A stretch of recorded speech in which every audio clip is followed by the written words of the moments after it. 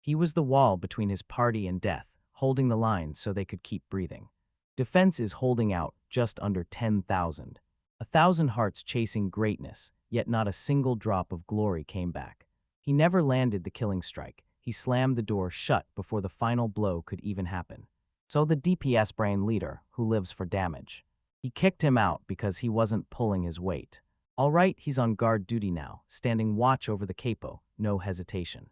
The capital's gate stays frozen, and every monster that dares to show up just stops dead in its tracks. But right there, because the strongest shield in the... Until then, the kingdom freezes, nothing slips by him. Come on, let's see just how far this useless thing can actually go. A tank rolls up with 4 total weirdos stuffed inside.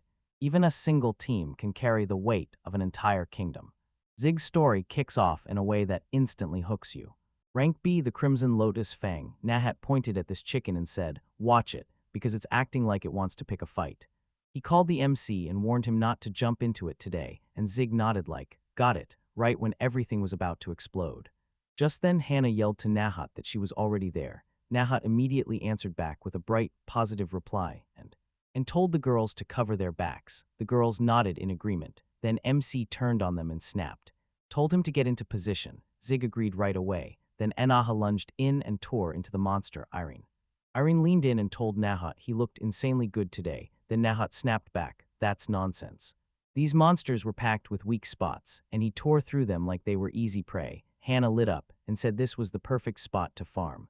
After that, Nahat lost it and screamed like a maniac. At that exact moment, he spun around and snapped that he would. And there he was again, right when the MC was in the middle of a fight, tearing into a monster head-on. Hot slammed it as a damn monster, then things took a darker turn. Zig and the Hot locked eyes and held the stare. The city of Esther and the guild the guy told. He looked Naha in the eye and bragged that he was in peak form today. Nahat stared him down and gave a loud, clear yes. He told them these quests were a walk in the park. Then the man snapped, asking the girls if they wanted to join in, and they shot back a firm no. He shot the question again, still nothing. The second after that, Nahat caught Esther striding toward MC and praising him like he'd crushed it today, and Zig just stood there, awkwardly trying to blurt. Nahat let out a chuckle and pressed him. "So you're serious, huh, like you really didn't do much." After that, he roared at him, saying, "From now on, you're not part of the crew ever again." MC calmly asked if he could ask why. Nahat snapped the question back at him, and then he couldn't even wrap his head around it, because it felt way too obvious, the fang of the Crimson asterisk. Crimson Lotus heads a ruthless offense team, carving through fights with razor-sharp swordsmanship, while Hannah blasts enemies apart with magic, too. Magic Eans archery. No monster lasts past 10 minutes, tops, no doubt about it, these shots are. He's the one who teams up with the deadliest offensive power, yet somehow, even as a warrior, he's always bracing, always defending himself in a... He never swings first, even when they come for him, because his team doesn't need a coward, right? Then, after that, he leaned in and told the girls, "You should say something." Hannah nodded and swore it was true, then said he was strong enough to go harder, faster, and more aggressive. Irene snapped that strength was useless if he never used it. Then Nuhat cackled and asked, "So you get it now?" Because he'd been dragging their whole team down, and Zig just said calmly. He wasn't just standing there or weighing the team down, he was delivering exactly what the team needed. Nahat snapped at him, "So getting beaten half to death is his job. What is he, a scarecrow? Did he even understand what he was doing?" So yeah, Crimson Lotus Fang doesn't need some stiff, lifeless dummy to prove himself. He's leagues above that. Then MC nodded and said he understood, right before he stood up, declaring he'd quit the team himself. Nahat said it was a complete money scam to waste cash on accommodation. Then he waved Zig goodbye and left in a rush. MC turned to leave and thanked them for everything, like he needed them to know how much it meant. Hot snapped that he needed to quit obsessing, and she told him he'd had too much to drink, and Nahat guffawed like it was a holiday, then said they should cut him some slack right when. Zig stepped outside and muttered that they weren't like this back then. When they first formed this team, they used to handle things a lot better. They kept covering each other's weak spots and made a killer team, but once the Crimson Lotus Fang got out there, everything changed. And Hot has changed for the better. Crimson Lotus Fang's a squad packed with serious firepower, so he fully committed to offense. Then he turned into the kind of guy who sneered at everyone with cold indifference, and right after that, the MC snapped that he needed to join a guild. First, Esther rang up Zig, and demanded to know why he was out here all by himself. MC tells her he got kicked out of the team, so he had to come finish the procedure. Esther gasps in shock because Zig got the boot too. The team thought it couldn't be him, but what was he even planning next? MC shot back that no team would ever take someone like that. Someone who'd already been kicked out once, so he figured this time he'd finally stop being in an adventure. Esther snapped that it sounded awful, and Zig admitted he'd once seriously considered quitting. Quitting? That wasn't exactly a steady gig. Esther pressed him, and he admitted he was trying to build a real career. Yeah, he said he wanted a stable job, like for good. Esther told Zig, if that's all it takes, I can help you. Zig shot back, is that true? Esther nodded and said, we're short-staffed, so we need someone with experience. MC leaned in and asked, okay, what job? Esther smiled and declared, you're definitely the right guy for it. She got hired as a guard in the royal capital of Asterotis, and she planned to write him a killer letter of recommendation. In just a little while, the royal capital of Asterotos would be right there. Zig said the guild basically pointed him at a guard job, and then the guard cut in like, about that. They'd grill him for his passport and his letter of recommendation, and the MC couldn't shake the feeling they were leaving no stone unturned. After that, he pressed them, so the city's really that bad. The guard nodded hard and admitted the truth. Every last resource had run dry from endless monster raids, and they were.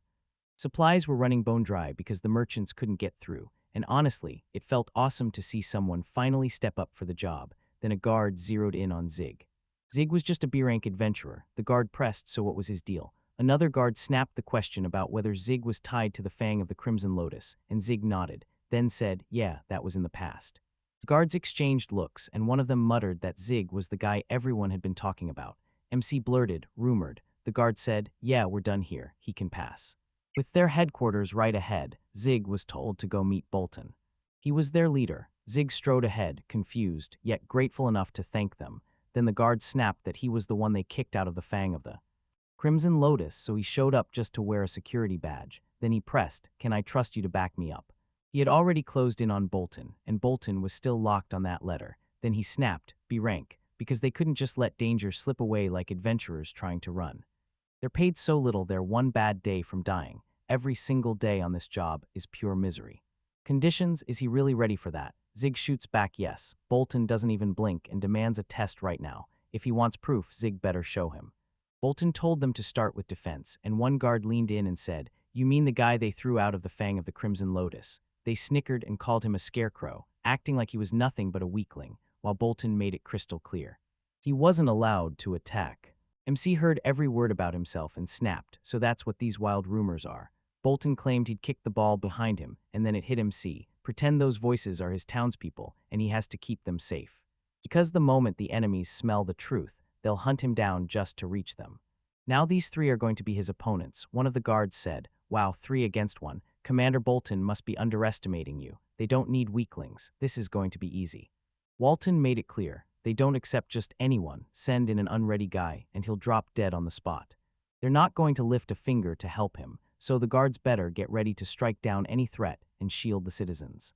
Citizens, they'll take him if he's ready to protect the people and their treasures. So tell me, did he get it? Good, now he has. To prove his worth, now it's time they start putting him through tests. Zig's already sure he can't. RAM. He swung into the attack, but he couldn't take on the whole crowd all at once. There was a hard limit to how many he could fight. Then, while defending himself, he started grinding the fight down, wearing. He went after his opponents, just like he always did. One guard figured they needed a little entertainment, and he went for it. Then he lunged at the MC, but the MC somehow fought back and pulled through. Managed to dodge. Right after that, another guard snapped, Now I've got him. Zig figured he could take them down one at a time. After a while, the MC took them down, tossed out that if this was a real fight, they'd already be dead. Then Bolton swore the shield blocked the hit and immediately tried to shut down the next attack. One of the guards snapped into rage and yelled at them that they should stay sharp. This guy was just an adventurer, but he could snap into danger any second. He should try it. Then he went full predator and pounced on.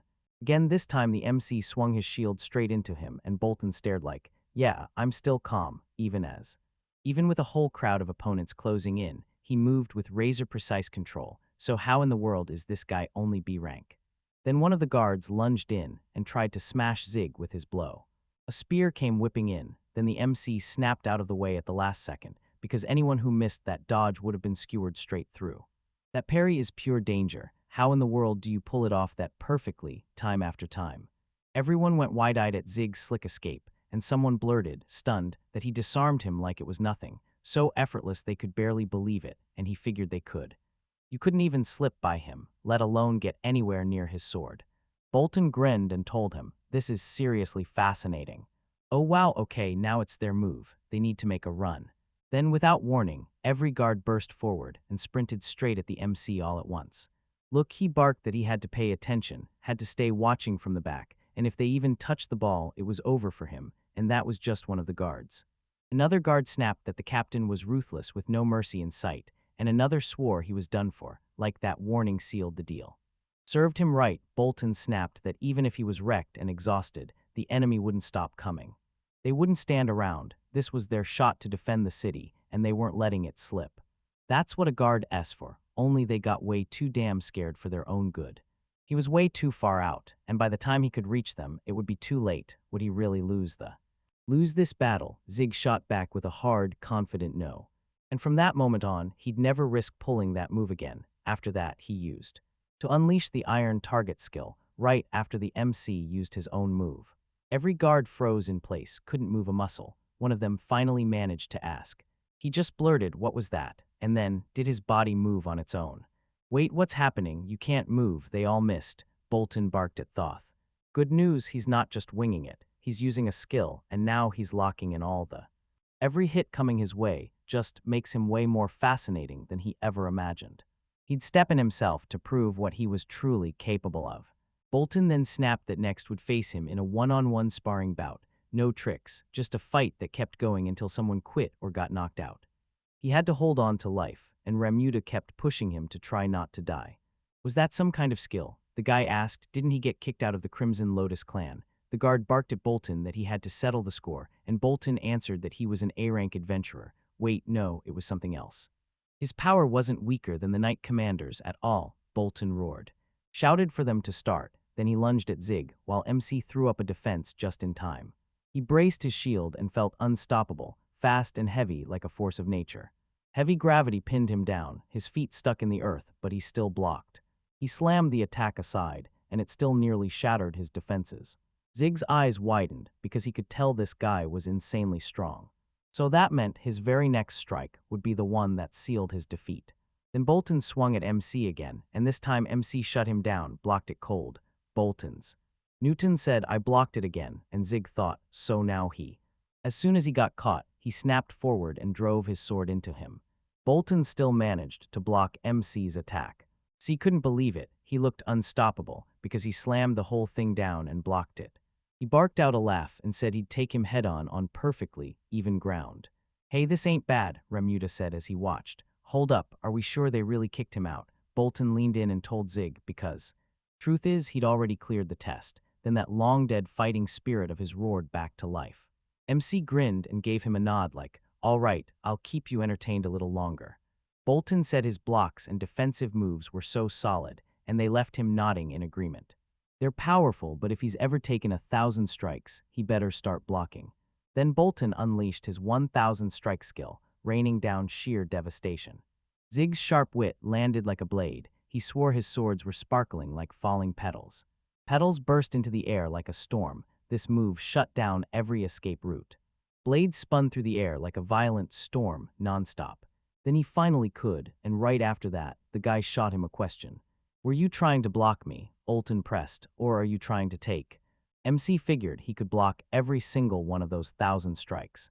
He cut them all off, then Bolton dialed Zig and pressed him for answers, asking too. Remuda pressed him for answers, and the guy snapped back that if he stayed there, he'd die. Then Remuda shot back, "What are you doing?" He snapped, "What's going on?" And then he leaned in and told Bolton he'd overplayed his hand. Bolton told MC he'd done it, and MC had no scratches on him at all. After landing hit after hit with that kind of skill, he left everyone stunned. Zig left him rattled, then Bolton yanked him over and snapped that he better not blab that he blocked it, just to protect the ball. MC leaned in and said, "I think we should defend it." Everyone froze in shock. What, then? Bolton grinned and admitted he'd underestimated him. Now that's a win. He passed the test. So he blurts out, "Did they kick me off the team?" and then immediately hits them with, "Okay, how strong are the rest of you?" Alton slammed his mug down and said, "I'm completely." Defeated, he's like, "No way, I should have been finished," because he just ate those hits and still didn't get a single scratch. He's unreal. How much? How much training did he pour into this win? Zig smirked and said he'd always trusted his defense. Bolton laughed that with defense that solid, they don't even have to worry about those deadly parries, right? But to take that hit straight on, you need steel nerves or you're a total idiot. And this guy S got courage to burn. Then he turned to the MC and asked what was wrong, and Zig answered. Bolton snapped back, "No," everyone just looked wiped out, and then he flipped it. Yes, because every last attacker, even the dumb demons and the humans, was charging the kingdom of Asterotis, all driven by that cursed light sphere. Left, right, and every inch between, this city never got a breather, always getting hammered by attacks. The MC stared at it and thought, that light sphere wasn't that the legendary treasure people said sealed the Demon King. That's when in this very city, the guild's lady vouched for him. Bolton practically said it himself. With him in the mix, everything could finally flip for the better. His protection would have been the perfect boost for the squad, but now he had to defend this city like he belonged to it, no hesitation. He couldn't wait to team up with him, and when Zig grabbed his hand, Zig said, "Wait, this is kinda confusing, but who's that guy standing next to you?" Ramuda shot out in disgust, insisting he'd only just now noticed him. Ramuda's eyes locked on him, and the guy snapped, "You've completely forgot. Tomorrow, this exact dude would be his commander," and Ramuda realized he'd been stuck there the whole time, staring blankly with it all slipping his mind. Then he called the commander up and said, "I want to introduce myself the right way," and just like that, "Nice to meet you, I'm Ramuda." He leaned in and added that tomorrow would be his first day training him for the job. Tomorrow, he had to watch out for him, because those rumors he'd heard about that guy wouldn't leave his head. "Is it actually true?" the MC blurted. "Rumor says he's after the Crimson Lotus Fang, right?" Ramuda nodded and asked, straight through the noise. He can't shake one burning question. Why did they kick him out of the team? That can't be true, right? Zig shot back that his teammates bluntly said he had no combat power. Ramuda snapped in shock. So that's why he got kicked out. Seriously. MC figured he should have stopped pushing. Then Ramuda pressed again, and he froze, awkwardly apologized, and started to say, I was a SH. Ashamed, man, what a tragedy, getting booted from a squad like that.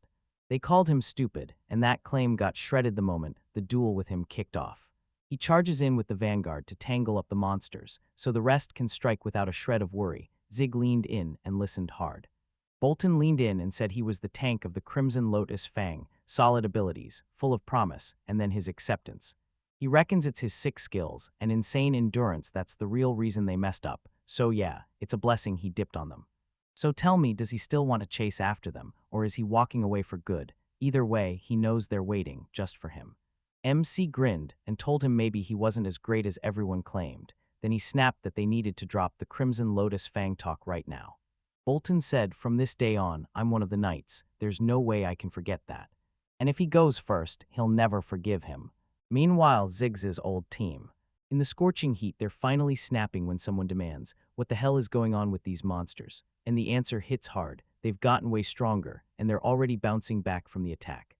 Hannah slammed her fist down, cursing, their attacks, useless. She couldn't spot a single weak point anymore, so what the heck were these things? Irene wiped her empty quiver and snapped, "I'm out of arrows." Now they were in serious trouble. The Nahat slammed down a wave of spikes like a weapon, ripping through the air. Hannah shot him a question. Was it because he up and left? Didn't he make it possible for them to go all in on the monsters, fearlessly and without hesitation? Fear, Irene snapped, saying she'd seen his hard work. Because he wasn't just trying, he was protecting them for real. Then Hannah begged him not to. Nahat, she couldn't figure out why he pulled that stunt. It was straight up dumb. Nahat screamed. He blurted that he was nothing but a useless scarecrow. It was only a massive roadblock for them. Couldn't they handle it? After that, Hannah snapped that he needed to stop and that he couldn't keep shouting that loud. The monsters might have been listening, and sure enough, they heard every word and came charging straight for Irene. Irene snapped that they were in serious trouble, and Nahat fired back that they had no choice, so what if they combine their attacks and unleash them together? He came at them, then snapped a curse, like it was their only way out. After the fight, the guild crowd swore it was all teamwork. Then they messed up again, and their reputation kept sinking fast. Hannah called Nuhat and told him to hold up. He couldn't just bolt like that. Nuhat laughed and basically said, "I told you so," and then Irene backed him up, insisting he wait. Nahat snapped that they were too loud, but the guild wouldn't shut up. People kept gossiping anyway, and when he said it was because he got expelled, it finally clicked. Wait, was Nahat the one who booted him? Then he answered. Nahat shot back that he didn't care and couldn't even tell what was going on. Rage flared in his chest, convinced this fool didn't belong to the Fang of the Crimson Lotus anymore. So tell me, why would he swallow this humiliation? Meanwhile, Aziz kept talking to himself, thinking it through as he spoke. Hardly anyone shows up here. People say this city is brutally dangerous, so it keeps everyone away. Remuda leaned in and asked him straight up if it was tough for him to reach this place. Right? MC shot back that he had no money to pay a coachman, so they turned him away, and he still fought his way through a whole pack of monsters just to get here. Remuda leaned in and asked if he came on his own. Zig shot back with a confident yes and admitted he came on foot, so what's the real problem? Then he warned that the carriage was closing in on that deadly stretch, and Remuda shot back, good, that means we're finally heading there. Go on, he should get him to check it, right? That's how he verifies the permit. He picked one up the moment he entered the city, so. For safety, they need to scrutinize these goods, because there's nothing weird here. Then the MC suddenly noticed something. Remuda said, we can get into the city, and suddenly everything changed. City streets were buzzing when Zig shot back an apology, begging forgiveness for the whole inconvenience. They got shoved back with a warning that they couldn't enter the city, and Remuda's nerves kicked in as he asked, half panicking. Asked what he was talking about, and the past turned out to be real. MC confirmed it, but then he noticed a faint smell of blood hanging in the air. Blood smeared there even as they scrubbed it clean, so I'm telling you, they didn't just mess around, they murdered the merchants. To shut them up for good, then one of the merchants leaned in and asked if he'd caught the scent of blood, and that was music to his ears, because next came the part where they both got. Both shoved themselves into the carriage, hearts pounding. Remuda was terrified. He told Zig, I'll call for backup, and pushed him to hold the line for a bit. He's a B-rank and he's got this. The MC snapped up and blocked one of the merchant's blows, then the merchant. Churchill asked what the boss left for him. The rookie stuck right behind, then he couldn't help feeling genuinely bad for the guy. Ziggs told him, don't worry, I've got him, like it was nothing at all. One of them burst out laughing and asked, so he actually enjoys torturing people like this. So yeah, once you see it, it's obvious. They've dumped him, and he won't last a second. He'll end himself before his boss ever comes back for. To his aid, then Remuda bragged that he'd brought reinforcements, but once he saw MC had already battled everybody, he leaned in and asked, you handled them all by yourself. Bolton told him he'd done a good job, then spun toward Remuda and ordered him to take them into custody. Remuda nodded without hesitation, and he pushed the plan further too. If they've got their own privateers, he can't even think about keeping secrets from them. Then one merchant blurted out that he'd rather kill himself than hand over his partners, and with a wild grin, he stuck out his tongue and flashed the circle. Remuda jolted in shock and blurts out, that's an explosive magic circle, why are you telling me this? That he's begging to bring them with him. Then one of the merchants cuts in, saying they would meet each other in hell. Then that magic circle snapped to life. After that, everything went dead silent, so he snapped, why isn't it working? Bolton leaned in and demanded Zig confirm it. MC shot back a loud yes, and Bolton's face cracked into a grin. Zig shot back that he'd already set a seal in place when they asked if he ever used an iron target. The ceiling came crashing down on him, pinning him in place so he couldn't end it or do anything to them, and Bolton called it a brilliant trick. After that, Bolton snapped his head to Remuda and told him he had to get here. Then Remuda shot back a quick, positive reply, and Bolton said that calling for help felt smart, but you don't abandon a newbie. What if something goes wrong? Remuda swallowed hard and nervously apologized, and Bolton snapped, I can't just leave him to take on these fools by himself. He's gotta go all out, because if he doesn't, that newbie will blow past him.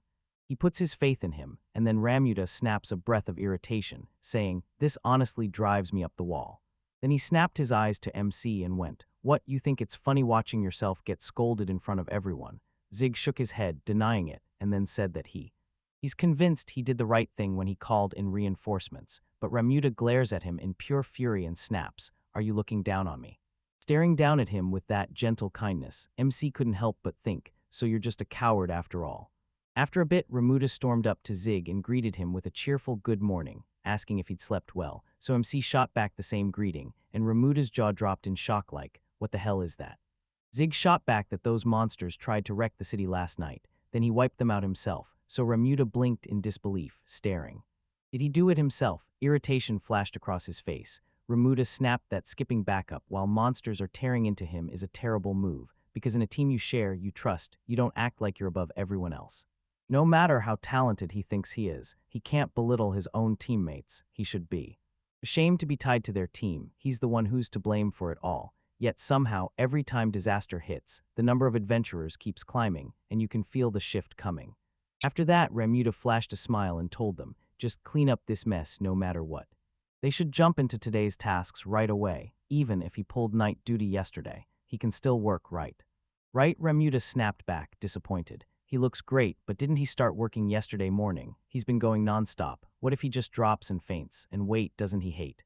I hate this job. MC didn't even flinch. Then he grinned and shrugged like, it's just another week, because deep down he'd already gotten used to it.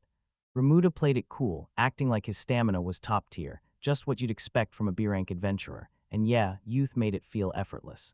Then Remuda snaps, frustrated to the core. What's with this endless stamina? Is he some kind of iron golem or what? Later on in the dining hall, Zig leaned over and said, I swear nobody's eating. Every day, knights get hit with brutal tasks, and it slowly wears them down and yeah, most of the food gets shoved straight to the upper class, like it's their birthright. What else do they even do? They throw themselves into fights with everything they've got. Even at the cost of their lives, he couldn't ignore it. They looked crushed, worn out, and running on fumes. That gloomy vibe's dragging him down. He needs to get out of there right now. Step outside, and MC's eyes lit up as he watched the kids laughing and playing.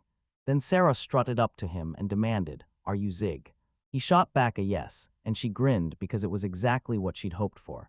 So yeah, the rumors were real. She showed up here to see him, and MC nearly choked on his own surprise. She said it was him who could fight off Captain Bolton versus Zig, right there, one-on-one, and Zig's eyes snapped straight to her chest, because when she said it, he understood. She was basically admitting he's way too strong for anyone else on the team to even challenge her. The captain MC asked, and she froze as he realized he shouldn't stare like that. Sarah caught herself, apologized, and told him to let her introduce herself. I'm Sarah Tiana, I'll be your partner. To gas her, what the hell, so she's sunbathing right now. Sarah stared at him, completely lost, and demanded, What do you mean? He blurted out, Is this your formal outfit? And she nodded fast, telling him the moment she wore it, she could move with ease. She shrugged it off and swore her defense was the reason. Then she shot back, Everything's fine. No hits, no damage from enemy attacks, and the MC leaned in, asking, So why? If this was true, he'd still be panicking, because it was his mistake, his fault, full stop. Then Sarah leaned in and told him he looked older than her, so he didn't have to talk to her formally anymore. Zig asked, Is this cool? And said they'd do it that way. She shot back a cheerful yes, then her eyes flicked to the side. And then noticed one of the kids' lanterns had shot up and drifted off into the night. Sarah saw it, too, and froze. Snatched the lantern right out of the air, thrust it into the child's hands, and he claimed it as his own. The kid thanked her from the heart, and she waved it off like, It's totally fine, seriously. MC stared at her like, I still can't wrap my head around this. You're really out here in public. Then he told her she was nimble. She just gave him an eager nod, and so. She said these clothes let her rush in and help others fast, and Zig nodded like he got it. So then the real question hits, why would she join the defense force? Sarah pressed him again, why did she have to worry? The soldiers here felt different from other areas. MC told her he figured Sarah didn't get the gap between being surrounded by soldiers and being stuck alone. She said the best kind of fun, for her, was jumping in to help the residents and throwing herself between the city and danger. And throwing herself into the fight to protect people across the world, so she joined the defense. Ziggs told her that's incredibly sweet of you. Then he told her to ignore it, and honestly, he was blown away by why she joined the defense forces, but Sarah shot back that she hadn't achieved a single big feat yet. She wasn't slowing down, she pressed him, so Remuda is your mentor, and MC didn't hesitate. She said that meant he had to tread carefully, because he wasn't exactly welcoming to newcomers. Zig asked her if Bolton knew that, and she told him the captain had never even considered. Remuda had him pegged as someone worth respecting, and that's why he came off so hostile to new faces, so the MC nodded, saying he got it and he'd take it into account. He couldn't help but feel relieved. Sarah was proof there were still real people out there. After a little time, Remuda turns to Zig and tells him to step in and take over. Then he leaned in and asked him again, could he patrol that night, Remuda badgered MC again to take the overnight shift. Zig couldn't help wondering, was this exactly what Sarah meant when she warned him about his hostility? He'd gotten so used to it that he didn't even realize it anymore. Bolton leaned in and asked MC how he was holding up, and Zig shot back that he could take on any job. Then Bolton just grinned and said, "You're moving way too fast," because he kept being blown away by him. Amazed him, soon he'll be ready to catch criminals. The MC just blurted, "So, are there any?" Bolton leaned in and asked, "Any criminals hiding here?" Then he said, "Before I got here, bandits ran wild, thanks to missing essentials and people just being careless, and going forward. Zig said it's gonna be wild. They'll have to collect a whole different kind of tax from the people, and Bolton just swore that if he ever gets thrown into an emergency out of nowhere." Bolton ordered him to report it right away, and the MC nodded, saying he understood. Then Bolton snapped, "Where's Remuda?" And Zig shot back, "He's out for a walk." After a while, Remuda grinned and told them to let him take a look inside their carriage. They nodded in agreement, and Remuda shot back a heartfelt thanks for the cooperation. Watching from the sidelines, MC couldn't believe it. Remuda working like this was rare. Then MC lined in and told him that seeing him at work was a... He wrapped it up so fast that Remuda couldn't help asking, "Come on, isn't he insanely talented?" Zig chimed in right after, "Seriously, isn't he?" But then the doubt hit. Still, they don't have clearance, right? Right, so what about proof from the other cities they've already hit? Remuda pulled a disgusted face, and MC went, "Wait, I think he just snapped." Then Remuda flashed a fake smile and assured him everything was fine, like they hadn't been here a bunch of times already. So there shouldn't be any trouble. Zig tried to object, but Remuda cut him off mid-sentence. She took him in and promised everything was fine, then put it on his shoulders and made it clear, since he handled it all, this wasn't the place for a brand new guy to start picking apart his method. TMC thought he'd never once signed up for responsibility in his life. Then Remuda snapped that night duty was already here, and TMC had to hustle right now. Zig pressed him, there's no way he'd team up with him again today, right? Remuda snapped back, "Don't say that," then talked like he was built to be slacking off. When he finally clocked off, he threw himself into learning the job, trying to get MC up to speed. MC just shrugged and said there was nothing strange about it at all. Remuda lined in and grilled him. Could he go scout the place for her? Big peeked into the alley and instantly felt how pitch black it was. Then, right after, Remuda told him it's okay to be scared, and he probably was. Then the MC got slammed by bandits. He stared them down. Wait, was that a dagger in their hands? Were they? Were those the bandits the captain warned about? After that, Zig felt a blade sink into his back. Then his thoughts crashed in. Was it a S? A dagger slid into his back. Then he spun around, eyes blazing, and declared that only he could have done it. So what was he really after? Remuda shoved out an apology, then told him straight up, "You should die right here." Then the MC snapped his gaze at the bandits and demanded to know, could they get into the city through him or not? Remuda lit up and told them with confidence, "Yeah, we're bandits, street roamers, and that's who I am."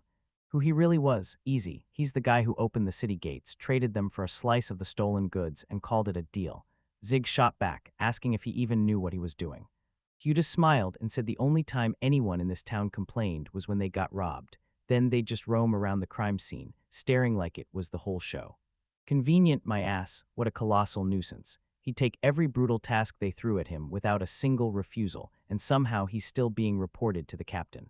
Then MC challenged him, "So this is how you squeeze the new recruits?" And Remuda snapped, raging, "What? That's impossible."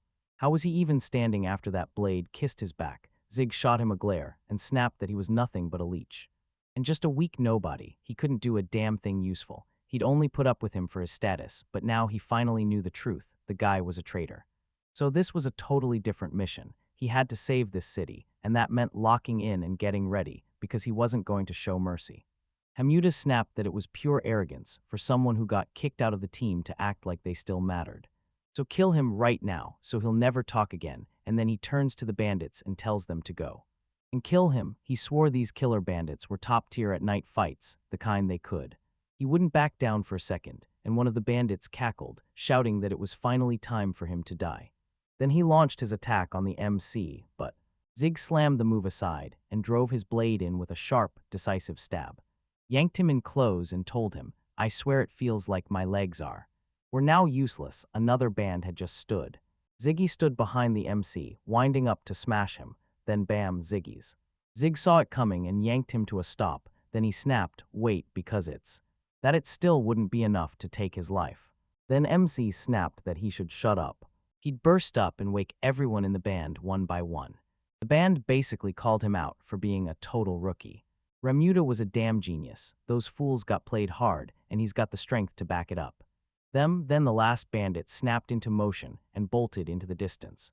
Remuda saw it happen and snapped at him, telling him not to bolt and run away. Zig snapped that he should have handled it himself instead of pawning it off on them. Then Remuda dropped to his knees and swore he would. They delayed it all out, sure, they threatened him, baited him to come here, and this was their move to strike him down, but in the end, he was nothing more than a victim. MC stared him down and demanded if he honestly thought he was defending himself. Then Ramuda pleaded, just believe me, promising, tell me what I can do for you. Zig demanded he tell him what he could do to remove it. Ramuda nodded back with a yes. MC then shot back, if that's your word, drop the act, surrender, and confess to every last crime. After that, Ramuda's rage flared, and he snapped that the other guy was an idiot. Idiot? What the heck did he just say? He'd kill him himself. And then Zig steps in, fully taking over. Dig cooled Ramuda slammed his ardor in one brutal strike. He flat out told him that someone as clueless as him had zero right to. If he so much as tried to hold a sword, the law would haul him in, and he'd be stuck in there, forced to think hard about every choice he'd made. After a while, Bolton leaned in and bragged that he'd nailed it, thanks to him. Once they did, they'd have the power to trap every last bandit. Sarah beamed and said, like it always happens with the MC, he crushed it and pulled off amazing results so fast, while Zig stayed calm and replied, it is D. Bolton, fuming, snapped that he couldn't believe the idiot Ramuda had been pulling the. With strings in his grip all this time, he stares at his achievements and decides he's finally earned a promotion to division commander.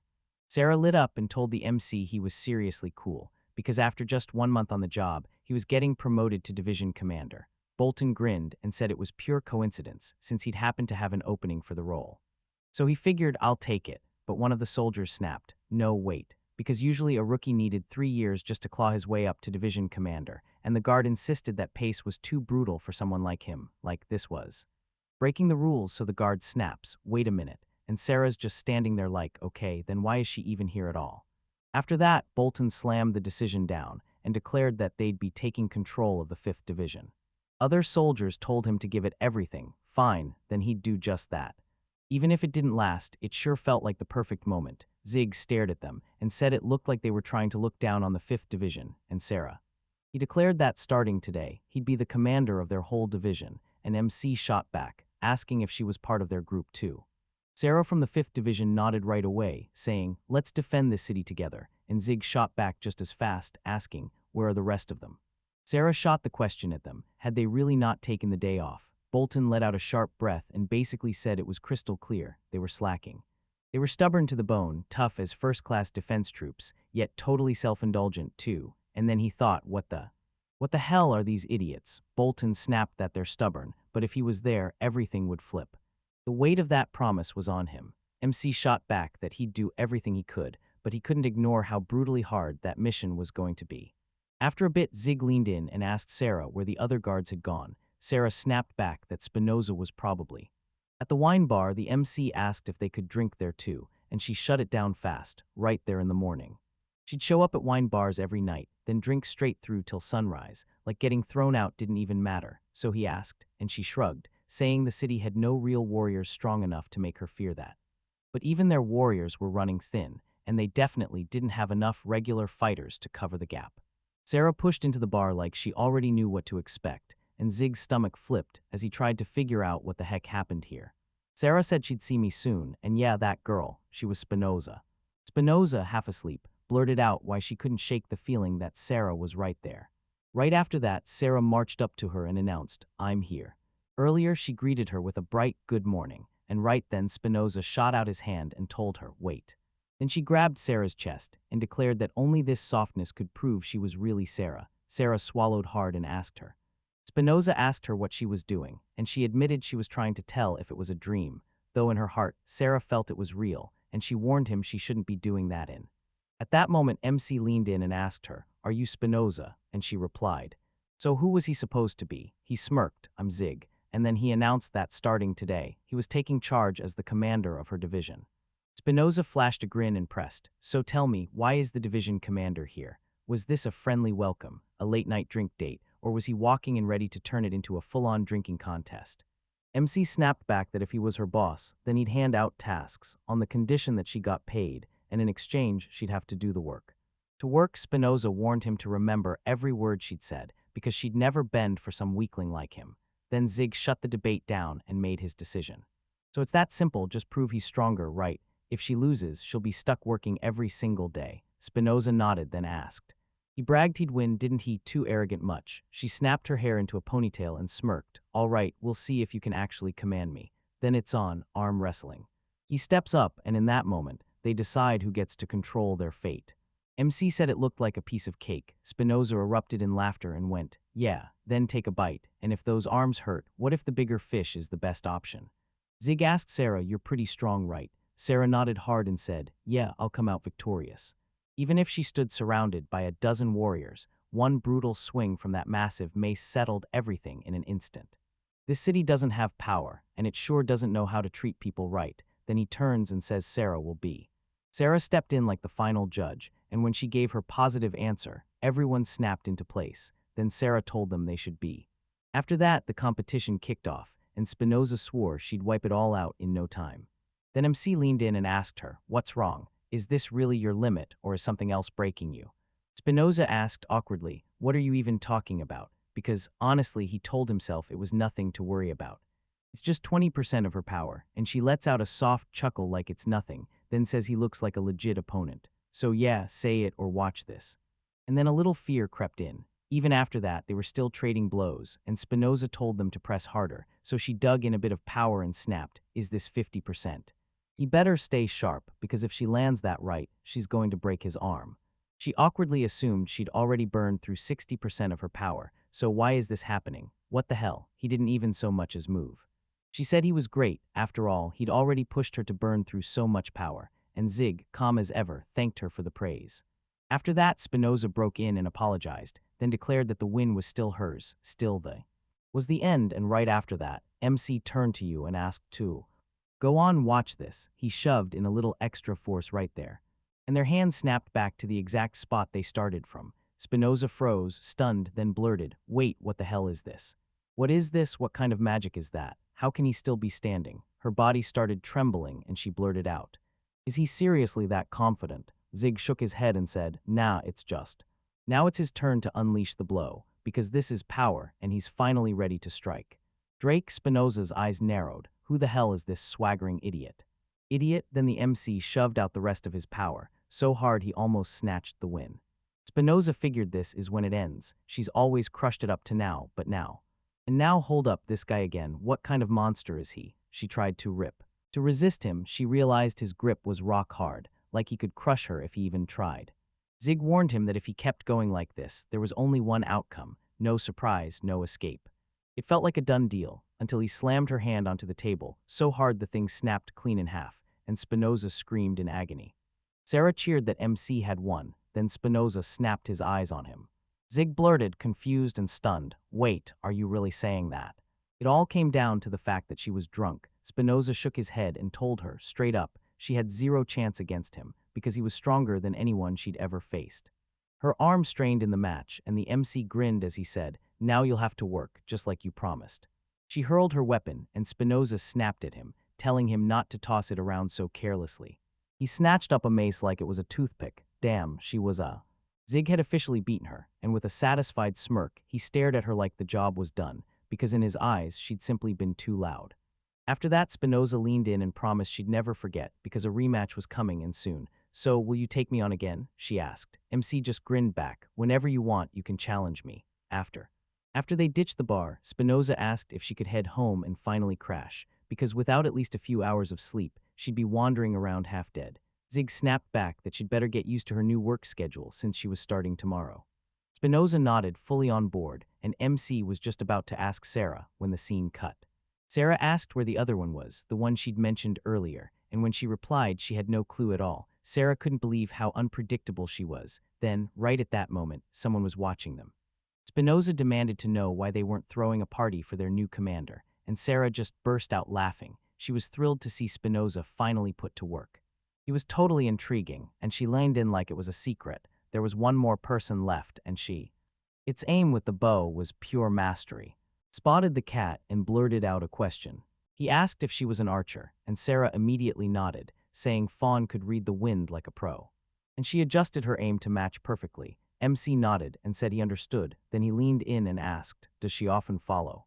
Follow him 1 second later. Fawn fires an arrow straight at Zig, and then MC spun around in a flash and snatched the arrow out of the air before it could hit, and then Sarah finally asked, He blurts it out in shock. What is that? An arrow? Is he gonna be okay? And Zig shoots back, yes.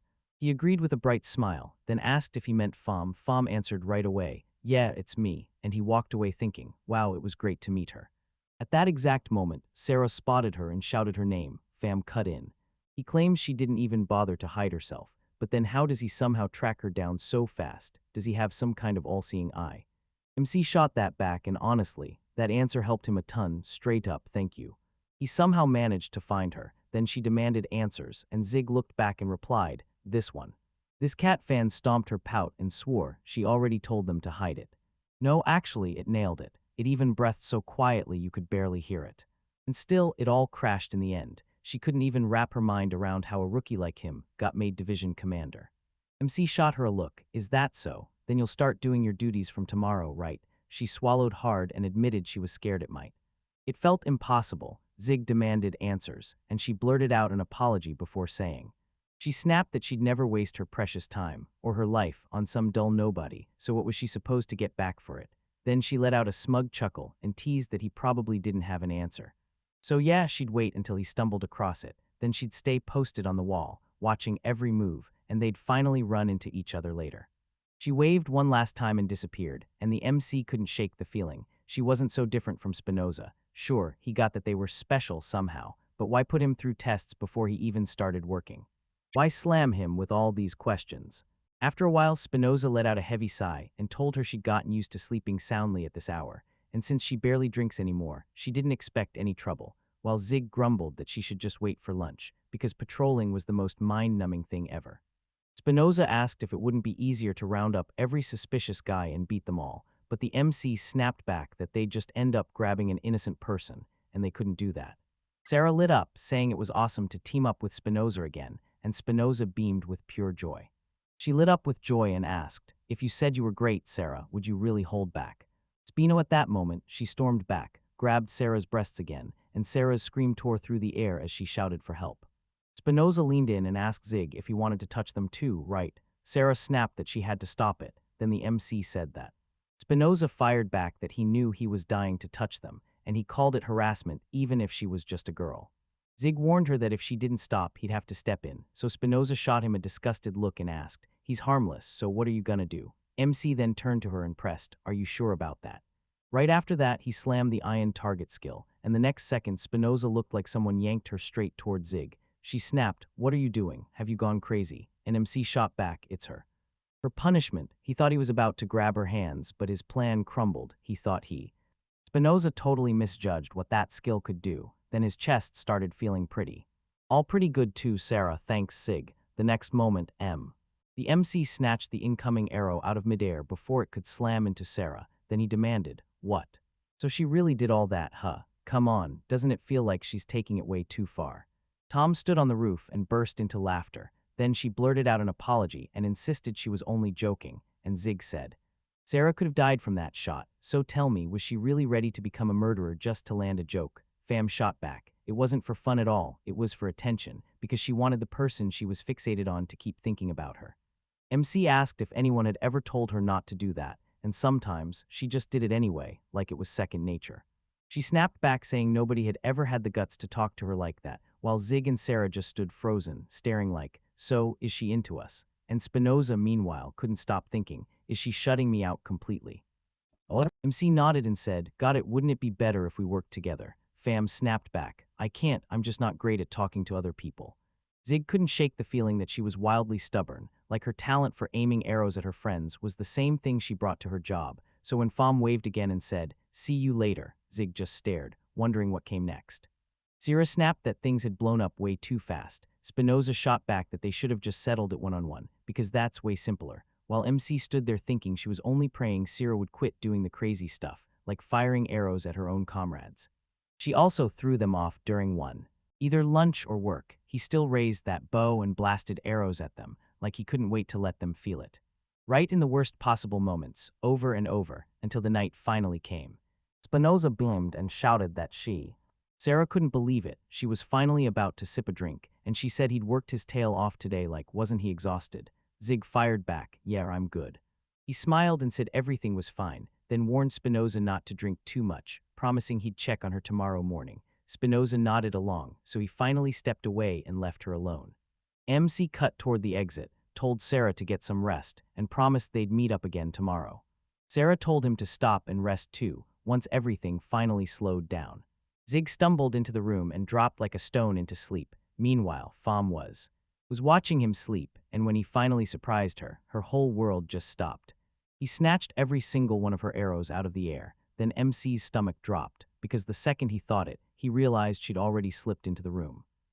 He snapped that she was being far too impatient and stubborn, yet she didn't budge, staying secretive, cautious, and dead-on precise. Then she leaned in and asked him to. Zig, go ask him, does he mind if she asks a question? What is it, Zig? She told me if my instincts are right, his defenses are insanely strong, and he did. He didn't need to catch every single arrow, none of them mattered, because they wouldn't have even. Even still, that scratch landed on him, yet somehow he managed to catch every single one. All MC snapped that it was her pride and nothing else. After all, she straight up told him those arrows were just for fun. You know, it's wild, some of it is pure self-preservation, and so he figured if he just ignored her arrows, he'd totally miss the duel, so he snatched every single one out of the air. She nodded like she understood.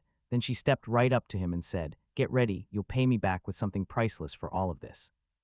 Every single day, and you know what? He's insanely fascinating. She'll keep watching him nonstop until she finally cracks the whole mystery and understands him completely.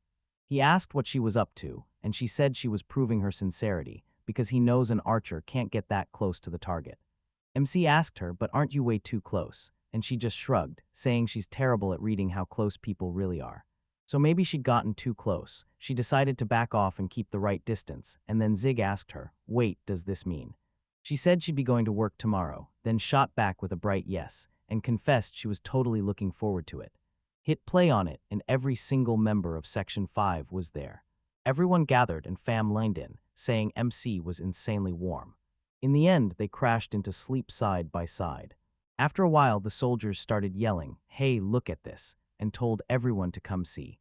When all of Section 5 finally came together, he stared at them like it was the first time they'd ever been in the same room, because they'd never once listened to anyone's orders before. All right, this guy, how the heck did he pull everyone together? Spinoza. She was wrecked with a hangover, her head screaming with pain, and she looked absolutely miserable, so somebody better grab her water, like, right now. She never meant to down that much, but before she could stop herself, morning slammed in. Zig snapped if he hadn't warned her. Spinoza told her next time she'd better be careful, and then someone in the crowd shouted, "So today, right now, she's unleashing her fury on all of us." He'd been doing everything he could to keep out of her way, most of. Turns out the former 5th Squad leaders had all been beaten by her. Then the MC blurted out, "Man, what an energetic morning." He leaned in and told Zig that after seeing Spinoza's power, he needed to go check out hers, because it was only tactile contact, but Zig swore that touching her like that would cost several lives, right? Right, she told him not to stress, because these contacts were just. It was like she only meant it for him, so when MC heard it, she said it felt like a warning about how fast he was headed for death. The soldiers assumed Fam had come along too, so he barged in and demanded what the hell was happening. Then he asked if it was even safe to stick around, and Zig didn't blink once. Right then, Sarah burst in with Bolton, and she looked thrilled that everyone was finally back together and full of energy. Then Bolton dropped his head and apologized, completely and sincerely. Then he showed up with brutal news. The scouts had spotted the Legion of Wool, and their undead, already closing in on the city, so they could strike at any moment. Everyone's eyebrows shot up when that soldier dropped the news on them. Last time they barely had enough time to regroup and stack their forces, but it still wasn't anywhere near enough. This time, it's the end, no doubt. And the MC asked who the Legion of Woe even was, and Bolton snapped back that they'd battled them a year ago, right? And they kept hunting that ball of light, but every attempt ended in heartbreak. Losses hit them hard, and their fallen soldiers rose up as part of the undead army. Zig blurted, "So, are they going to strike tonight?" "That doesn't sound doable." One soldier snapped that they couldn't stop them at all, and another one fired back, "What about the knights? Are they actually sending reinforcements?" Stan said they'd been ordered to guard the royal and every noble family, no way out. Then they demanded the soldier help build a wall between the monsters and the city, and the soldier blurted in shock, "So what would we definitely?" Bolton let out a sharp breath and declared, "Yeah, everybody dies, but the worst danger is guarding the front gate."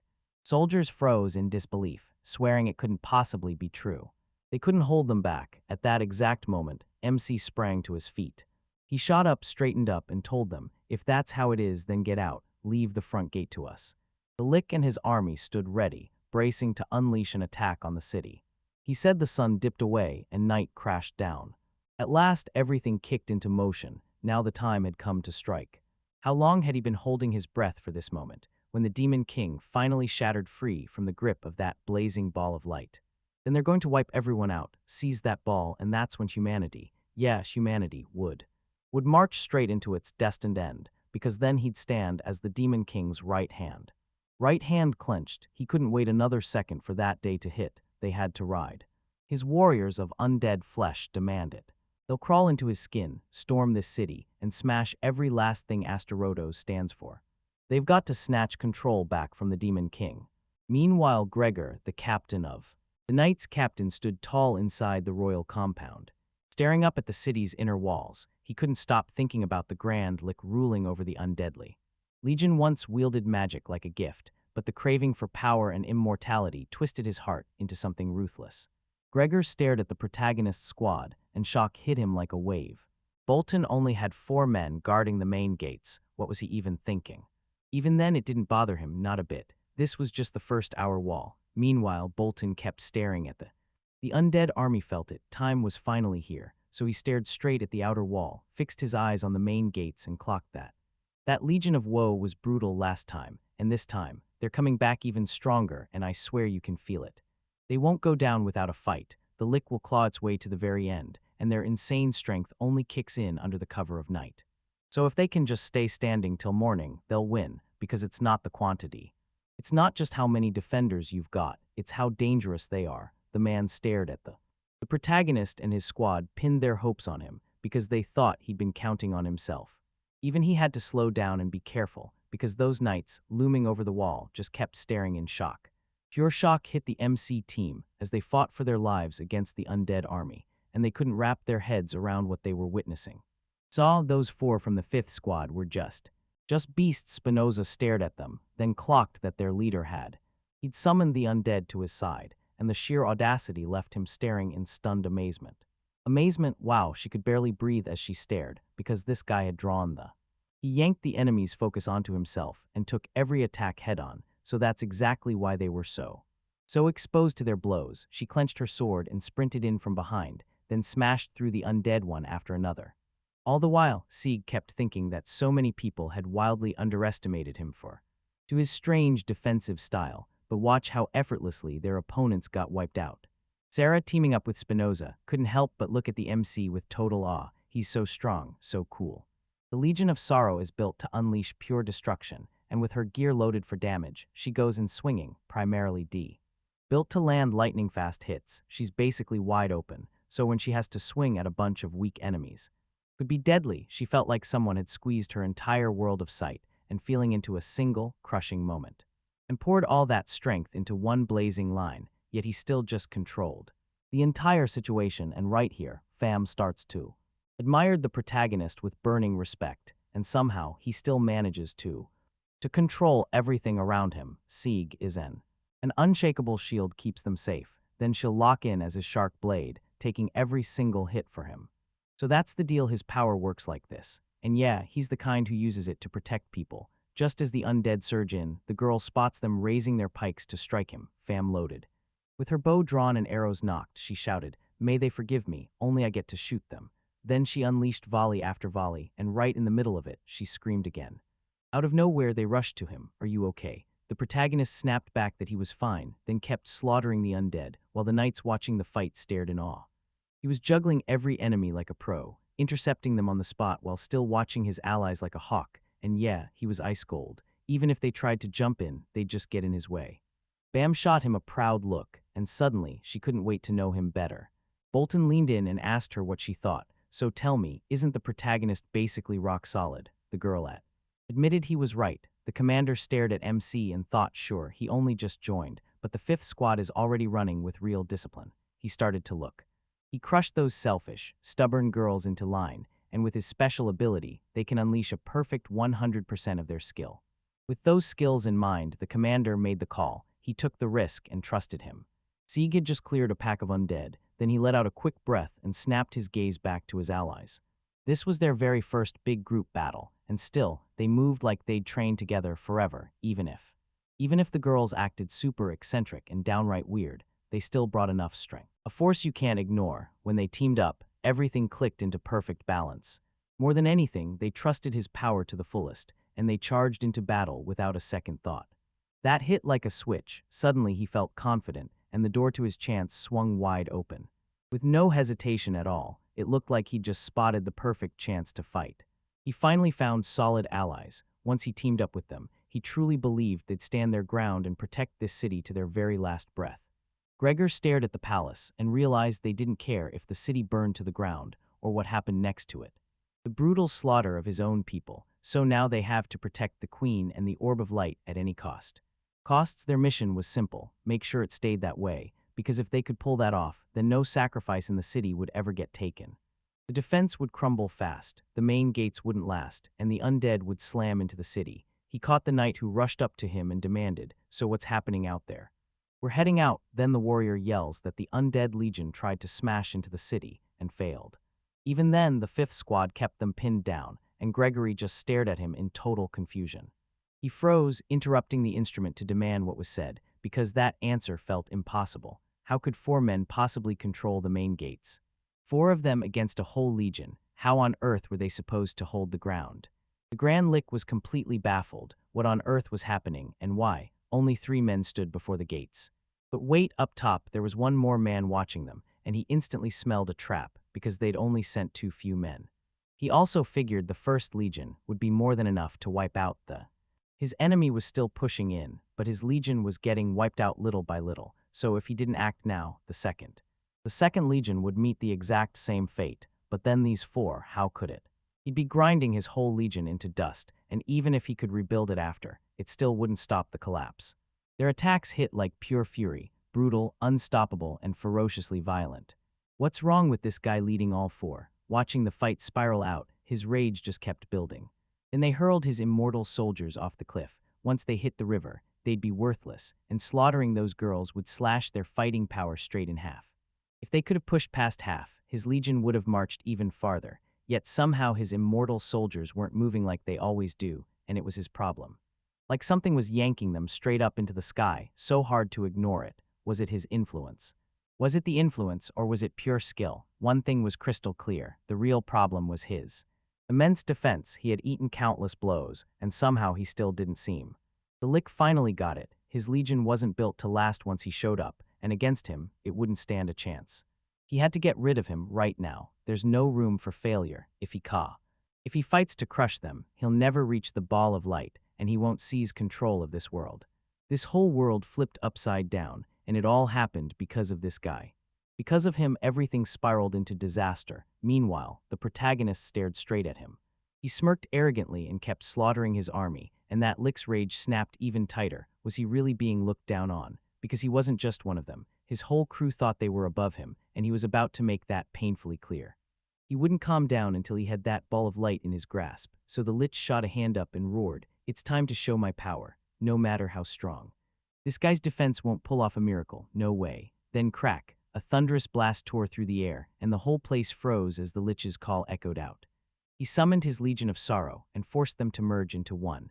Then the allies and warriors froze, and even the MC and the girls watched in horror as the undead closed in.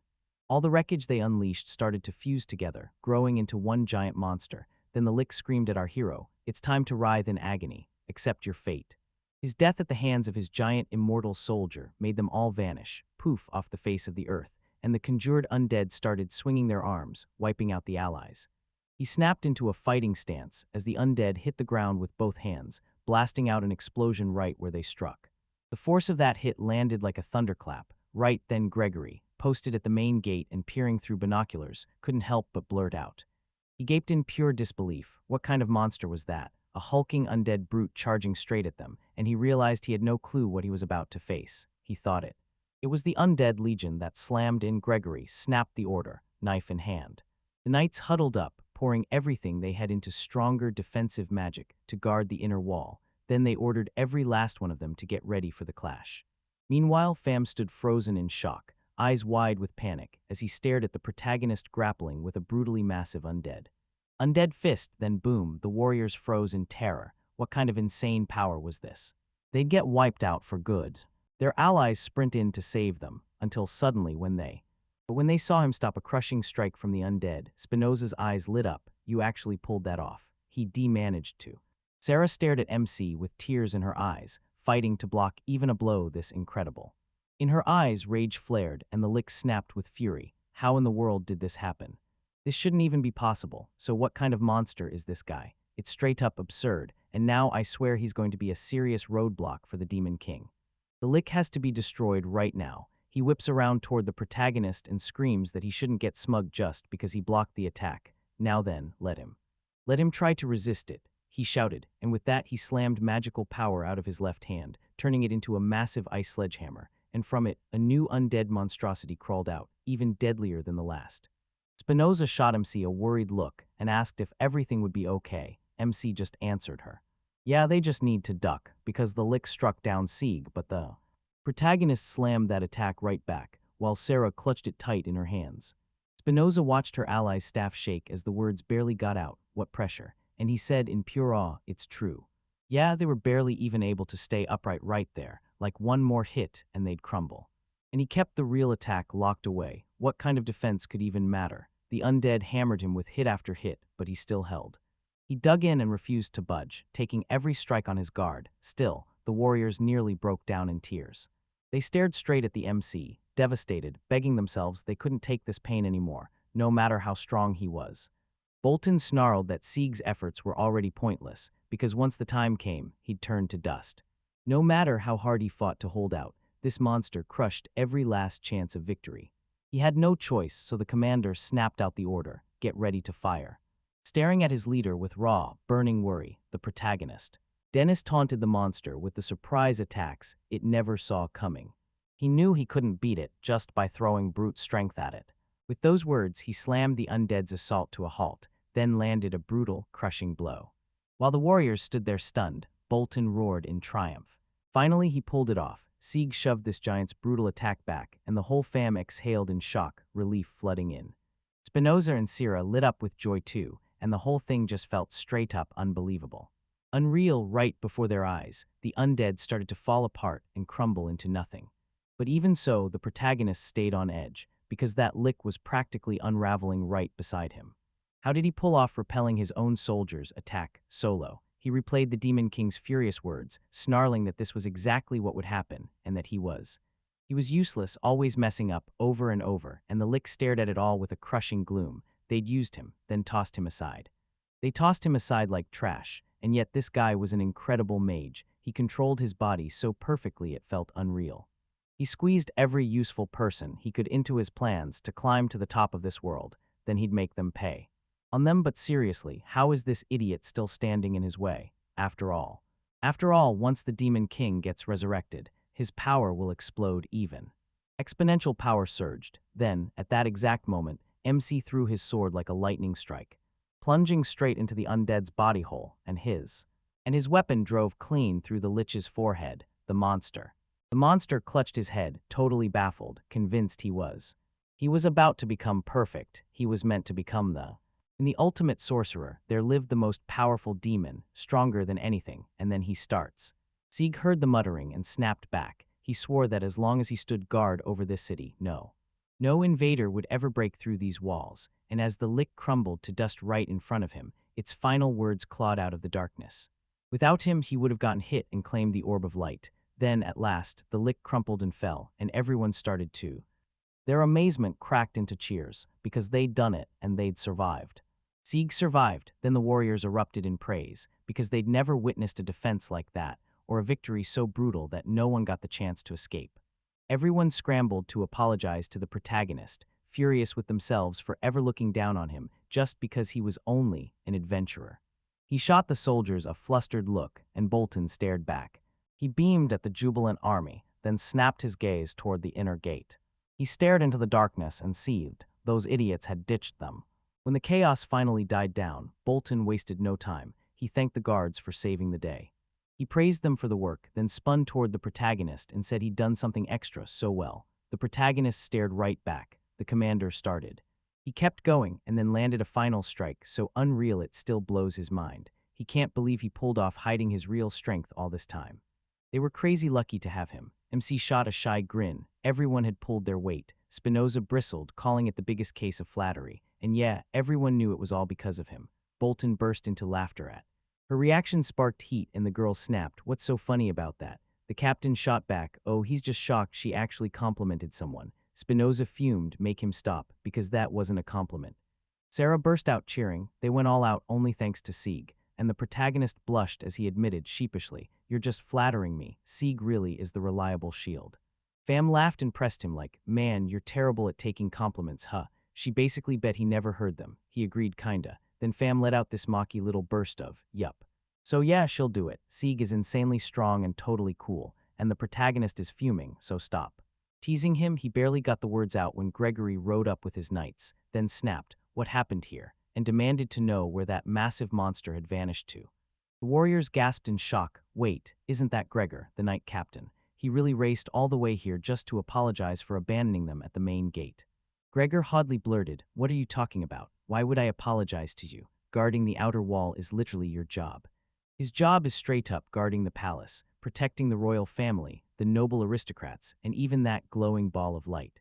Bolton snapped at him with rage, but with fortification magic, he refused to back down. He only wanted to use them as humans. Human shields, he was ready to throw them away, and the whole room just stared at him with pure disgust. Even the nightcap couldn't hide the judgment. Captain Gregor shot back, "Every bit of this is to protect the inner walls. Doesn't that make sense?" With a sharp, irritated snap, the warrior commander said the city and everyone in it wouldn't be part of the capital. Gregor sneered like this was nothing. "So what? Where are the legion and that giant monster?" Bolton pointed over the outer walls and snapped, "Go on, look." And there they were, the wreckage of the undead legion and the giant's remains. Then Spinoza erupted into a scream. "Yeah, it's all because their 5th Squad's commander did something, but the protagonist snapped at her to stay quiet." The knight captain went silent, utterly baffled like, "What nonsense is this?" He paused, stared MC down, and shot the question, "So you're the commander of the 5th Squad. What's your name?" With a name on the tip of his tongue, the protagonist answered his question. Then Gregory pressed on, shouting, "Tell me, what weapon did he? When did he used to beat them?" The protagonist shot back. He slammed his shield, but he didn't do it solo. Gregory stared at him like he was trying to uncover the whole truth. Then he swung his horse around to ride off and shrugged. "Fine, whatever," because he didn't come here to talk. He came to verify the undead legion was wiped out.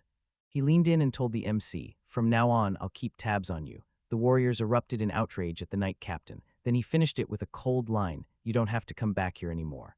Bolton snapped at his warriors to ignore him, because yeah, he'd always been rotten to the core. And then the commander turned to Sieg and his allies and bluntly told them they were useless in the battle. So they'd handle the rest, letting the heroes finally rest. After a while, the warriors and villagers burst into celebration, raising their full mugs and roaring, "We're celebrating our victory tonight." And the 5th Squad heard it loud and clear. They'd truly crushed it. The protagonist just smiled, shy but proud.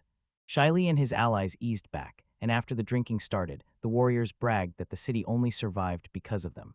Villagers and merchants flooded in with food and booze until it was impossible to refuse. Spinoza burst out laughing, "Free booze. It doesn't get any better." Sierra shot her a resentful glare and snapped, "Because of me, this shop could go bankrupt today." Then she spun on the protagonist and muttered, "So many people are F***G." She lets out a huge sigh of relief. She's thanking them with a smile because they actually managed to save their hometown. "Yes," he answers, and then he clocked it when everyone started thanking them. Even she couldn't hold it together, tears and all. Then the shy girl lifted a hand and said, she was completely useless, yet her feelings spilled everywhere. Then the protagonist told her she'd done great, and you could see her whole world light up. She trailed right behind him and fought like a lion while the others froze in terror. And when Sarah stared at him in shock, he kept going, because there's no way he could have taken on all those opponents. He's alone, but there's no way out, only one chance to win and save their city. Everyone's already helped him so much, so he can't stand to see her shrink her part of the victory. The girl breaks down, tears pouring, and thanks him anyway. Right then, Fam suddenly shows up out of nowhere and anxiously demanded Sarah what happened. She was sobbing hard, wiping at her tears, and insisted it was nothing. She just couldn't believe anyone had ever spoken to her like that before. Then Commander Zig suddenly showered her with praise, and she snapped she couldn't keep it in. The MC clocked it. Sarah was breaking with emotion, right there and then. He glanced at Fam, crumpled under the table, and demanded to know where she'd come from. She admitted she was shy, so she clung to the shadows and tucked herself away in quiet corners. Then Zig yanked her out from under the table and snapped, "Shy people don't sit between someone's legs." Fam paused and asked. She asked him, didn't she? He always puts his friends first, right? So how could you ever guess he used to be an adventurer? Sarah said it like a fact, swearing all adventurers were selfish, and right after those words hit the air, tears started spilling down her face again. The protagonist blinked, guilty and sheepish. Then she went and did it all over again. Again, he filled Fam in two, so she would know what was going on. He's a former adventurer. Already, that's impressive, and wow, they know everything. Fam answers him. So she went straight for her reward, laughed right at him, and the protagonist shot back. Yeah, this is probably out of his budget. Then she leaned in close and murmured.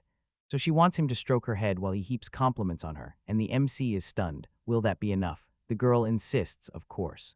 With a grin, he gently stroked her head and praised her archery as superb, and Fam giggled bashfully, saying it was wonderful getting compliments from the person she liked. That kind of bliss felt unreal, pure, burning perfection, and right then, Spinoza suddenly blurted out loud.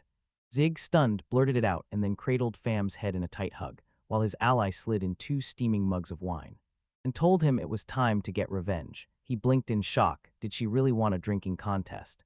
Test, the girl blurted out cheerfully, eyes blazing, bold as brass. Yeah, she was coming for him today, and she was going to beat him.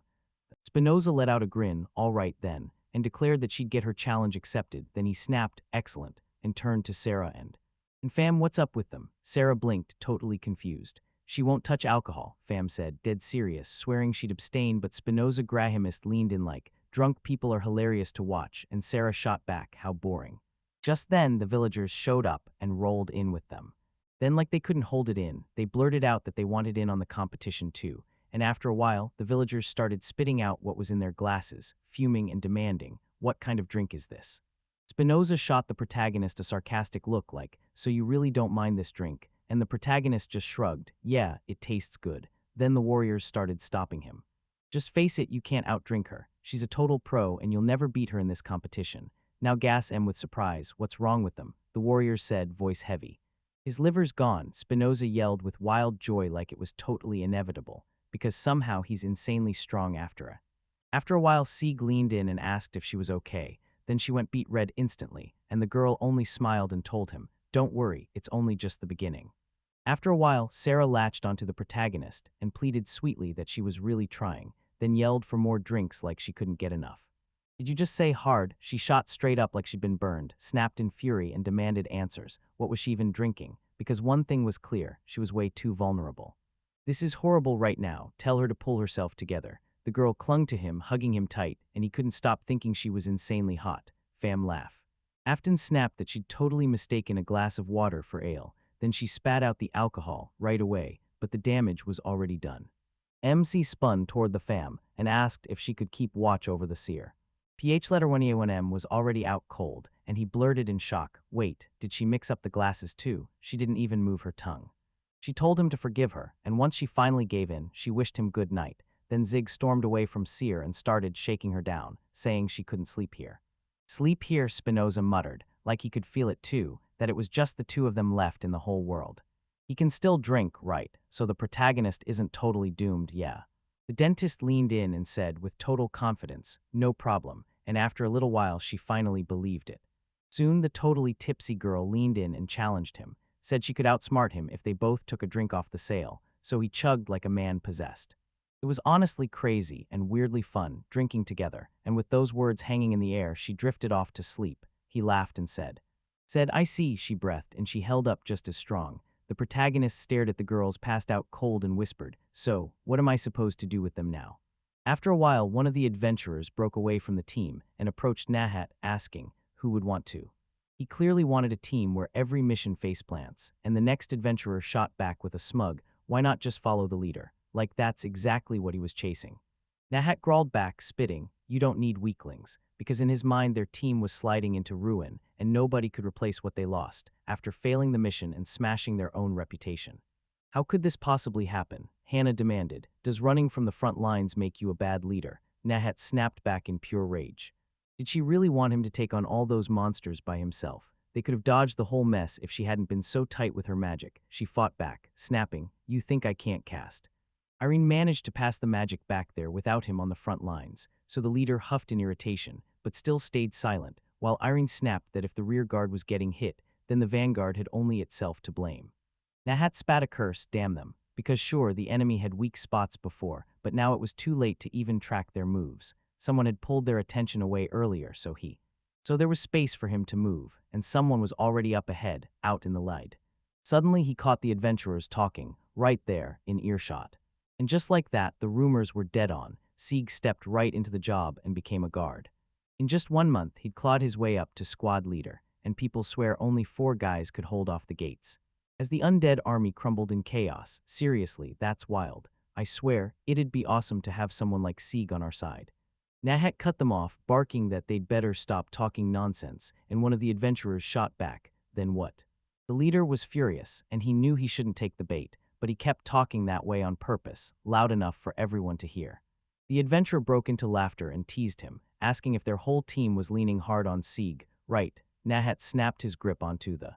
A young man yanked him by the collar and spit that he'd better never say that name while he was around.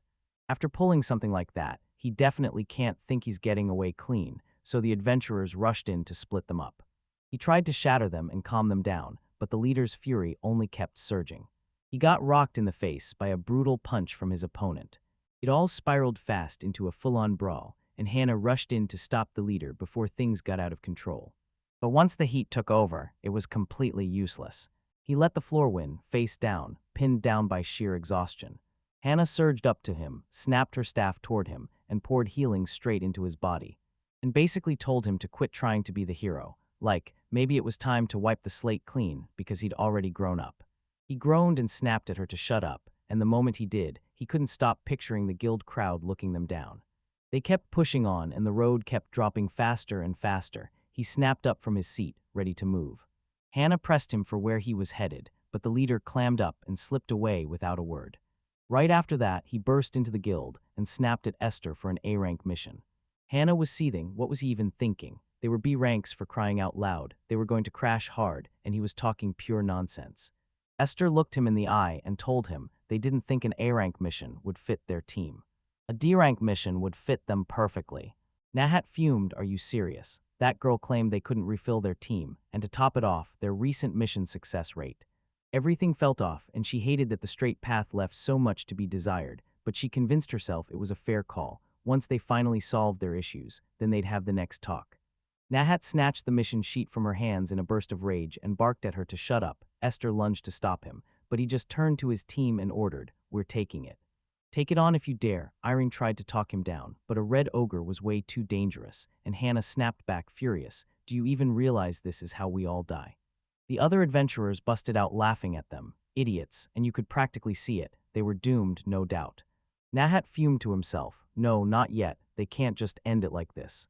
They're stuck at rank D, so was that really because Sieg finally climbed up? Because he'd skyrocketed? He'd never say it out loud, because he's not finished yet. The very next day he told Spinoza, "Sleep's totally fine, just don't keep me waiting," and when she yawned back at him, he'd already clocked how much she'd downed the night before. Then he told her flat out to stop. She cracked up and shot back, "If you yank my drinks away, what am I even supposed to have left?" And the protagonist calmly laid it out. She wielded monstrous power like a weapon, while he ditched Seer and Fam to set everything up for the transfer, carrying the prison and standing watch over it.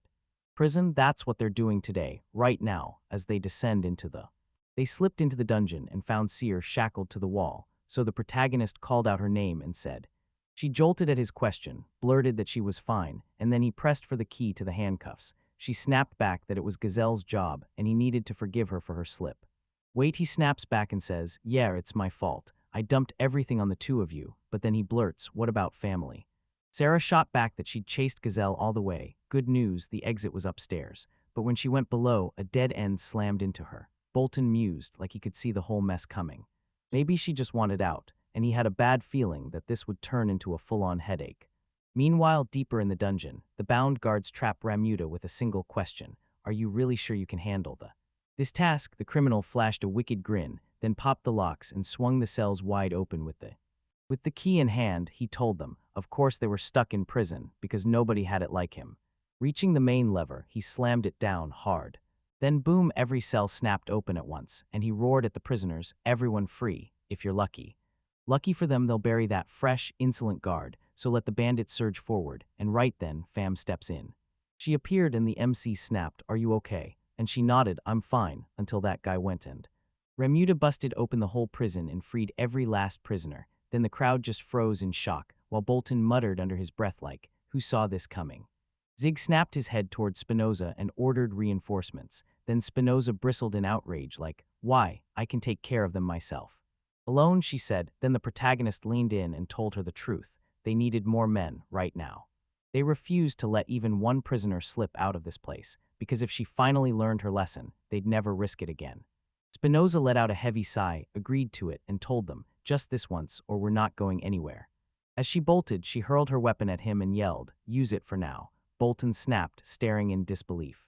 He was praying they wouldn't get fired, and right on cue, there they were showing up already. The criminals closed in hard, and Remuda let out a chuckle, telling the protagonist, "Wouldn't you know it, we haven't seen each other in ages." It was all because of him that they got trapped in this prison. Now it's finally over, and nothing on earth can stop them again. MC told him, and it still didn't help. He hadn't calmed down one bit, and Remuda barked his command. The criminals to attack. Zig grabbed Spinoza's weapon and slammed the iron into action. Iron Mite slammed into the bandits' attack, stopping it cold. Then he grinned and said, "All right, it's time to start." He activated the thousands. With a lightning sword slash, he blasted through the criminals and roared, "You haven't paid your debt yet, so you don't get to die." Bolton grinned at the protagonist and said, "Don't worry, I'll line them up and send them back to prison one by one." After a while, he looked like he was having the time of his life, because all the criminals were getting what they deserved.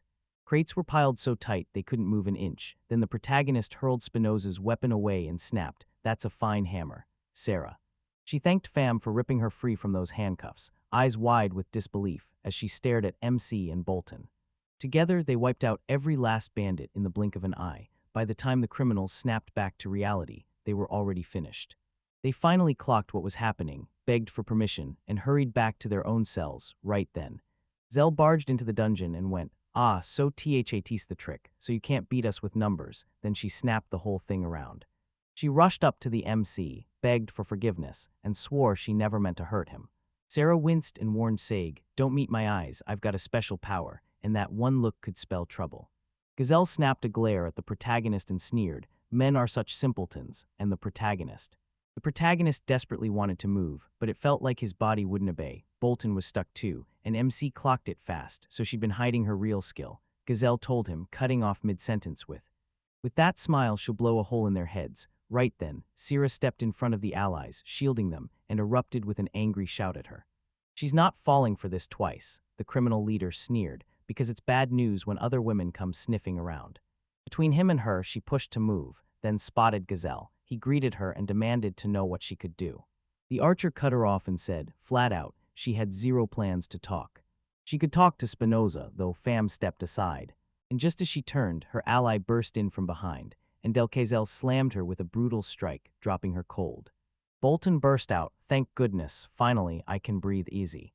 Leaf, Spinoza beamed like he'd just won, begged for even more praise, and just when it seemed smooth, the commander shot back with a sarcastic, "No." "No way," the girl snapped, but it didn't matter because he was already caught. Bolton whipped around to Remuda and said he'd keep doing his time behind bars. He spun toward the guards and barked, "Get those criminals back to their cells," and that's when Gazelle, the leader of these outcasts, was being marched toward the execution chamber, and the city paid the price for what her crew had unleashed. They broke in here a year ago, chasing a lead they left behind after an undead legion tore through everything. They were stretched thin on guards, and she seized the opening, until she and her crew finally turned one slice of the city into. He stormed into the base and let the chaos reign, then snapped at the criminals. "This is what happens when you refuse to listen. Listen to him, make them remember this." Then Bolton snaps his gaze to the protagonist and says these criminals aren't satisfied with just stealing the gold. Then everything exploded, pure chaos. They started tearing through the world with human trafficking, murders, and robberies, doing the most horrific things imaginable, and before long, their sights locked onto the ball of life. The light flared and the knights surged in, stopping criminals from snatching the relic. Then Gregor snapped at him that they'd failed as guards, and the fight erupted inside the second walls, so was he finally ready to own up. Then he snapped back, "Gregor, if that's the deal, you and yours should have been charging up front too, because you saw how many people got wiped out in the undead battle." and you still let the guards stand there as human shields. He scratched his temple and kept the story rolling, like the truth was just about to hit, which only burned his bond with the knights to ashes. Then he set out to deal with those bandits for good. Back then, men were scarce enough to start a panic, so he hurried out and swept everyone he could find. Meanwhile, the Ice Queen fixed her eyes on one bandit and decided she'd had enough. Then she tore through the crew with her hail skill and wiped out nearly half of them before it all spiraled into chaos. She's just as tangled and unpredictable as Gregor, so he's got to stay sharp when he meets her, because even then, the rest of these idiots is still out there, unchanged. He'll forgive him for the mess he has to clean up, but today they're going to wipe the tumor out of the city, so he leans in and tells him, see, to lend him their strength. Then, later on, every resident stormed into the main square as Gazelle was hauled in for execution, and the crowd screamed out in rage. She stormed forward, screaming that their kids and wives be handed back to them. Pure monster behavior, no question. Gazelle still lay unconscious, and Bolton snapped into action, splashing a bucket of water across her face until she gasped back to her senses. The criminal clan's boss swept her gaze across the crowd and barked, so many spectators, while the protagonist leaned in and warned her, "You're way too talkative for someone I'm about to execute." She flashed a grin and taunted him, asking if he wanted her to break down, cry, and beg for forgiveness. Like every victim she'd claimed, he stared at her, utterly baffled, because he still couldn't believe she'd just erased the punchline, and everyone would laugh. She burst into laughter and teased him, asking why he couldn't make his face look any more plain, because her gorgeous subordinates are coming here today. Today, they march out to greet their leader, because they've been under her control for ages. Did he seriously think he could stop them? The protagonist replied with icy calm, because that was his job. Gazelle exploded. She'll find out how he pulls this off, while the gang leader barks orders at his crew, driving them straight into the crowd. And drown them all in their own blood, and people started breaking, shattered, screaming, gone in an instant. They slipped away from the crowd and pushed straight toward the warrior. Warriors, Sieg blazed, if we wipe them all out. And once Gazelle's bandits were done, they'd be wiped out for good, completely destroyed, never coming back again. And for all, his allies surged forward. Sarah barked at him to get out of the way and let them handle the rest. Spinoza roared, "She'll crush them all." Fam ordered him to just pin that criminal right there and let the guillotine do its work. In under a few minutes, the bandits were stripped of their weapons, quick, clean, and merciless. Their blows slammed the fight to a halt, and the whole village stood there, stunned out of their minds, as in the blink of an eye every last bandit got seized. Could this really be the fifth squad that wiped out the undead army? Gazelle blared, furious. Wait, what's going on? So that's why every prisoner got crushed back then. Good news, she's still alive, and that means she can recruit a whole new crew. At that exact moment, the protagonist cut her off, clutched her, and dragged her toward and marched her straight to the guillotine, whispering that there was no escape. She thrashed to break free, spat that he was dirty, and screamed she refused to die. The protagonist leaned in and told her he could feel she finally understood what was waiting for her, because of her. Terrible things, so bad she was going to die, no matter how much she cried or begged for. For mercy, there was no kinder ending waiting for her, and she fought tooth and nail to stop them. She tore through them as they screamed and thrashed in terror. Then, just like that, it was over. Colton stared at her battered body and told the MC they dragged her in as bait, but without me, they couldn't. There's no way it could have been done, but they rounded up every bandit clean, no casualties, no injuries, and honestly, that was a straight-up masterclass. Because of what they did, word exploded across the royal capital overnight, and the moment people caught on, they started yelling at them. They went after the Gazelle. Giselle's bandits moved so fast they made the knights look slow. One guy even yelled, "Sieg, we'll keep relying on you." Every single villager backed him up, and Bolton just laughed as he told the protagonist, "I know there were wild rumors about you once, but that's in the past now." He'd somehow kept every single person safe, and the warriors erupted into thanks, praising what he was doing for their city. Then they faced the commander and reminded him that they had to tear into the outer moat, digging it out. Then the protagonist snapped. Had he really forgotten how Nahat and the others were doing? After a while, the allies were patrolling the city, and Sarah lit up, saying the weather was gorgeous. Then the protagonist told her that when nothing's going on, it makes him feel trapped inside his own skin. His eyes started to feel heavy. The girl snapped back, but yeah, quiet and calm felt kind of nice. The protagonist muttered that he couldn't really argue. The guards leaned in and told them to be safe. MC said Sarah's name, but his stomach still sank with worry about them. Part of him felt like she was spoiling them too much, and he couldn't forget how they used to. Then out of nowhere, Spinoza whined. She was done patrolling, and all she wanted was a drink. Spinoza snapped back right away. Yeah, sometimes you just need a break so they can rest a bit. And when he said it with a bright smile, she practically lit up because he'd finally made it click for her. She scrambled back into the shadows. Then Zig's mind flashed to that first night in the tavern, where she clung to a wine barrel like it was home. Just as that memory hit, the captain stepped in, grabbed his attention, and told him straight up. He could count on Zig, and Zig had to count on the squad. That's how he landed the job. Before Pham and Spinoza even showed up, Pham leaned into Syrah and told her she needed to trail someone absolutely fascinating. So what if she just left it all here with her? Sarah was intrigued by something way too strange to ignore, and that meant she could finally trust the situation. Sarah should at least go ask him, because for Pham, stalking wasn't just a hobby, it was his whole life, and anyone who fell into Sarah's maternal love and kindness became lazy, and Sarah just snapped. He's usually so kind, but the second he starts swearing, it turns into. Spooky as it sounded, he leaned in and told her to crack down when it mattered, because if she didn't, her subordinates would start slacking off. The girl blurted out that she wanted to learn it too, and the protagonist leaned in, asking if she was ready to give command a shot. Commander, Sarah blurted out, buzzing with anticipation. Yes, I'll give it a shot. She snapped on a strict face, asked how his patrol was going, and then hit him with one rule: answer me honestly. Honestly, the protagonist told her straight up she couldn't keep grinding nonstop. She had to rest sometimes, and she instantly caved. Down, yeah, he was right. The MC slumped on, looking crushed. He's a slacker, he said, and Sarah snapped with outrage. Why are you even saying that? This is totally wrong. She insisted he works every single day to keep this city peaceful for its citizens. Then, after that, she asked him sheepishly. Zeke blurted, so how'd you pull it off? Like he couldn't believe it, and then he cut himself off. Did you want to work P? Worked properly, the girl stumbled, then mumbled. No, it backfired. And the protagonist, he thought he had it figured out until the truth hit him. Rage twisted in him at her naked, helpless suffering, like watching a small child try to fight the world with nothing but kindness, and somehow that gentleness kept luring others into becoming lazy. After a beat, Spinoza snapped out a call. Then the protagonist realized, shocked, she wasn't just hanging around. She was on patrol, and Pham leaned in to tell him the truth. Once she stepped into the bar, they'd refused to sell her any alcohol.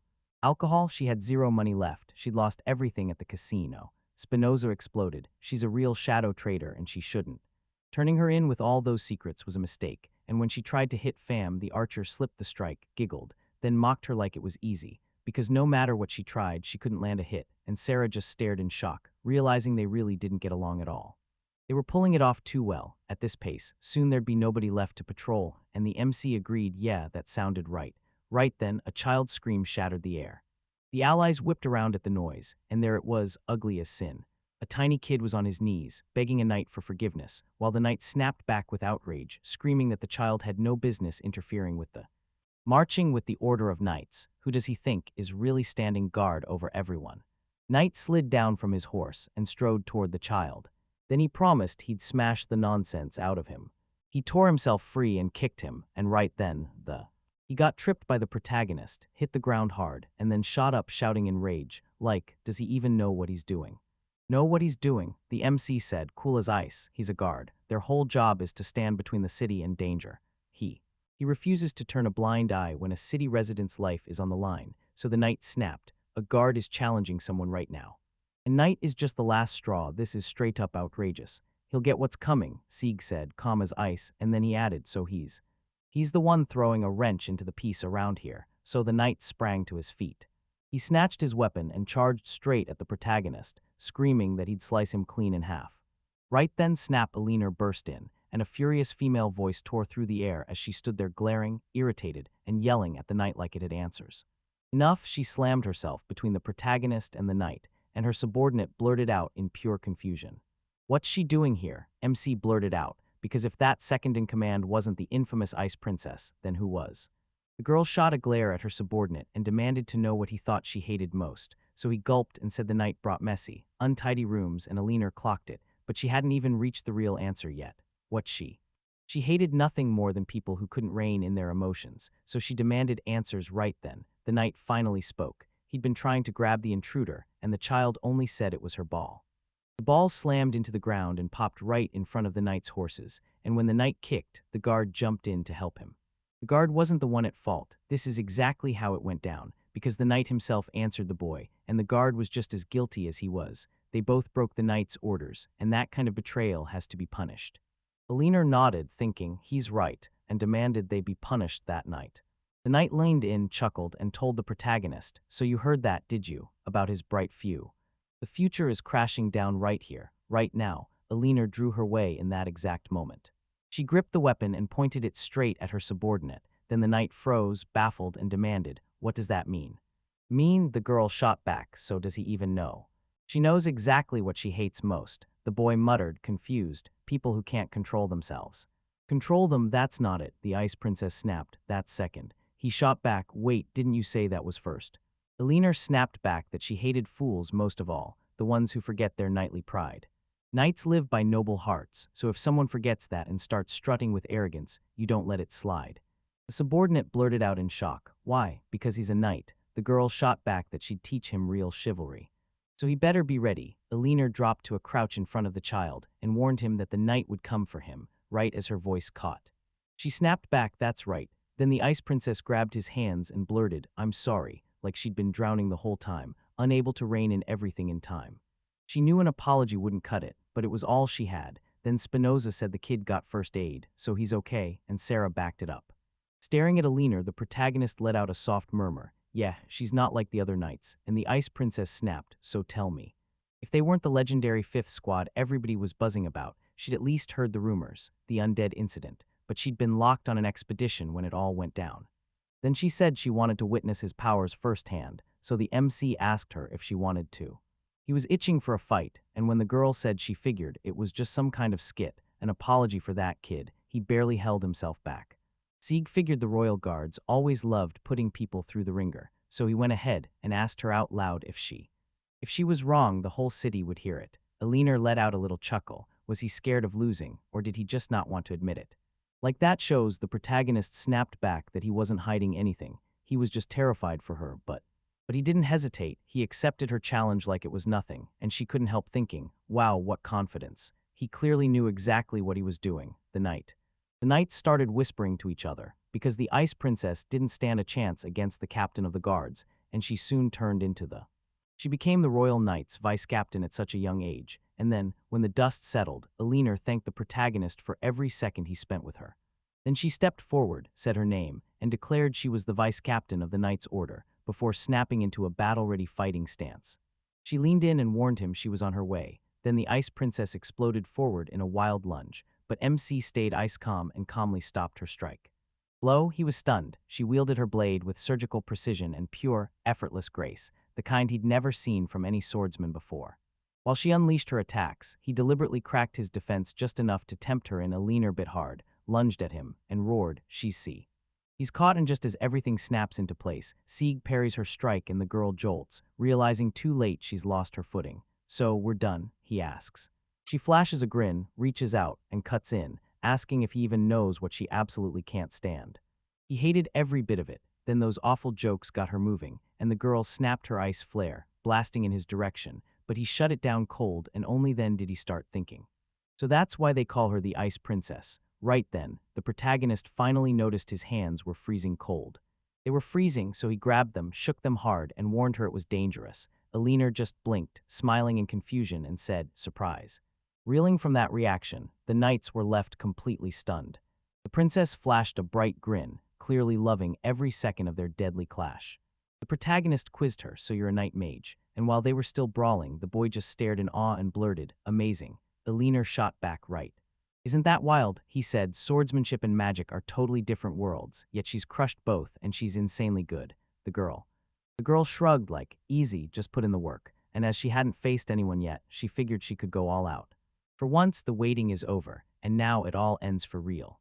She lunges at him with everything she's got, fires off her skill again, and roars, you're not getting away from me. Sieg snapped aside at the last second, dodging her blow, curling up like a strike was coming. She swore she was chasing him, only for the curse to twist her thoughts. The protagonist tried to react, but the next thing he knew, he was trapped in her magical eye. Ice, he cursed under his breath, then he snapped to it. Her whole plan was to stop him from.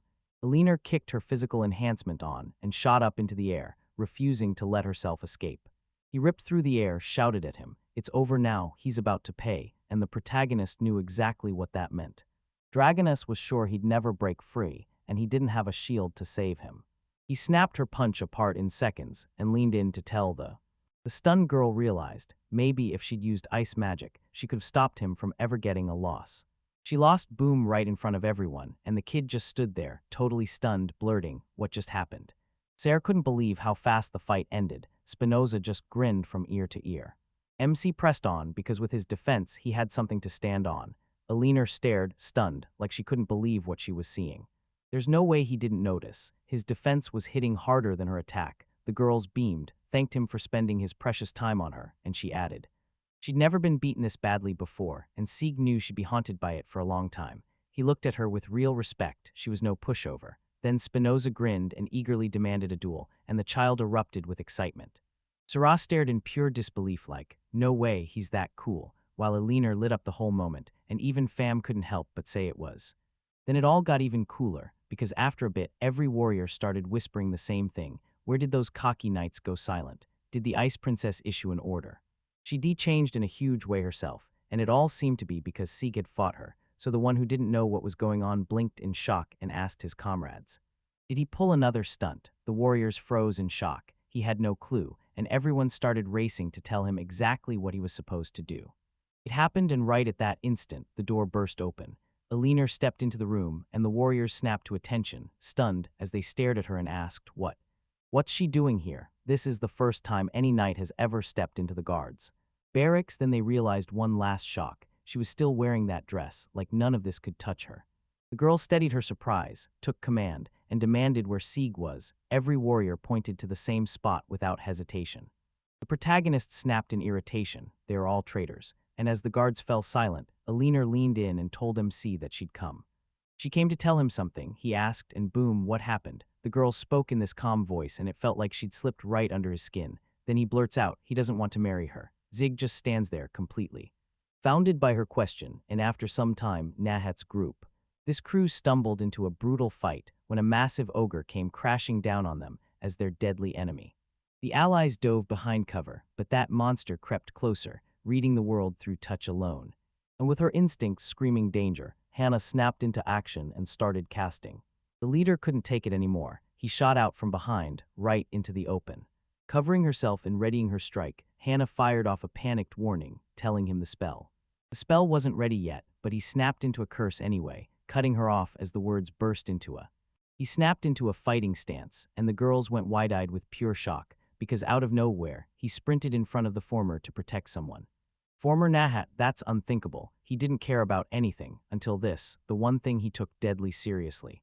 Right there, the leader lunged into the fight, thinking that now that Sieg was gone. They'd been botching missions for ages, and every other adventurer laughed like it was their daily entertainment, mocking their entire. The whole team was banking on him. If they botched this mission, their confidence would shatter, and they'd probably start falling apart. They were one step away from being tossed out of the guild, and their team's name, everything, hung by a thread, so this was their final shot to prove they were strong enough. Strength surged, and the hot, after taking a brutal hit, dropped into a crouch just as everything changed. Hannah lunged forward and roared at the monster that he was right on the edge of taking it. Then her magical attack hit, and it didn't do a thing to the ogre loomed, and she figured if she swung with everything she had, she might break through, but there was no time to refill her mana. At this rate, their toast utterly annihilated. She snapped around to Irene and yelled, "Get ready, cast a movement spell." She should. Cover her, her companions snapped. "It'll be done." Nahat flared up, "Are you kidding me? Who said we're retreating? She's trying to make them botch the mission again, and that girl." The girl shot back, "So what else is there?" But the leader snapped, irritated, "At this rate, we'll all just die if we run away." They'd bolt with their tails between their legs, and everyone would see them make total fools of themselves. She's determined to tear it all down from the start again. She wants to lose everything, Hannah snapped. They said it, no choice. The leader snapped with pure fury. She wants their whole team gone, erased from the map, and they had no way out. "You can't back up, those are the orders." Irene was totally thrown off, and Hannah told him to forgive them for not wanting to die here.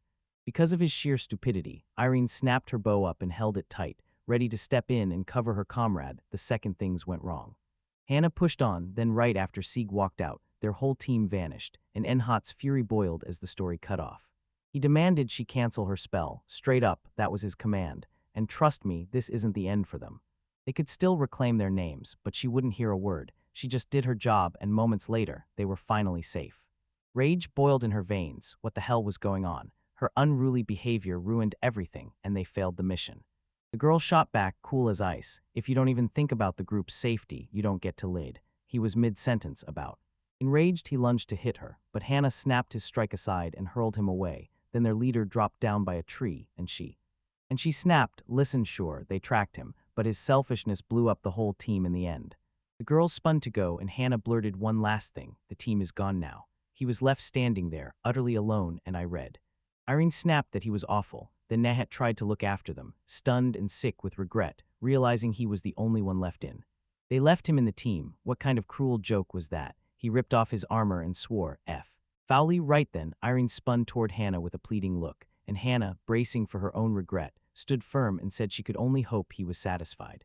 He should have used that empty head earlier, like the moment he's alone, and finally realizes how big of an idiot he's been.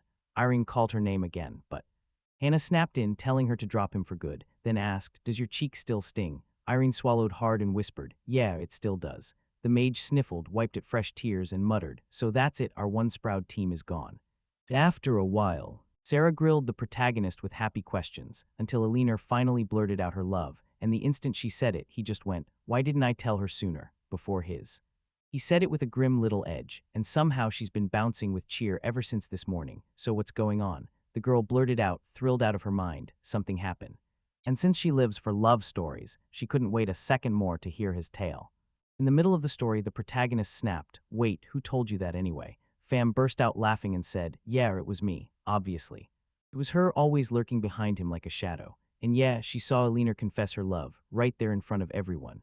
MC snapped at her to stop popping up from weird places, and then Sira beamed and asked, all happy, how it went. So what did MC tell her? Sieg froze for a moment. What was he even supposed to say? Could they really get married? He shot her a question, why, and she told him straight. She'd fallen hard for him, and there was no denying it. She's completely gone for him, but does he even know what makes her heart race? The protagonist admitted he doesn't, yet he knows exactly what she can't stand. Alina stared at him like he was the only thing in the room and told him, more than anything in the world, I love men stronger than me. After she loses to him, he won't leave her mind. Whenever she thinks of him, her chest clenches and unease crawls over her. Because it felt so easy, she went straight to her subordinate for advice, only for him to reassure her that there's nothing to worry about. She ducked away from the scary night they'd been talking about, and the subordinate blurted, They say this is how love starts, and she couldn't believe it. And in that exact moment, it hit her. She was really, truly in love with him. So what did he say? MC finally confessed to her, but her honest words sent a jolt through him and She had to protect the city, plain and simple, so she finally admitted he was right. She wouldn't mess around with something this serious, not for a second. Fine then. She'd stand her ground and wait as long as it took and Sieg. He called it a straight-up refusal. Refusal, Alina snapped that she was thinking of transferring to the guards, and then the protagonist shot back, where's all her pride in all this? As a knight, the Ice Princess met his challenge head-on and made it crystal clear. Her pride won't touch her love. She'll follow him through anything, no matter what.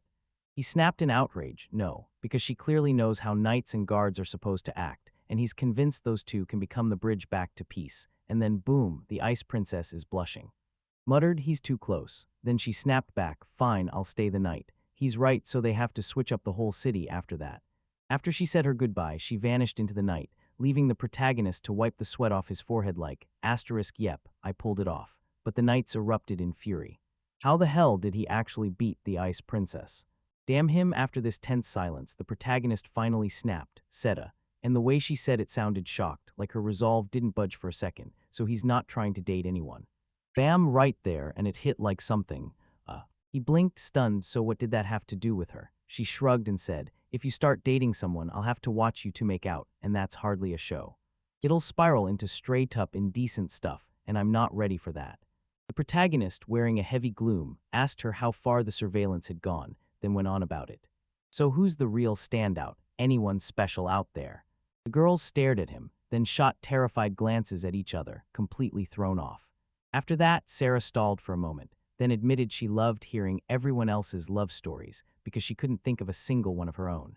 Fam said she's shy, I know that right, so romantic adventures just aren't her thing, she's like.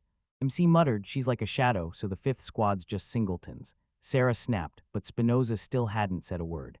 They tore through the streets hunting their rebellious ally and found her passed out drunk in a tavern. The protagonist just thought, yeah, Spinoza is totally in my league, while the fifth squad's bond shot up by exactly 0-1. After a while, Nahat marched through the F***K. The forest pressed in around him, and a brutal curse made him clutch his head in agony. A sharp shock hit his head, then, out of nowhere, a woman's voice cut through the air. A woman's laughter burst through the air, and he hurried straight toward the sound. And he muttered, stunned, "What are the harpies doing here?" He swung his sword at them with pure fury, snapping out irritated shouts as he charged. Shouted at them to shut their mouths while they were driving him insane as the harpies ripped away, scattering in every direction. Every direction closed in, still laughing, and they circled him before they began. They charged straight at him, and the leader waved them off while swearing up a storm again. And he couldn't stop staring, stunned that it all ended up like this, because everything had been going perfectly just a moment ago. He snapped back and remembered every single member of his team, then his mind flashed to the protagonist. Everything began to crumble the moment they kicked the... So you finally kicked him out, yeah, but was it really that idiot's fault? At that moment, the guy who could plug every gap, until the harpies shattered his sword, just stared at the broken remains of the blade, stunned. He whipped the weapon out in shock, then instantly remembered what the MC told him, that this sword would be perfect for the leader of their unstoppable team. He'd always hated that awful habit of blurting out whatever popped into his head. Then the harpies swooped in and slammed him flat on the ground. Then she started tormenting him on the spot, cackling without stopping, heaving a breath as he muttered, "I swear this is the end for me, so go ahead, let them laugh." Suddenly, the vibe around him shifted like a switch flipped. A dark entity ripped open the air itself and obliterated every last harpy, Nahat. Burning with shock, he demanded who she was. Then the entity revealed she was his ally, and he squeezed the harpy's blood from her. The entity thrust it toward his face and commanded, "Drink it." Nahat swallowed without a fight. Then the entity hissed in a chilling voice, calling out every last one who crushed him, mocked him, and looked down on him like it wasn't finished. Anyone who mocked him or hated him will pay, because this will unleash the power he needs to strike back and get his revenge on all of them. These useless wretches, Nahat knew it, and yeah, if only he had the power, everything would have been different. And then he'd finally prove it, crushing every doubter who called him an idiot, so the guild and even his old allies would have no choice but to see the truth. He swore he'd prove to everyone that he, and only he, was enough for his crew. The adventurer's words kept hammering in his head, "Good for your team. Fight at full power. With a shield like Sieg's, you could stop every enemy alone. So why not take it for themselves? Do they even need a pillar like that? Only them. Protect him." Then the protagonist caught up and demanded what they'd been talking about, and Nahat moaned gloomily about how brutal it was to carry that kind of burden. The protagonist blurted out, "I'm embarrassed, I see the leader," then immediately realized the sarcasm didn't land. He broke through it all. To hell with them all. Rage surged in his chest as they all pushed his buttons. Meanwhile, Irene and Hannah stormed back to the guild and begged Esther to forgive them. They'd taken the quest by force, then completely blew it. Failed to complete it, the girl shot back, reassuring them that everything was okay. What mattered most was that they'd come home safe and sound. Now let them finally grab some real rest today. Hannah after. She hesitated just long enough, then finally blurted it out. She knew this wasn't the right moment, but please, could they just hold off on punishing? Inside their crew, Nahat cared way too much about the team's name. She kept thinking that sooner or later he'd finally cool off and settle down, eventually. Understand everything, Esther opened her mouth to answer, but right then her aura suddenly twisted into something awful and solid. Then Nahat tore his way out of it. Hannah caught herself gloating, and that grin felt *2 good. When she realized it, surprise slammed into her and she blurted, "What a wonderful feeling. This power of his isn't something you can beat. No matter how hard you try, there's no defeating it without a plan. Mana, they've got to get out, all three of them, right now." She thrust her hand forward. She tried to blast the dark force away with magic, then her hand suddenly flared to life, swallowing her in a raging black flame. Black smoke spewed into the air as Irene shrieked her name in terror, then Hannah crumpled to the ground. It felt like someone yanked her forward by the soul. She fought to break free, yelling at Nahat to let her go. Then their old leader stepped in, and she barely recognized him, blinking in confusion as she demanded answers again. Nahat, the boy. The boy looked like a full-on demon, and later the protagonist and his allies stood watch at the capital's main gates. Sarah stared in shock. Everything felt different today, and honestly, isn't it wild the monsters still haven't shown up? Up yet, the protagonist snaps that this is classic. If they were going to strike, they should have hit 2 hours ago. Spinoza draws it all off, like they're waiting for the universe to pick a fight. Well, guess we should grab a drink, they say, and then trail off, wondering if the monsters got bored of attacking. In the city, Fam lay sprawled with a book and asked if she was judging herself now. Still, a weird gut feeling clung to her, and MC couldn't miss it. Did she feel the same way too? All they could do was cling to hope that it wasn't just their imaginations running wild. Sarah burst out, "Wait, there's someone there," and Zig whipped around, startled as it all ran wild. He snapped his gaze where the girl pointed, and in shock he blurted, "It's Hannah and Irene."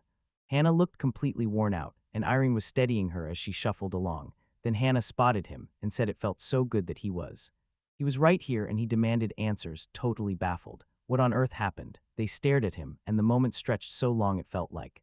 Shabby Hannah opened her mouth to tell him about Esther, then stopped and chose to tell him. Told him the whole story from the start, because the moment that heat grabbed her hand, she demanded to know why he'd done it, and right then, boom, someone named Irene started shooting. He got hit with arrows, and then someone lunged in and barked for him to let Hannah go. Right then, no excuses. He snapped furious, "What are you doing?" While she kept firing, every arrow landing like a dead end, her shots were doing. No damage, then right on cue, the adventurers burst in and stabbed him from behind with their swords. The swords were still out, and the boys raced to ask the girls if they were okay. Was that Nahat? "Don't worry, they'll handle him. Now let them go fast." Hannah screamed, "It's my fault," and the girls barely hauled her up. Then Nahat suddenly seized the two. He dove into those adventures and torched them, snarling, "No one asked for you, small fry." After wiping out the boys, he spun to Hannah and Irene and told them, "Come on, let them come back. They've got power now, and once they do, everybody's gonna recognize them. Now they're about to reclaim their group's name, and not a single fool is going to dare say a word against them again." Esther snapped at the girls that they had to head straight to Sieg. She lifted her hands over their heads and activated her powers. No doubt she'd protect them. She unleashed her magic and admitted her power was barely enough to fling them out of the city. She just couldn't let them be hurt. Then, in that instant, Nahat yanked Esther's head toward him. He clenched his jaw and snapped at her that nobody had ever given her permission to interfere in this. She locked eyes with him and pleaded, "Don't," but the former leader shattered her too, and the girls just stood there, frozen in pure shock and confusion. He spun around and demanded, "Where are you headed?" And they rushed right to him like they were closing the distance in a sprint. Sieg let them run, begging that idiot would comfort them right, because once he was done, he was going to turn all of them to ashes, and he'd make sure of it. He cackled with pure evil, and the girls bolted out of there like their lives depended on it. Then his black magic slammed the world into darkness. Right now, a shocked Sieg blurted, "Demon, the hot destroyed Esther." Hannah snapped back, "It was me, It was her fault." Once the Crimson Lotus disappeared, Esther and everyone who'd been there were left scrambling. He told them he was proud of the group, but he made it clear it wasn't her doing. Something else was behind it. The real reason he became a demon, he couldn't let go, attachment chained him to it. Huddled with the group, she blurted out loud, her face tight with worry. She was convinced the hit wasn't just on them, it was on him too, so he had to bolt for freedom fast. He looked dead calm and told everyone, straight up, that he was the guardian of this place, so yeah, he wasn't about to run. Don't worry, she wouldn't. Staying right here was their best move, and he'd stand between them and danger. And sure enough, the area was crawling with monsters, fighters by instinct, so when she saw them, her jaw actually dropped. He pointed at that and said they'd treated him absolutely terribly. He just stared at her, cool as ice, and asked, "So you're still worried about it?" Like he couldn't even bring himself to pretend he'd forgotten. But weren't they just shielding their team? Like, what else could it be? They both stayed silent, and then he finally spoke. He hadn't forgotten a thing. She promptly started forgetting what they taught him. Once she joined the groups, she just could. He couldn't slip close to anyone, kept calling out to him anyway, because he was the very last one to join Crimson Lotus, and she even remembered the day he came in, saying that for. Yeah, something like that definitely happened before. Irene always picked up on their fights, then stepped in afterward to give Nahat a sharp scolding. Then it all came rushing back, every moment before, and for a second, he believed they truly respected one another. And were grinding side by side for the same dream, chasing fame and fortune. The more they moved up in the group, the uglier things got, like their bond was rotting from the inside, and he couldn't shake the thought that if he disappeared, they'd finally laugh again. Laugh again like before. He said he was to blame too for stopping. Trying to smooth things over with him, because if he shows up here, it's not to talk, it's to put an end to this. To stop him, will they actually come through? Henep. Hina dropped into a deep bow and roared, begging for his forgiveness, terrified that he might have gone too far. She was trembling about it, but then she snapped back, "You're right," like it hurt, and he realized he'd been asking for too much. Loudly she insisted, "No, I didn't mean it like that." Then her voice broke as she begged to apologize to him for everything, even for the part where, in the end, they kicked him out. She doesn't think he'll ever forgive them, but she still has to apologize because they're the ones who messed everything up. Blame burned in the air, but he just spoke in a calm voice and swore he forgave them. Everyone messes up sometimes, and he's no different, but the real kicker is, he's thrilled he gets to talk to them like this again. She smiled again and told him, right to his face, that he was still just as kind as ever. Irene called him out of the blue and told him she brought up job posts that day because she'd caught him staring at the listings. She suggested, straight up, that he should switch jobs instead of clinging to them all the time. She grabbed for silence and blurted, "I promised I wouldn't tell him," then pushed back, "So, aren't we doing this at the worst possible time?" She replayed that day in her mind, and suddenly every word he said hit her the exact same way she remembered. She said, "We should talk more," and she got an easy nod. Then he admitted they were probably wiped out, because right now they both needed a real rest. Bolton asked, "So you're my old friend, right? And if that's true, then it's over, nothing changes, and the knights do things just like always. To defend the defense of Astaroth, you're going to need serious muscle, so they'd better call in someone strong." He laughed. And told him, "Don't sprint like that, you don't have to rush," then paused, just a little later. Elinor was crouched outside, stroking a cat, and she told him to take slow sips. He rushed up to her and blurted, "I finally found you," and when he said it, she froze in shock, whipped her head toward him with an embarrassed blush, and blurted, "Why are you here?" And when he finally saw it all, he stayed cool and asked what they were even talking about, those sweet words lighting up her face like she was a whole different person, because She cringed harder from the moment, and he told her, straight up, there's nothing to feel embarrassed about than her face. A face bursting with pure maternal love was just downright charming, so she blushed hard and snapped that she wouldn't fall for flattery like that. Clinging to control with all her might, she finally slowed her breathing and admitted it seemed like he was searching for her. Then he nodded and said he had a favor to ask, right as his words trailed off with, "As his deputy," she leaned in and said she truly had some power in the order. She couldn't summon every knight, sure. But right as he was about to speak up, she cut in on one condition. She knew none of the knights would dare answer the guard's call, because if they didn't, her standing in the order could crumble. Knowing this, he still pushed forward and asked her for help, closing the distance, grabbing her shoulders, and nodding as he told her straight up that he trusted her, only she could do it. Praise hit her so hard she blushed, and with him being so direct, she figured she couldn't dodge it. So she finally agreed, since he asked so plainly she would help, however. If they kicked her out of the knights, he'd have to step up and own it. He promised her, "Don't worry, this isn't happening on my watch," but she still stammered, red-faced, that even if it happened, she didn't flinch. Spinoza overheard it and demanded to know if she'd fallen that easily. Fam snapped back, urging them to look at this face, and when Sarah stared at the girl in front of them, disbelief hit hard, an ice princess right here. So Sarah told them to be quiet and asked, straight up, what the problem was. The MC figured that when the heat hit, something would finally come running to greet him. He never expected it to turn out like this. 2 days later, the guards saw, and it hit hard how everything was destined to spiral exactly like this. Standing on the wall, he shouted at the top of his lungs, "The demon invasion is here." The moment it began, everyone had to scramble to their spots. A swarm of guards and knights marched in lockstep, all driven forward by Elinor. Spinoza snapped around and demanded, "Are you really sure you want to stand at the front? Because you're not exactly running away with your tails between your legs, are you?" With a carefree grin, the soldiers said, "We've already battled the undead, so let us get back out there and fight with them," because this is what they'd been daydreaming about for ages, and she smirked and warned, "Just don't lose any limbs." Hannah and Irene both said, "There are way too many of them here, but tell me, where did he scoop up all these people?"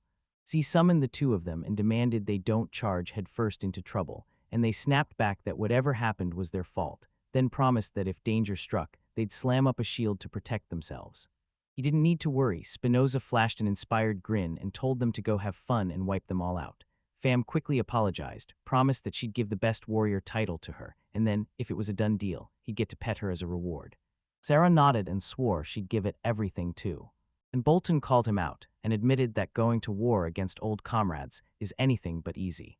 Easy? He told me there was nothing to worry about, and that he was ready to face whatever came next. He spun around and stared at the swarm of monsters tearing through the air toward him. The city, Enhot, was soaring through the air with the demons, grinning like he owned the sky as he said that. And he should have struck immediately, because now he's finally going to end him. He remembered what the creature told him, go to Astaroth and smash the orb of light, and even though he had no clue what an orb was, he figured they were going to make him move anyway. He spotted Hannah and Irene and snapped, you seriously sprinted just to complain to me, because if you did, the demons are going to.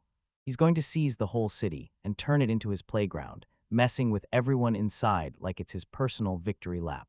With that glowing orb in their hands, they can basically do whatever they want. He shouted at the protagonist like a thunderclap and demanded. He acted like a guard, so now he had to step in and protect it. At least someone finally stepped in, because those demons were about to wipe out every single soul. Humans flashed those evil grins and demanded what they could do against them, like everybody was the same, and, stupid, they've got to grab the orb of light, now. Irene snapped her gaze up and said he'd even grown. Bolton blared that they should back him with everything, right now, so he could take flight. With all their might, the demons swarmed in tight, roaring circles. He blared that they should completely shut out the soldiers. If they seized the orb, victory would be theirs, then it hit them out of nowhere. Respectively, he unleashed his power and yanked in a whole crowd of monsters surged toward him, and the crowd started to scream as it looked like they were about to break. People began to. And they charged in with their weapons, smashing through everything and landing hit after hit on countless. A horde of demons swooped down from the sky, charging straight for them. The guards sprinted into the fight and blared that they were going to hit back too. Nahat couldn't just stand by forever. She stared at him and demanded. Once he realized he'd made brand new friends, it hit him. He was really living his best life. Sarah rushed over and yelled at the MC, asking if he was all right. He nodded and said he was fine. Then Spinoza blasted, hold on, you've got to wait a little longer. And MC agreed, telling them he was counting on them. Fam promised, because of me, you can finally aim and hit that demon clean, right between the eyes. Then he pushed, keep going, right as he stepped out from cover for her, and the guards blared the order to everyone. The demons swore none of the monsters would ever step into Astaroth. Then they rushed to their master, shouting that he'd returned with a report, because their try from the west had totally failed. An ambush was waiting for them, and their whole detachment got wiped out on the spot. Nothing they could do. The city was sealed up tight on every side, and at this pace their army was doomed. The thing wearing Nahat's body sneered, calling them worthless trash. Would he really let trash win? He blared, calling them idiots, and demanded to know if anyone had ever taught them how to fight. Forget that idiot, wipe out the rearguard right now, one of the demons snapped. He moved like he was yanking the strings of their minds, like even when they tried to attack, he made it feel pointless. Just like everyone else, they get pulled straight to the shielded man, and every single attack swings right at him. He couldn't believe what he just heard, and his mind raced. When did all this happen? Somewhere along the way, their teamwork snapped into place, and the Crimson Lotus shot up in power. Turns out, the moment he joined, the enemy kept locking onto him, and that gave them the perfect opening to strike freely, until they always only saw him. The exact kind of recognition he craved so badly was handed straight to him alone, right now the demons. The women snapped that it was hopeless, and that they never stood a chance. At this pace they'll just get wiped out, without meaning, without saving a soul. Vane, why won't he just step in and fight them himself? He remembered it so clearly. What Hannah said to him, she thought they were staring at him like that all over again. He swung his hand and launched a brutal attack on them with his. Spinoza caught it instantly and blurts, wait, did he just? Nahat barked at Sieg, daring him to just destroy his own comrades. So they pushed for a one-on-one showdown, no dragging anyone else into it, because they didn't want a single person stepping in. Fear gripped the room, then he barked out loud, voice sharp with disgust. Is this weakling really talking to me? He realized just how bold he'd been, and how badly he'd misjudged him, because once he decided, he'd wipe his very existence clean off this world. He stared him down, cool as ice, and snapped that he should shut his mouth, then charge already. Already he shot up to him and snapped, an idiot like you, you're nothing. He felt nothing, like the end was already locked in, because he was about to die right now. Hannah and Irene stared at them with terrified eyes, and he swung his fist and screamed that he wanted him dead. Then he drove a crushing punch into him. But he snapped his shield up just in time. Then the force slammed him backward, and the whole crowd gasped because everyone saw it happen. So when he yelled that, did he really pull off pushing him back at the last second? He just stared like, so this is the power of darkness, and then he blurted, He told them, "Don't panic, I'm not going to strike first." First, he realized he wasn't human anymore. Nahat threw his fists right back into action and shouted, loud enough to shake the air. Trash like him didn't deserve to breathe. First, he'd tear his arms off, then he'd take his legs too. He locked eyes with him and realized this was the very first time he'd ever fought back. He barreled back in like a storm, kept attacking, and roared at the top of his lungs, demanding how long he planned to keep hiding behind that shield. So that's why he'd always been a weakling. He hurled his shield. He whipped the shield up and shattered his sword blade clean in half, and roared that nothing so dull could ever lay a finger on him, never. A dull blade, and then he snapped into action, pounding him with brutal punches. And so he snapped out loud that he'd had enough of him, and then he slammed down a few. He threw out brutal punches, then couldn't figure out why he kept getting up anyway. The MC just stared at him coolly and asked, "That's it, that's all you've got?" Rage surged through him and he snapped. He shouted that he better not push him, or else, what the hell even is he? He sprinted straight at him, and they crashed into each other, tearing into the fight with. They both shot their fists forward at the exact same moment, then everything hit all at once. Nahat's arm shattered into a dozen pieces. Everyone froze in shock, then he snapped his hand onto his shoulder and loudly demanded, "How dare he?" Then he just calmly stared back. He stared him down and demanded, "Do you remember how much it was? Does he even remember how much fun they had back when they were just starting out as adventurers? Remember when Hannah smiled at us back then, and Irene always grilled them about how they were really doing on the team? Does he remember that? Remember those times?" He yelled at him to shut up, and the dude just wouldn't. He wouldn't listen. He snapped that if he hadn't walked out, none of this would have ever happened. He felt crushed that it all spiraled like this, and now it was time to finally stop whatever he was doing. What kind of power was this? Because the second he felt it, rage exploded in him, and he blurted it out loud. He'd already snapped at him to shut up, and now rage flashed. He poured raw energy into his fist and drove a crushing punch straight into him. He threw a punch, no damage, not even a scratch, and then yelled that he'd always looked down on him. But now Natsu hit him with a power so huge it felt unreal, and Seek's body started to give out fast. He called out to him.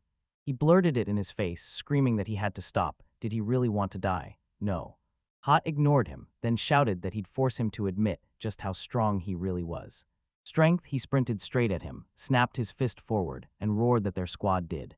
God didn't need him at all, so he froze mid-swing, then calmly spoke, stopping the impact cold. His attack slid right off him, and it shook him to the core, so he stared at the truth and wondered, am I really powerless, even with the power of? In the grip of darkness, he snapped that he'd never swallow that nonsense, because this cursed city swore his squad won only thanks to him, talking like he was the only one on the team. He snapped that it wasn't true, and then the squad proved him wrong by pulling off the win. Did it because of him, Hannah and Irene too, besides. They were the ones who threw their lives on the line, charging straight into monsters, and he only wanted one thing, to keep them safe. That's why he kept beefing up his defense, so when he learned the aggression skill, he could pull enemy attacks straight toward him. Weight slammed into him, and it was those hits that forged him stronger. When Nahat shouted that he'd always looked down on him, it was all because of him that things turned out this way. He refused to compare him with himself, insisting they were equal. He stared at him wide-eyed with shock and snapped, "Stop staring at me like that," just like the protagonist did. He stared him down and declared he'd tumbled into the dark, yet they were still comrades, and nothing had truly changed. He blared that this was the very thing he'd hated about him from day one, and it just proved it. He always had to decide everything. He ignored everyone else's words, and no matter how hard he tried, he still never managed to truly hear him. That's why he hated every second of this. He knew the truth better than anyone. It was only because of him that they could push to fight at full power. Raw strength, and yet he still stuck out like a rotten sore thumb. Every single person's eyes snapped to him. He couldn't even bring himself to admit the truth. He had nothing else. Besides the squad, that's why he kept clashing with him. Then he crumpled to his knees. His knees begged him, please, he's asking forgiveness for everything, and he met his gaze calmly. Nahat nodded, agreed in a calm voice, and told him he was forgiven. Then he lowered his head and said he'd always hated that one thing about him. Then he leaned in and asked. He asks for a chance to deliver his apologies to the others. He's crushed because Esther can't be brought back anymore. His body started to fall apart, and he realized he was actually glad about it. So he managed to shut it down. MC clocked it immediately. Hey, watch this. She burst toward him and yelled his name at the top of her lungs. name, but his body started to crumble and disintegrate right in front of. Hannah and Irene showed up right in front of him. Then the moment it hit, he started sobbing, tears streaming down his face. After a while, the guards finally spotted a raging crowd coming their way. He puffed up with pride and blared that they were gargoyle scouts. He barked that the real problem was their defense. Their bodies soaked up the heavy, slashing hits, and the blows barely made a dent.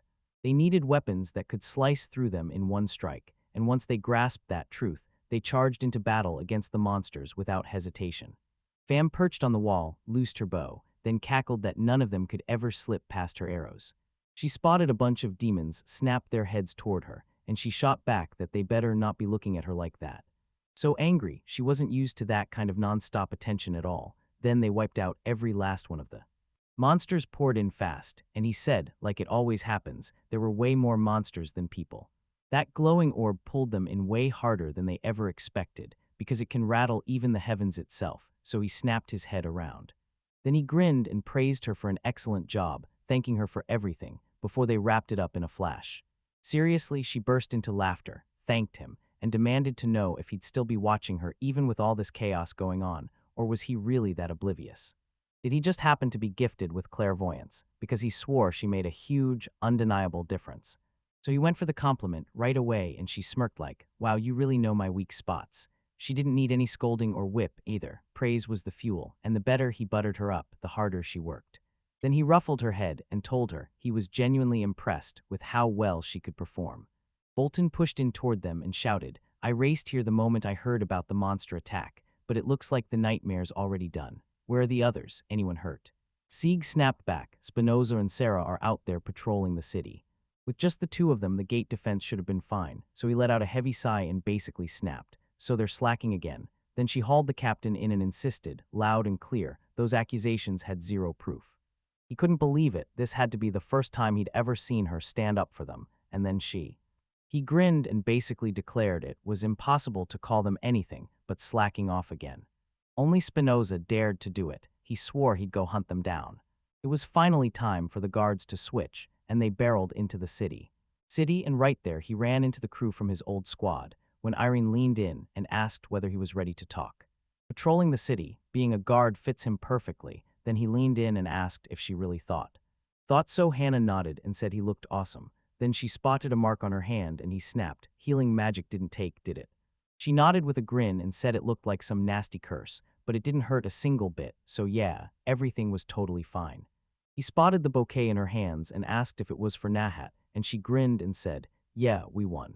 He wanted to hold it off together, but he insisted it was the right call. Even so, he said it still mattered to give her at least some kind of funeral, and she agreed. Knowing him, he'd probably snap that he didn't need those flowers at all, then soften fast, saying she must have had it hardest since she'd known him the longest, and insisting he'd still be happy.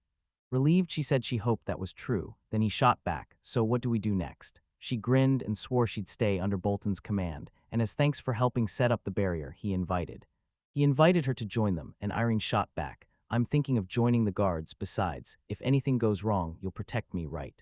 Fam peeked out from behind him and blurted, I'm so sorry, but even she knew she probably wouldn't be able to. Would end up in the same squad as them. No one was missing, no one was cut short. She stared at her and thought, that girl looks like she's from his squad. So wait, this is the squad's ace archer. She blurted, no way, is she honestly scared that I'll take her spot? They look alike, so she's scared she'll steal him away, and that thought makes her chuckle before she blurts out. She snapped, I don't get what you're talking about, because she's the 5th squad's mascot, and no matter what, she's too irresistible for anyone to outshine her. Irreplaceable, she asked it with a tiny smile like, be honest, does she really think she's just a mascot? He turned to go, and Hannah snapped his attention back, telling him how thankful she truly was. Relief flooded him because he guarded Nahat, and then, no looking back, they left. With their hands flying in the air, Fam basically admitted, yeah, we're crazy attached like, for real. He let out a chuckle, spun toward her, and told her she had absolutely nothing to be jealous about. She snapped that after everything they'd done, any normal person would have hated them, because their behavior had finally driven him to pain.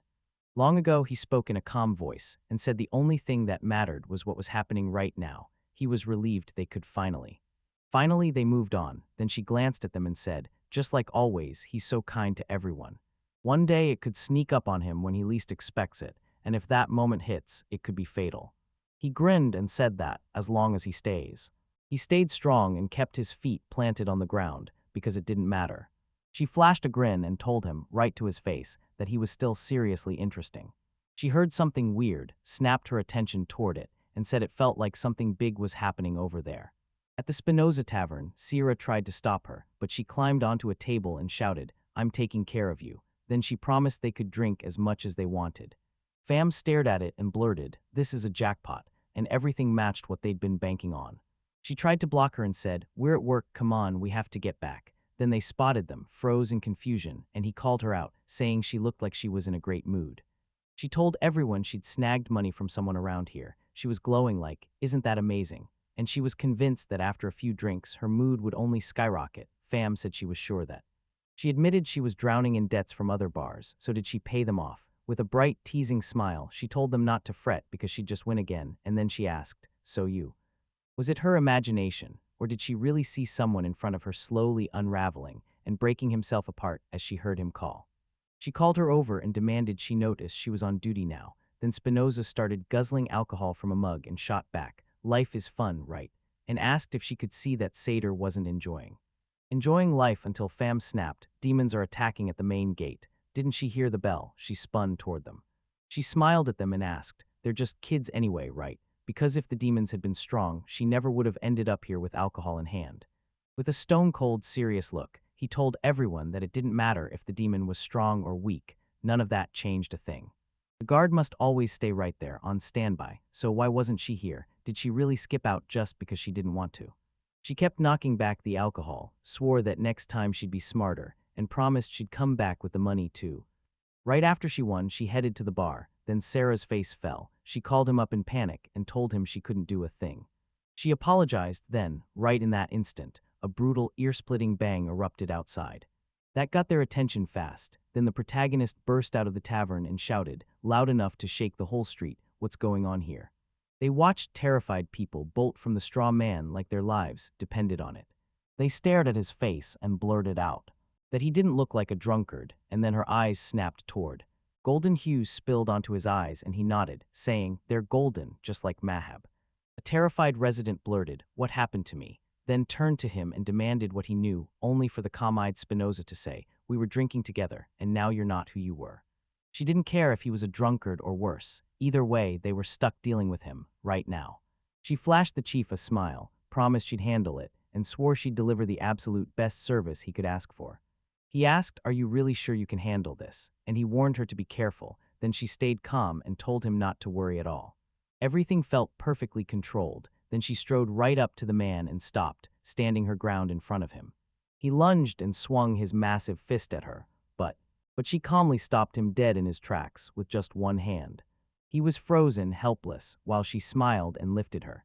She lifted her other hand and demanded, "So, is there anything at all?"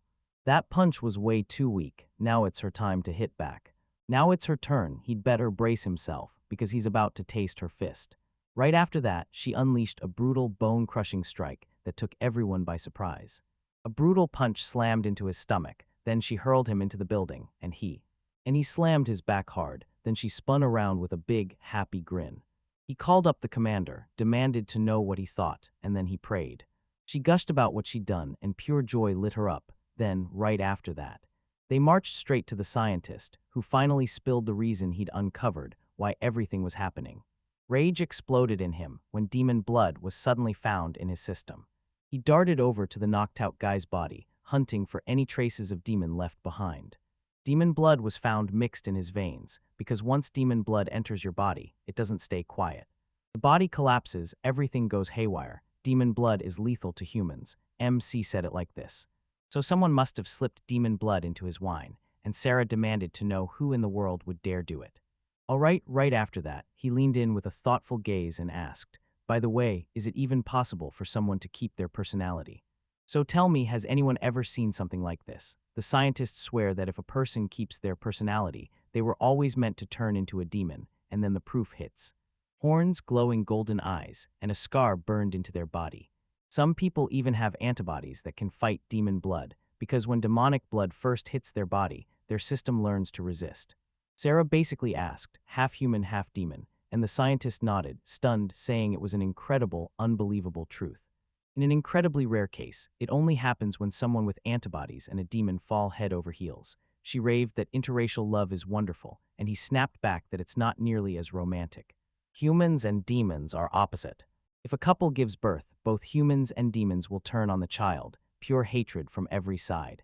Demons, and he had heard about a case where parents got executed by them, and then the kid got slaughtered by humans, like straight up murdered, and it's always one side or the other, demon or human, never both, and that's what makes it so brutal.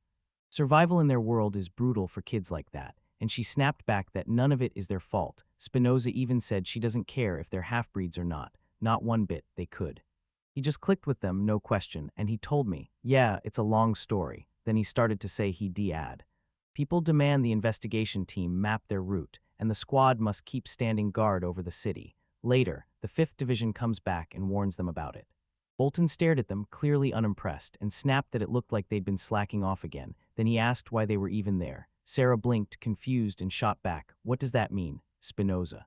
She snapped with panic, asked, so you're finally getting fired. Then tears burst out and she kept pleading, please tell me you didn't really decide to fire him, right?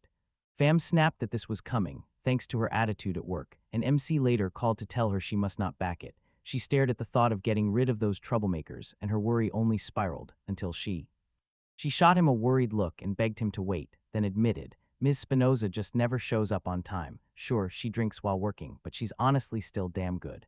Honestly, he couldn't believe someone could sound this fake. Bolton just shrugged and said words alone wouldn't change how they felt about work.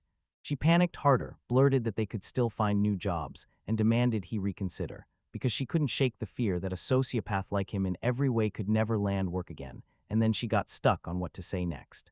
She heard him, then he called her up and demanded, so you really think that about me? He let out a heavy sigh and told her, then calm down. Losing their veteran guards like that, no matter how brutal the fallout, would have crushed the guards' backbone. Nobody was about to fire them. Sarah finally eased up and blurted, okay, why would he even say that? He smiled and told her not to worry, insisting it really wasn't that bad. With their help, they crushed the demon and tore through the Royals' undead army. And that's how they earned a reputation as heroes, so he could finally reward the 5th Division. They broke the guard ranks and pinned a medal on him. Now they're marching straight to Storoth Castle, where a royal will greet them. Siga nodded, agreeing that he really shouldn't act rude, yet he still spilled the truth. All his life he'd been just a run-of-the-mill adventurer with zero clue about etiquette, so he calmly blurted out that he was sure everything. He'd finally get it all to work, and they'd earn way more respect than before, and if he asked, she'd jump in to help, because yeah, she was damn good at it. Fam pressed Sarah about whether she came from some noble bloodline, and Sarah snapped back that she only learned of it from books. Then Fam nodded and said, deep in thought, that she was clearly diligent. But before they could move on, they had to figure out what to say about Spinoza's wild alcohol limits. After what felt like forever, they finally burst through the gates and reached the castle. And he told Sarah he'd heard this kind of thing was totally unheard of for the guards, while Sarah just shook her head, saying she never thought they could pull it off. Spinoza kept his cool and told her he'd rather grab free beer than put up with this, and when he looked her in the eye, he said the gap between their tempers was just too massive. Fam nodded and admitted another gap in their education. Then they pushed into the castle, only for her to whisper that eyes were on them nonstop, like they didn't trust a single step they took. Sarah said the place wasn't just protected by the forces of light, it was also guarded by a priestess of light. This place felt crazy safe, and that tugged at Spinoza's curiosity hard. She pressed, asking who this priestess of light was. Light was, and the shock hit them hard. Didn't she even know who she was? So she's guarding this whole city. They didn't look like guards at all. She pressed for answers and asked why. So when they asked why, the protagonist snapped that he didn't look anything like a guard at all, and Fam said the whole city felt the same. So Sarah called her up and told her she'd found out the demon lord is trapped inside the sphere of light. Spinoza snapped in agreement, saying you can't cage something that deadly without something just as deadly, and it all began with that idea. That glowing orb could hold the demon lord by itself, until the years stacked up and the orb's light started to fade, leaving this meant. She told him, if nobody moves, I'm giving my word, and then the demon king will finally snap his chains and break free. That's why the Lady of Light can't be replaced. Everyone believes she trapped him inside her own body. Her body after brutal, punishing training, now she refills the sacred power to keep the demon lord's seal from shattering, because if the priestess of light dies, the The seal's power is about to crumble, and the demon lord will finally crawl back to life. Yet that disaster comes with a bright upside. Lady Astoroth is the only other priestess of light left in existence. He swore that as long as the priestess stays safe, even if someone snatches the orb of light, the demon lord can't rise again. Spinoza shot back, "Why can't there be more priestesses?" And Sarah admitted she'd never heard of anyone in the princess's own family, except herself, who could do it. Fam snapped that's exactly why the priestess mattered more than the orb. He said they couldn't gamble with losing humanity's only trump card. They burst into the hall, and the king boomed for the fighters of the 5th Division. Praise the people and set them apart, but leave Spinoza knelt out of it. He whipped around, called her over, and declared she stood right here before his majesty, and she froze for a beat, then dropped to her knees just like them. He sank into the throne and boomed that just recently, they'd crushed a brutal horde of demons, keeping this royal city safe, and now he's sitting there, thanking them with all his heart. MC said his kind words made him genuinely happy, believing everything had gone off without a hitch until the guards. The bard sniffed the air and asked if he smelled alcohol. Yeah, because it was pouring off them. He couldn't shake the worry, and in the opening, everything still felt more or less normal. An air hangs in the room, but here, the stench won't be fooled. He dumps buckets of water to clear her head, but it does nothing.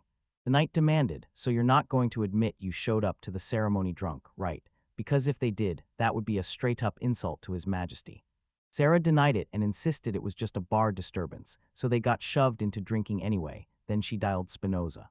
He stared at her, wondering if she was really ready to sleep already. Then Vam said, If they're going to fire her, they should just cut her loose, and she refuses to risk exposing herself, not after what she's trying to protect."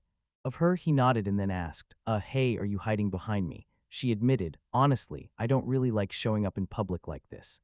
Gregor blared that it wasn't respectful to cower behind someone when the king was right there, then shot back that he hadn't done anything like that at all. She hadn't meant to insult the king.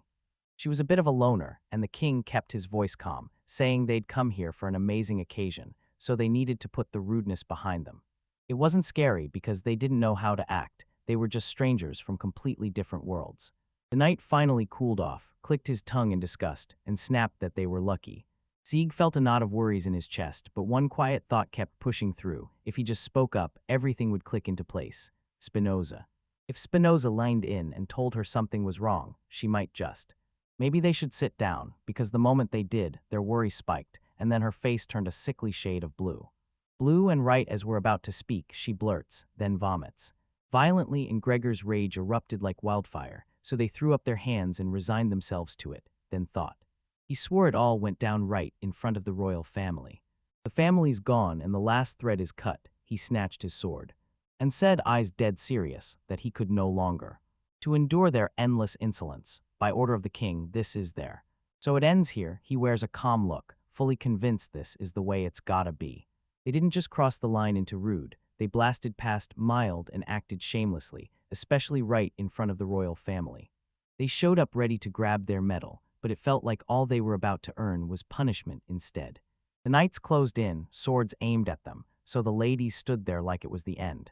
Sonia demanded they sheath their swords and get out of the way, because they hadn't done anything to offend her. So they should leave them alone. He started to protest, but she snapped that he was being way too arbitrary and needed to stop. Then Sira called Spinoza and said the priestess of light had saved her. The protagonist stared at her, thinking, wait, this is. Only this lady carries the demon king's seal by herself, and she's got a surprisingly kind heart. Gregor Bode begged for forgiveness, then barked the order that they followed.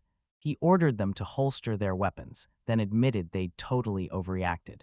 She pointed at the fighters of the 5th Division and shouted that the knights were leaving them behind, and said they absolutely deserved praise for the bravery they showed in the last battle. Also for not making a huge deal out of it, they had just. So she looked at what fate threw at them, then swore that starting that very day, they'd ditch the city guard and kneel at her side, serving as her royal guards. Politeness crumbled the moment that unstoppable force crashed in.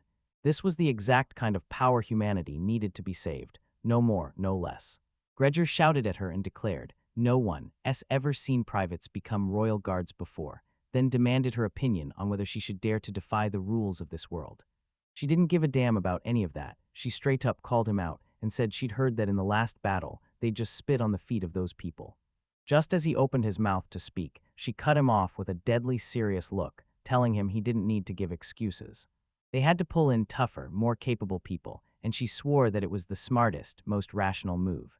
If anyone had a complaint, she'd listen, she would hear them out, and she was terrified she'd still end up doing it her way, and then they locked eyes. Gregor Bode shot back, refused, and swore he totally agreed with her, and when Sonia heard that, she grinned and said, "Then that's exactly what we're doing."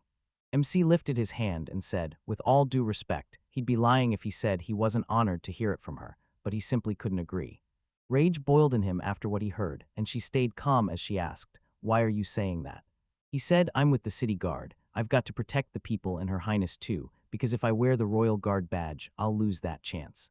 She snapped that he was wrong. Sure, city lives can be swapped out like nothing, but hers can't be replaced. Of course not, her life matters just as much as every single human on Earth. He gets it right, so tell me, whose life gets picked as first? He said he respected her completely, but then he snapped, she was dead wrong, and that set Gregor's anger blazing even hotter. He brushed it off and snapped that every life mattered just as much, the life of Her Majesty, or every citizen living in the city. He valued it just as much as anyone, so she leaned in and asked if that was the vibe across the 5th Squad too. She spotted the smiles on their faces, then leaned in and told him, "I get it." Then she tells him to just drop the medals and move on. He burst into loud, furious laughter, like the anger was about to explode. That look screamed, "You're toying with fate," and the nerve to spit those rude words at the lady was unforgivable. He barked orders for the knights to tie them up, and the second they did it, he roared even louder. She barked that they'd be executed on the spot, and the lady was the one deciding their fates. Then she stared at the tied-up people with a confused frown and demanded, "Why are you holding them like this? Untie them right now." Then it hit him hard, and he blurted loudly, "Wait, what?" She snapped back, "Did I even say I wanted to punish you guys, or did you make that up?" Then they snapped themselves free, finally untangling every last knot.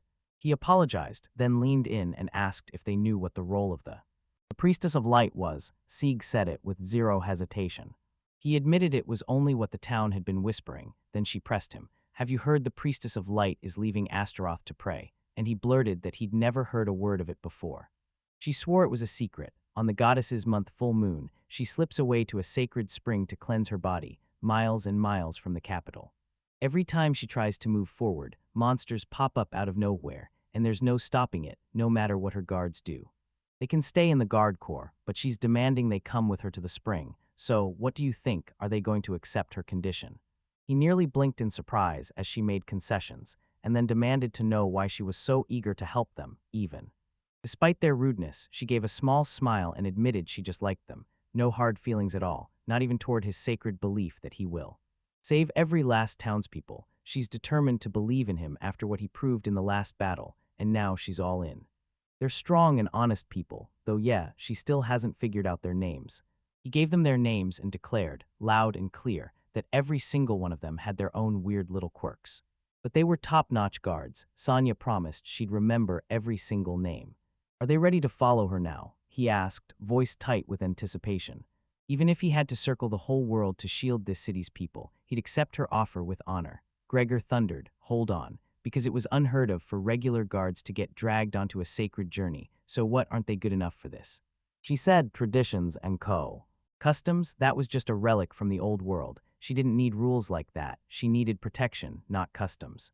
He had to stand against her, so he snapped back, denied it to her face, and she pressed, "Okay, then what was the problem?" Hit hard. He stared at them with pure disgust, and the protagonist thought, guess it worked out, yet a spiteful grudge still burned inside him. Spinoza let out a low chuckle, then sighed that it was a total shame for him, like, of course he wouldn't get to enjoy their execution. And to make it worse, he'd gotten it straight from the mistress. Rage boiled in Gregor's veins. He demanded she shut up right then. Sarah slammed out an apology, promised she'd calm her down later, and then the two of them hurried out of the castle. He exhaled and blurted, "This is incredible." She hurried alongside him, nodded, and said, "Then we'll go with the princess herself." Honor 5 days later, right on the eve of the full moon. Elinor sat astride her horse and snapped that there was zero room for mistakes, yet somehow her words made their arrival feel more hopeful. MC spotted the restless nights on her face, called her over, and said it felt like she was the only one stuck here. She let out a sharp sigh, shot them a look, and said, "You're just following the herd instinct." He didn't need to worry, she'd wean them off it, and after he saw how determined she was, it looked like she'd pull it off, because she turned. She spun toward him, cheeks burning, and blurted out, "Wait, did you just compliment me?" Then her nerves crashed because wow, that felt so good. It was their very first time stepping out together, so tell me, was this mission basically their honeymoon? Gregor stormed up to them, called out his name, and told him flat out he had zero hopes for them, then said he didn't care one bit if they died on the way. However, he can't afford to mess this up, never, under any circumstances, put Lady Sonia in danger. Just keep pace with them and don't slow her down. Remember, this isn't just some mission, the whole human race is hanging on it. Listen close to their plan, because first, demons could come for them, and if it's the same priest they're dealing with. The Priestess of Light is the kind of dream that eats your whole life, because there are only two ways to reach the Holy Spring, and the first path cuts right through across the coral plain, where monsters can pounce in seconds, or take the second road through the Valley of Pity, where the Demon King once scorched everything to the bone, stripping it down to raw, barren earth. Now the air is choking with miasma and searing. Even demons won't dare step into that air, so they figure the safest route is obvious, the coral plain. That's why Aliner's squad is heading there. While they keep the demons busy, they'll do it with the barest minimum crew.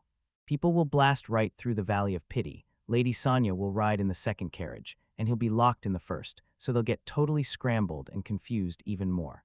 He marched up to Sieg and told him to watch his ego, because it wasn't because they were that good. He figured he just had to finish the mission, but the tension was screaming for him to calm down already.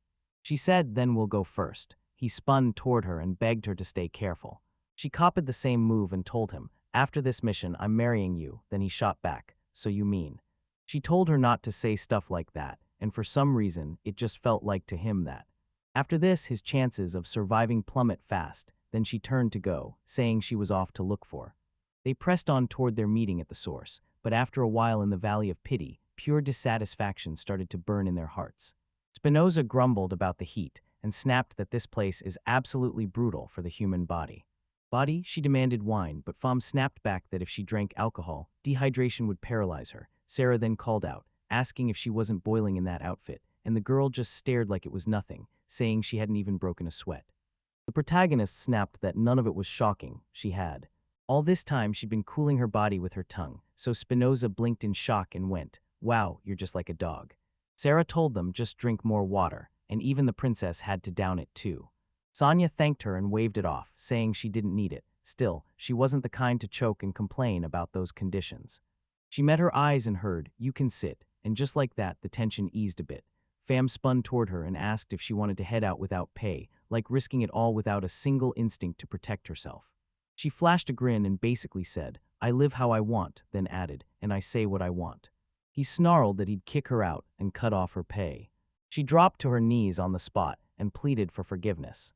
Right then, the guards outside blared a frantic warning. Monsters were attacking. Spinoza leaned out of the carriage, shouted in full volume at the grumpy man, and demanded to know how this wasn't what they'd agreed on. Gregor snapped, unable to believe it, and shouted, "Where is he?" MC stared at it and thought, where on earth did they come from? It looks like an A. Like a sudden ambush. Were they really setting up for their arrival? They acted like they were 100% certain they'd slip through here, then the fake-out plan crashed and burned. Her squad was thrown together just to stick by their side, not to clash in battle. She stared down at the monsters and dared them to brace themselves for what she and the others were about to unleash. Then Sarah blurted, loud and fearless, "They can." They couldn't dodge on that razor-thin road, and the knights instantly started losing their nerve. Sonia snapped that everyone should finally calm down. She said they were here to protect her, and that was all their focus should be right now. Spinoza flashed her a grin, then told her it was so easy for her to say things like that. She said it all calmly like, "I'm not asking for the impossible," and then boom, a wide smile lit up her face as she added, "I love it and will handle everything from here." Seed called to her, grinning that a boulder was coming any second. She understood him instantly. He bolted onto his shield and launched himself sky-high toward. She lunged toward the monster looming above and shot into the air, flying straight up to a giant bowl. Boulder shattered the stone in a single, thunderous blow. She yanked her weapon up and shouted, "Did they?" They spot it, and Sarah suddenly belts out her voice at the top of her lungs. Lee warned that another boulder was about to come crashing down. Fam snapped at her for being careless, loosed her bow into the air, and shattered the stone to pieces. She picked up a stone and loosed one arrow at it, smirking as she said, "Everything has a weak spot, so if you find it, even a boulder gets shattered." she strides on the ground and soars through the sky, and you can feel the sorrow in her as she thinks of those who couldn't. Who couldn't do that? Gregor was left staring in shock, because even he didn't expect it. After everything that just happened, Spinoza snapped her arm forward and swung her hand. She slammed the ground and roared that she'd never let herself lose. Together, they charged the boulders the monsters were hurling, and Sarah snapped to attention as fragments started raining toward them. He scrambled up onto the carriage roof and said he'd handle everything and stand between the princess and danger. He slammed the iron shield spell into place and then the stones started raining down on them, smashing into their bodies. But then out of nowhere, everything changes for everyone. It hit nothing at all. He realized the spell wasn't blasting attacks. It was carving out a protective bubble that swallowed every hit before it could touch him. Because they shattered those stones, he managed to guard the whole carriage. Gregor's eyes widened. He couldn't believe what he was seeing. He couldn't wrap his head around it, and he demanded to know if the carriage was still completely untouched. The knights shrieked in terror as a massive stone rocketed straight at them. Sarah spotted it and crushed the boulder with a single, thunderous blow. She snapped around and demanded, "Are you hurt?" They shook their heads, then shot back, "So why'd you save us?" Rude comments rained down like they hadn't just been rescued. She said everyone needs saving, because no one's really alone. After all, they're all standing together to protect the princess that night. The knights blushed and blurted, "What is this warm, shining feeling?" Then someone whispered, "She's gotta be a goddess." He feels his filthy soul get ripped clean, like a curse just got erased, and the monsters are gone. And Fam said it straight up, "Looks like the ammo's all gone." He snapped that there's nothing else they can do to them. Sonia reached out to the 5th squad and basically praised them for an excellent job, because this was the first time she'd ever seen how they truly moved in a real fight, and wow, their skill was absolutely undeniable. He thanked her, then admitted he was just as shocked by how calm she stayed in that chaos. He fretted that it might come off rude, then she burst into laughter and bragged that, as a priestess of light, she had nothing to fear. He's exactly what everyone hoped for, an absolute standout. Death isn't some far-off fear for her, it's in the air, all around her, so even the scariest moments don't shake her at all. For just a second, he felt the same chill hit him too. And then she told him the truth, no fake bravery, no masks, just herself, like the god of death was trailing her every single day. But could a girl that young really be ready to die? Spinoza let out a sharp sigh and snapped that she'd die from the heat now, and the monster attack on top of it was pure terror. Why couldn't they have crossed the whole plain calmly, for once? Did she really think everyone needed to hear the obvious again, or was she doing it just to poke people until they snapped? She blurted out, loud and annoyed, that it was all because of their stupid plan. Some creep promised them an easy ride through the Valley of Pity, so if he's that kind of deceiver, throw him in jail before he keeps strutting around acting like he matters. MC snapped, "Why waste time on what's already happened? We've got to lock in on what we're doing next." Next, right in that heartbeat, bam. A massive explosion tore the air right beside them. Gregor spotted it and blurted at the top of his lungs that this simply could. They were back at it, attacking again, and he couldn't stop worrying they'd come for him next. Someone shoved them toward the cliff and shouted, "Cling to the car, everyone hold on tight." The cart jolted as it tumbled out of the blast, and the explosion shoved them into a freefall. The knight commander's worry snapped into panic, and he thundered for the mistress, while Sieg clung to Sunny. Bonnie apologized, then told them they'd just have to wait a bit longer, and she said it calmly, like she was holding the panic back with both hands. She flashed a smile and told him, "I'm counting on you." Then he cut her off mid-sentence, right as he reached for that iron. He used shield skill to block the impact, and that saved the cart from getting smashed when it crashed. He scanned his squad, demanding, "You all good?" And every single one of them nodded back, "Yes." Agreed, he snapped his gaze to the side and asked Her Highness if she was okay. She nodded yes, and he lit up, saying he was insanely glad. Relief hit me when I saw she was fine, and then bam, she blushed hard with pure embarrassment. He ignored the harassment and gently touched her forehead, then asked her straight up if she was pregnant. If she was sick by any chance, and she couldn't believe it. Heat flooded her face, so she shoved him away. Sarah walked off and snapped that it was rude, but she insisted she was fine and told him to go. Then Sarah asked. He covered everything up. "Are you okay?" she said, and he nodded in agreement. Fam said it was good he was with them, then she didn't even get a chance to react. He snapped where Gregor and the others were, and she told him the monsters were only pelting their carriage with stones. "They're fine," she insisted. He leaned in with a careful, thoughtful look, like, "You don't get this right without knowing." And sure enough, they realized there might be a priestess of light in their carriage, she said. They knew way too much, like someone spilled every secret to them, and that's when Spinoza started flipping the cart over. Then he snapped that they'd never track them down here again, so they had to head straight for the source.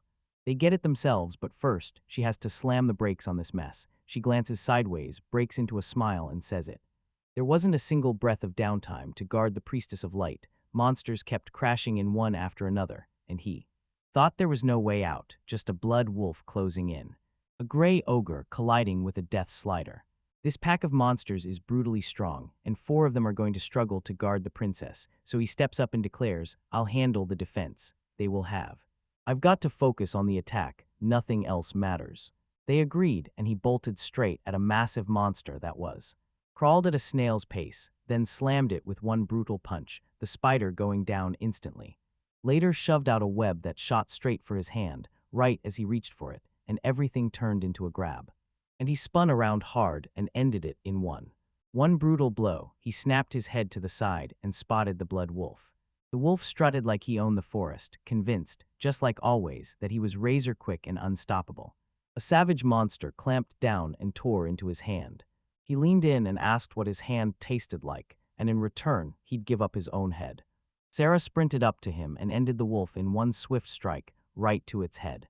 With just one blow, she spun toward him and demanded to know if he was hurt, and the protagonist stayed cool, insisting she already knew how strong he really was.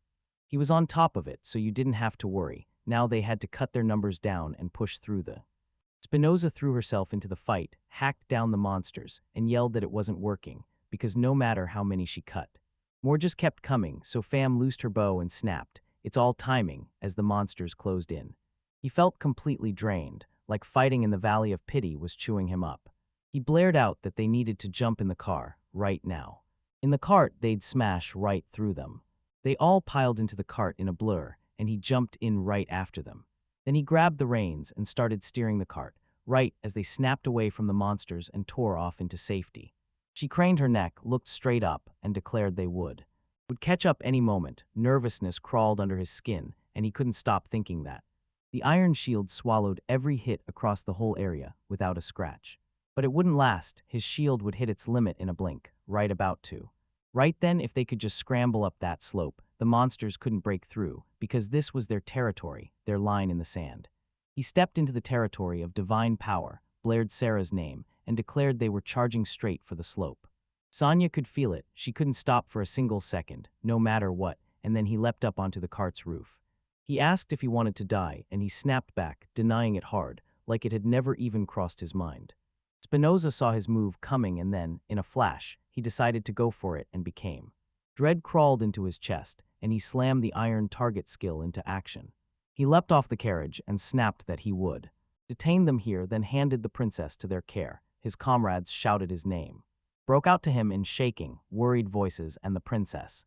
Jesus told him she demanded he come back alive. He spun around with a grin and told him that if it really came to that, then he. So he had no choice. He had to carry out the order, and somehow he had to believe it would all be fine. Fine, he wouldn't let anyone pass. His comrades nodded and swore they'd prove his stubborn will by paying tribute, then push forward to deliver the princess to the spring. He figured the only way to save the priestess of light, his comrades, and the whole world was to stop anyone, period, from getting through. The demon lunged to kill him, shouting, "Do you seriously think you can take all of them on your own? This is hilarious." He slams a shield right in front of himself. He stared at himself and thought, I trust my power. Later, he tore through every last monster and finished off the demon. Demons swore it couldn't be done, until one person proved them wrong. He said the pain they're feeling right now is the proof. It proves it's possible. The demon snapped that nobody ever warned him there was a monster lurking among the guards. He demanded answers, because someone was leaking every piece of info about them too. The demon coughed and snapped, "Time's up," and he told him to start steering suspicion toward his own comrades. Who else could it be? MC slumped onto the ground and thought, finally, the monsters are gone. Now they can finally breeze, because in this brutal valley, even he'll have to scramble up and fight his way out. He heard Alina calling his name, so he shot back, "What are you doing here?" She laughed it off. No monsters lurked in the coral plain, so they kicked off their journey early. Then they spotted the knights trying to stop his comrades, and he snapped, "Is that why she came?" But she just stared, like she had one more thing to say. He scanned the room and snapped, "Did you handle everyone by yourself?" And yeah, she knew right then it wasn't for nothing. Yeah, but that didn't mean he wasn't rattled. He knew he had to get up on her horse, and he nodded, agreeing. Greed thanked her, and the moment she did, embarrassment hit her hard, so he leaned in and asked what was bothering her. She barked out, "It's nothing," but her heart was hammering like it wanted out. It was wild, because only a truly unstoppable person could pull that off. Was counting on him. If he was slowly falling for her, he would hold on tight, like he was scared to lose her. She clung to the reins the whole way, resisting the urge to let go, because every step pulled her straight toward him. She blurted it out so loud it was straight up embarrassing, but she didn't care. Then he called her, threw out a sincere apology for interrupting her. And he said, "All right, we're moving," because he had news to spill to everyone, and he couldn't wait to see his comrades. She took a breath, calmed down, and agreed. And snapped that they needed to hurry, so they climbed onto her horse together, and she blushed hard, because the truth was, she really didn't want to. They wanted to speed up, then they hit the knight's camp, and Sarah called the... She called both of their names at once, relief flooding her voice as she said she was just so thankful he was safe. Then he hopped down from the mount and told him, "I'm so glad you guys nailed it." They even said they'd lined everything up and had already arranged some. They threw it out so fast, bam, it's the knights, and the sheer audacity of it made my blood boil. He smiled, feeling pure relief, because everyone had made it here safe and sound. Safely, Sonya marched up, praised him for the job, and then she swore hard S***T. She should praise him, and he insisted he was only doing his job. Besides, he could. He couldn't disobey the princess's command. She said it softly, but it hit like an iron rule. That tiny smile she once barely noticed, now she couldn't stop thinking about him, and she held him in high regard. He caught sight of Gregor striding right up to him, and couldn't help but wonder if he'd come back to complain again, until the rest of it got cut off, like unexpel. Out of nowhere, he dropped to his knees before him. Gregor followed, kneeling in front of the pretender. The protagonist dipped his head and spoke for the leader of the knightly order, telling him to shield the queen during her hour of peril, because without him, they might have been crushed completely. The protagonist stared at him, stunned, then told him, "Bow your head," and right after that, he ordered loud and clear, "Now lift your head." He did exactly what he had to, and the head of the knights thanked him again and again, saying they owed him everything. MC clenched his words and decided he had to speak up, because after the last demon battle, it was crystal clear. A traitor was hiding among their ranks. One of the knights snapped, "Cut the nonsense," saying everyone here has trusted each other for ages, so nobody's getting pulled to the dark side. Sarah finally chimed in, but the truth still stands. Spinoza warned that the enemy was reading every single move they made, yet somehow the 5 of them got hit the hardest, didn't they? So she snapped her finger at the knights, one after another, grilling them like, "Was it you? And or you?" The soldiers exploded in outrage, because seriously, you can't just start accusing people at random like that. If she's hunting for a fight, Sonya's not backing down, because even if a traitor is hiding among them, she'll make sure there's a hard limit to rudeness. Between them, it wouldn't shift a thing, so she pushed him too. "Everybody get some rest. If you keep protecting her like you've been doing, that'll be enough." Enough, everyone needs to breathe, because the ceremony kicks off after a quick break, and then Her Highness Minus retreated into her tent, and Sarah clocked it instantly. Sonya must be absolutely exhausted. She was bone-tired too, but she never let it show. MC even said she was holding up great after spending. After they spent the night, the column blasted off again, and Sieg turned to Fam, asking how she was doing, only to realize her face had gone deathly pale, like the archer was. She admitted she didn't feel right yet, and Spinoza snapped, "Are you worn out already? What kind of fragile brat did they send?" Fam shot back annoyed, "Don't start comparing, she's got muscles where a brain should be," and Sita snapped to face Fam, saying she just has to. She had to be totally wiped out, so she grabbed some water and handed over a little vessel to drink. Sam snatched it up and blurted, "Thank you," with a grin, and the archer went on drinking the life because she wouldn't say no. He poured that life-saving liquid in, and the moment it hit, everything finally clicked. Everything's all right. Then she suddenly stumbled, and the protagonist caught her tight so she wouldn't hit the ground. And then he rushed in to steady her as she tried to stand, telling her she'd pushed herself past her breaking point. Much let her scramble onto his back. The girl didn't even hesitate and leapt onto. To him, he stared at her and realized she was so light like a feather, the tiniest one there, so of course she'd be wiped out. Exhausted, he muttered an apology, telling himself he'd worn her out. Then Fam snapped at him to cut it out. "You're embarrassing her," he heard, and she pressed herself against his back as she said it. Still, weirdly enough, she feels perfectly calm right now. Sieg grinned and said, I get it, and Spinoza shrieked, so you want to be in his arms too? The protagonist shot back, she can walk on her own, and Sarah snapped, he's tired too, so don't be so capricious and just walk calmly. The protagonist couldn't help smiling warmly, because honestly, they're both insanely stubborn. Racing down the stairs, Sonya snapped at everyone else to stay put. To stay here, a holy spring waits just ahead, and trust me, one guard is all we need. She jabbed her finger at the MC and said it would be him. Gregor froze, totally dumbfounded. Wait, what is she talking about? You can't leave just one guard on duty for the ceremony. Tell her to get it together, Your Highness. Told him demons can't even touch these sacred grounds, so if anyone dares to attack her, they'll find out the hard way. He'd take care of them himself, no question, and if demons really were lurking among them, then letting outsiders slip into the ceremony was just asking for disaster. The ceremony was too dangerous to risk. She could feel the protagonist's intentions were clean, pure, and true. The guy who risked his life to protect her couldn't possibly be a traitor. So they had nothing to fear. Gregor opened his mouth to argue, but she shut him down with one sharp glance. As the guard captain, the protagonist couldn't shake the feeling that it must be brutal to accept that someone might deserve more. Sonya demanded they start now for more trust, and Gregory shot the MC a ruthless glare as he told her. Her Highness leaned in and told him she was ready, then demanded Ser keep an eye on Fam. Ser nodded and promised to watch, and when Sieg and Sonya stepped in, he spotted a huge stone angel statue standing right ahead of them, in front of which gushed a holy spring, and the protagonist screeched to a stop, right as the moment started to crack open. The protagonist stopped at.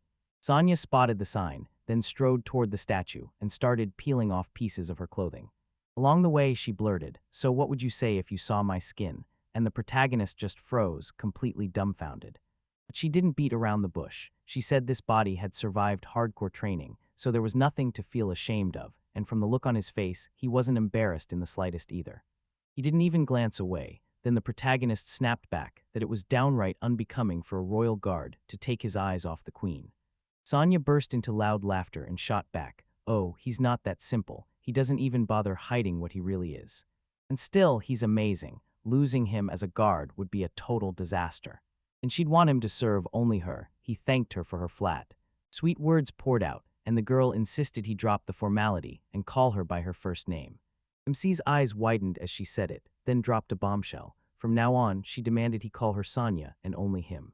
And nobody else gets to try it, period. Let him go at it, Sieg muttered, embarrassed. Well, Lady Sonya, the girl of. The girl snapped back, no manners, just truth, and the protagonist told her she should spare him. The other knights were about to rip him apart. Sonya stepped in like a hero, and honestly, he had it coming. Now they will kick off the ceremony and let him stare, never once looking away from her, and he promised her that he would. He'd make it happen. No one would dare interrupt him, not for a second. To the ceremony where Her Highness kept her hands folded in prayer. He prays with total focus, then steps into the holy spring with careful precision. She took a deep breath, then slowly drifted toward the statue, eyes shut tight, lips moved like they were praying in silence, and MC swore it was some kind of plea for the protection of the world, but it felt more like a dream. Then, out of nowhere, she blurted, "Hey." Her body would need a few heartbeats to gather the power required to break it. Snap the boredom with a conversation. She latches onto someone like him, like he's the most fascinating thing in the world.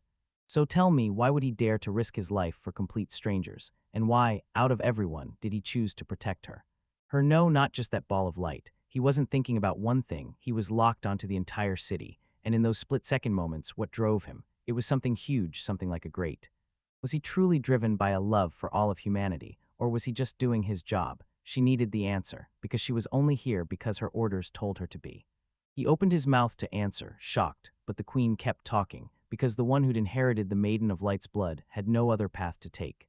She clawed her way through countless trials to unlock this power. No victory lap, just one truth. She had to because the moment demanded it. She didn't want to protect anyone. She actually despised the human race, and part of her even thought it'd be better if the Demon King rose again and wiped this world clean. Siegest froze in surprise. Could that be true? Sonya said yes, no doubt, but she made it clear she'd never tell anyone else about it, only him. The royal family and the nobles act like pigs, obsessing over fattening their own bellies, while the lower classes get ground down. Meanwhile, they only know how to point fingers at everyone else and whine about how miserable life is for them. Nations stare at the seal like it's sacred, knowing they're tossing their own lives in there. just so the barrier won't break and unleash what's been caged beyond the. Demon King finally got to live easy. She dumped the whole crushing burden on everyone else, and in the end, for her, there's no. In her eyes, nobody is worth protecting, yet for her, walking away from that duty is absolutely out of the question, pure nonsense. Wasting her life on people she won't even bother to protect. But then what about him? Does he keep fighting on his own, or does he finally break? He gave it everything on his own, sparing nothing, just to let her have an answer, and now he couldn't stop wondering, are this world and its people really worth it? How can he still risk their lives for protection? Why is he going silent? Let him talk, he thought, staring at her as a priestess of light, her all.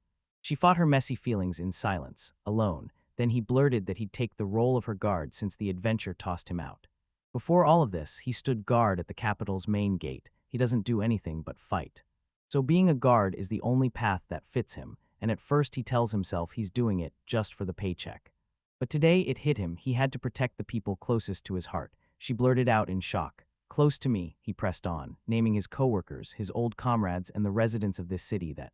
Shelter was everything. When his home vanished, they took him in, even as there were people he couldn't grasp and secrets he simply couldn't see. Sometimes he can't help asking if humanity itself needs saving, and if that's why he's protecting them.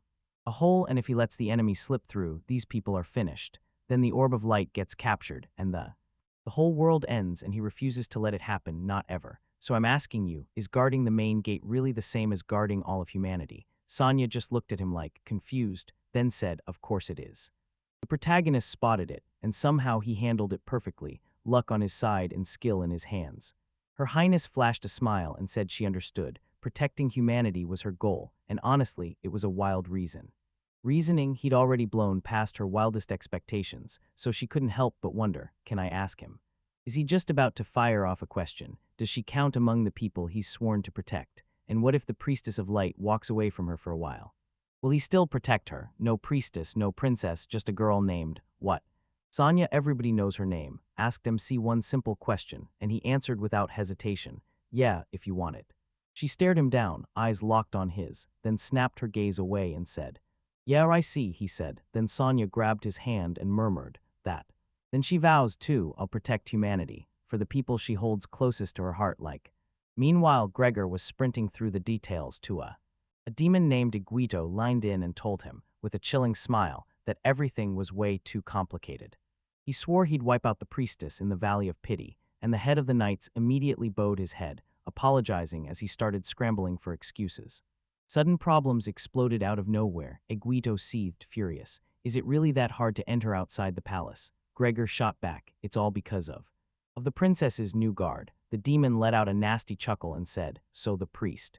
The priestess doesn't trust a single thing about him, but they still need the commander of the knightly order, so he goes and places his. Hope flared in him, now push through and finish fast, because if things get rough, he'll use his trump card, so don't dare betray him. Gregor swore he'd always stand with the demons. Sieg keeps throwing everything off, and right when the chaos hits, Sonya whips out water from the holy spring, sprinkles it on the protagonist, and orders him to wash his face. They couldn't shake the thought that it might have been too much, but the next day, right after finishing the ritual at the holy spring, they hauled themselves back toward the capital, only for the road, winding through the coral, to fight them every step. Coral Valley was blissfully calm, until Sonya finally leaned in and told him. The MC flat-out said that without him, she'd probably be dead already, but thank goodness, thanks. Because of his words, she can keep serving as a priestess of light, and if they keep up this amazing work, they'll get nominated for it. He got nominated for state awards, and when she spoke, his answer came like a victory, because her words were already the prize, and the girl beamed. After everything they've pushed through, the world better reward them, because hard work earns its place. This time, Sarah stared in stunned silence, then raced to tell the queen, and Sonya's shock hit hard. She couldn't believe it, because the girl kept talking, and suddenly her face eased into something gentler.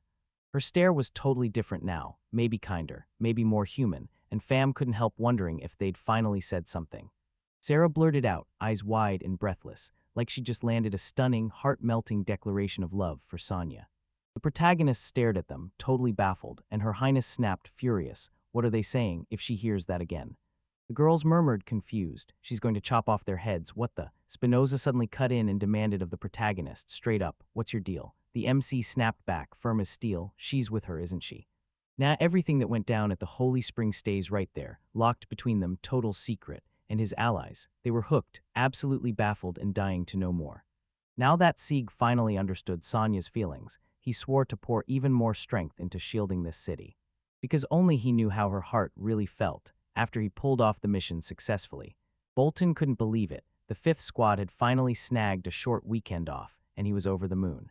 While he hammered his body into shape, the protagonist figured he had no hobbies at all. Once he went from adventure to guard, he blinked and suddenly his weekends were gone. Training swallowed every free hour, and there was nothing else left to do. Spinoza was in full party mode, blasting through the air with cheers and shouting that she'd have the time of her life for every single day she worked, the protagonist couldn't stop himself, still wondering if he'd gone completely missing as a not having a hobby at that age. It felt awful, like some boring void he couldn't escape, and he was only 20 years old. At 25, he had no hobby, no soulmate, and no direction. Then something had to snap, because time wasn't waiting anymore. Fezar told him, if you beat me, I'll hand over every chip I've got. Just win, and you'll walk away with enough to trade up big. MC slid over the ships he could actually afford, fired back with an answer, and understood the full challenge. Then he stepped up and sealed it. I've got 50. Zig stared at Spinoza, sprawled on a nearby table, devastated over her loss, and couldn't wrap her head around how she somehow made it out alive. Spinoza's love for gambling is what dragged them here, and they walked straight into the first casino they spotted, where a guy named Fesar pulled off a crazy feat with pure skill. He'd already lost at poker, and now he'd be forced to repay every coin his comrade just got wiped for, just as she warned him. Since Fesar could read emotions, the protagonist had to watch every move, because once he announced the amount, he kept going, wagering everything on it. The guy stared in disbelief. Everything. He couldn't believe it. He'd thought it would be harder. He tries to hide his little feelings on the surface, but his eyes won't buy it. They stare past lies and straight into a person's soul. Fazar grinned and called it a bad hand. Then MC snapped that it was all a bluff, daring him to keep playing instead of walking away. He wanted to throw an applause for his courage, but he refused to back down, full send. He dropped his cards and swore he had quads. Only 2 combos could have topped that, and he didn't have either of them. He still won. Zig shot back, and then it got funny because he drove the hit straight into him. He was so stunned by his own wild play he couldn't even breathe, and these were the cards he slammed down in that moment, as the Honest showed his hand and smirked as Fazar's face crumpled. Then the guy snapped, "What?" A royal flush. Spinoza's shock exploded like fireworks, and he ripped himself up from the table and sneered, wickedly, "Fizar's done for now because he already bet everything." Everything? Zig's just a total great guy. Then the casino player yanked at his own head and screamed, "No way," because he was convinced his opponent couldn't have had that kind of hand. He stared at the protagonist, baffled. How on earth could he stay that calm? So the guy tapped his head and said, "Because I can read emotions," just like he promised. And he just played, totally ignoring every single poker rule detail like they didn't matter at all. And that's exactly what Fazar blurted out in Iris. What kind of player does that? MC snapped, pure recklessness, but at least he still won. Isn't that the whole point of gambling? After more grief, Fezar finally snapped and admitted he was beaten. And turns out he genuinely loved the match, just like his opponent, and then boom, he congratulated him for the win, handed Zig every last coin, and as they finally stepped out of the casino, Spinoza lit up and happily told the protagonist. He knew he'd hit a crazy lucky streak, so they begged him to play again, and he laughed, saying it was just beginner's luck, then headed out to take a stroll through town. Spinoza vowed she'd keep the peace until payday, and the protagonist basically told her, "Just don't cause trouble on the way." Then they spotted a group of kids happily playing in the street. She runs right into MC by accident. Then Zig shoots forward, apologizes fast, and leans in like, "Are you?" If she'd been hurt, Sarah would have burst in right beside them, grabbing the kids' hands and tugging them along. Then she'd rush out an apology for not watching her closely enough. He kept his eyes on them and fired a question at her. Who were those kids? She just smiled and said they were little ones who studied at the church, so the girl asked, "Is that your husband?" Then she leaned in like it was urgent. "Have you two kissed yet?" Sammer turned beet red and blurted out an answer. "No, it's not like that, because they still have." Everyone leaned in for kisses, and the protagonist just grinned, watching them like it was the best thing in the world, because they really do get along. Long, quiet breaths, then a nun suddenly popped up beside them and said Miss Sarah was always stopping by to look after these kids, and he. Mr. Zig. Sarah beams as she talks about him, then her cheeks flare red when she rushes to the Holy Sister and begs her not to bring up stuff like that. Then the protagonist blinked in shock. "Even sister?" the nun said, and she revealed that she donated to them too, an incredible woman. The MC just stared, totally baffled, and asked Sayer one question: how could she possibly afford something like that? She said she lived in the barracks, so food and shelter were covered. She didn't even mind handing over her money just to light up these poor kids' faces, and right then, the girl crouched down before the child. Zig was rocked. He stared in disbelief as they clung to her like she was family, hugging her with total trust. Was this the birth of a brand new goddess? It felt way too vivid to be real. He handed the nun his casino winnings, demanded she take it, and hit her with a stunned, "Is this okay?" because even he couldn't believe what he was doing. All right, our protagonist glanced at the kids and said, "Let this money go toward the..." so they could use it for their kids' education instead of wasting it on pointless junk. The nun beamed and thanked him with all her heart, and the kids waved goodbye as joy burst. Late that night, the protagonist collapsed into bed and grumbled that he still hadn't figured it out. A new hobby, and then he spotted his fam on the ceiling beam. He blurted out, "So you've been watching me all day again, huh?" She was already coming out. He even started counting each time she showed up because fam could tell he wasn't buying a thing, and he made it clear that if she hadn't hidden, they could have shared a real good time, but she said it with a sad little sigh. She was too naive for her own good. If he said no, she'd twist and turn all night, crushed with shame, and shove her face deep into her pillow.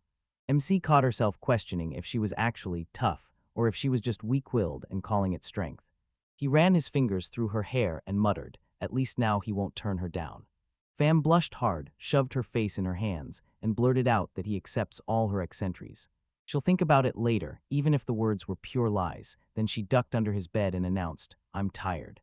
She was so done watching him that she climbed into bed, and the protagonist shot, "Wait, where are you going?" Fam told him she couldn't sleep in some lonely place like her own room, so he leaned in and asked if she wanted to sleep there with him, maybe even come up closer, She called it a tempting offer, but there was no way she'd sleep outside. Any enemy could spot her and strike in seconds. Zig let out a heavy sigh thinking, this is tough with her. Then he said to her, "If you're at peace, then that's fine." And he finally whispered good night. Then as sleep started to steal over him, one thought burned in his head: how to keep from crushing her. Her again. Hannah slammed into another nightmare, and their old leader's presence was the one haunting her. He tore into the air with furious curses, yelling the protagonist's name at the top of his lungs until the whole scene shook. He's about to tear everything apart, and it's all the protagonist's fault because that's what got him killed. That's it, everything ends. She snapped her eyes open and thought. She reconsidered, then, with a quiet swallow of regret, she apologized to Nahat and waited just long enough for the moment to stretch. Meanwhile, Irene jolted awake and caught Hannah packing to leave, so she shot her a question. "You're going to Estel?" Hannah's face burned with embarrassment.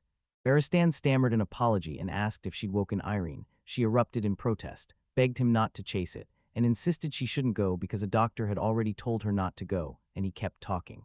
He told her to stay away from the ruined Estel after that demon contact, because one wrong move could wreck her completely, and no one could ever know what it would do to her. Hannah said she got it, but she still couldn't stop herself. Irene hit the moment she couldn't take it anymore, bolted from bed, grabbed her hand, and begged, "Please take me with you." Hannah thanked the girl for her generosity and kindness, like she'd just been handed something priceless. When the allies finally rolled up, they found nothing left but charred ruins. Irene couldn't stop wondering if Hannah's hat had burned in that place too. She burst into tears and blurted, "It was all a lie. Yeah, I did it." Irene stared back at her with raw pity, and then her thoughts burned in her mind as she always put everyone else ahead of herself, and Hannah kept going. She was the only one who clocked the shift in him, and to snap herself back, Irene pushed him off hard and said, "We're done with the past. Now we start over from scratch." Who would have ever guessed a demon? Hannah stared at the silence and muttered, "I wonder what happened." It all went down the moment he got left there alone, Esther K's Vujet. They were all getting dragged into it, every single one of them, and it all started with Irene drawled. Even so, Esther somehow pulled off a ride and made it happen, somehow. Casting magic before she died, Esther sat under a tree. With a hat pulled low, Hannah stared into the far distance and told him, "It's just getting started, Mr. Zig." Then morning hit. The morning he woke up, the protagonist shot up and immediately stared. She shoved her hand under the bed and yelled for the fam, asking if she okay, did she already leave? But under the bed, nothing, just a blanket. Blanket and a pillow. While he dressed, he couldn't stop thinking. You had no clue what everyone else was up to that early in the morning. Then he starts training every morning right after he's done putting on his gloves, only to realize one of them is missing his He stared at his nameplate, shocked, and figured he'd lost it, so he rushed off to practice. After that, he jumped in the shower and went back to work until, minding their own business, him and his crew suddenly caught a voice they knew in their bones. Wait, what the hell were they doing here? Gregor stormed into the building with his knights flanking him, his face burning with rage. Bolton couldn't help but wonder. Totally baffled, what kind of mockery was this? The knight commander had barely spoken when that orb of light was already stolen.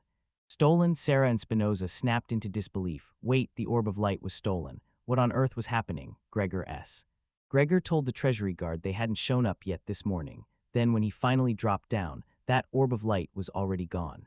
But they spotted hard evidence right on the floor. Sieg is getting cuffed right now, accused of stealing the orb of. Sarah flung herself forward toward Gregor, furious, but the knight slammed into her path.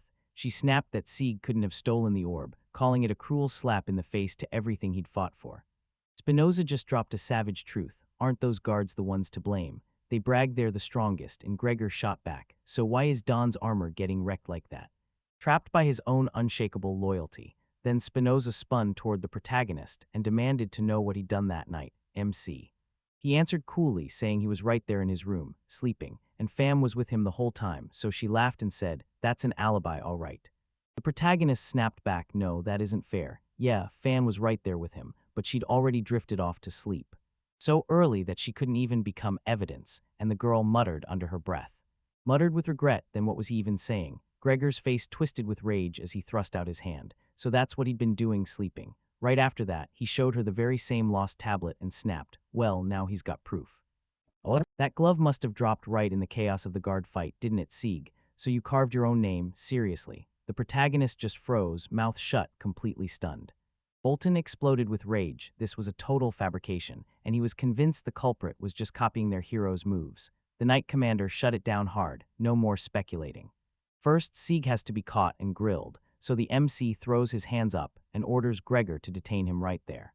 Pain ripped through him as the handcuffs clamped onto his wrists. Then his allies surged in, and he slammed his palm up, ordering them to stay back.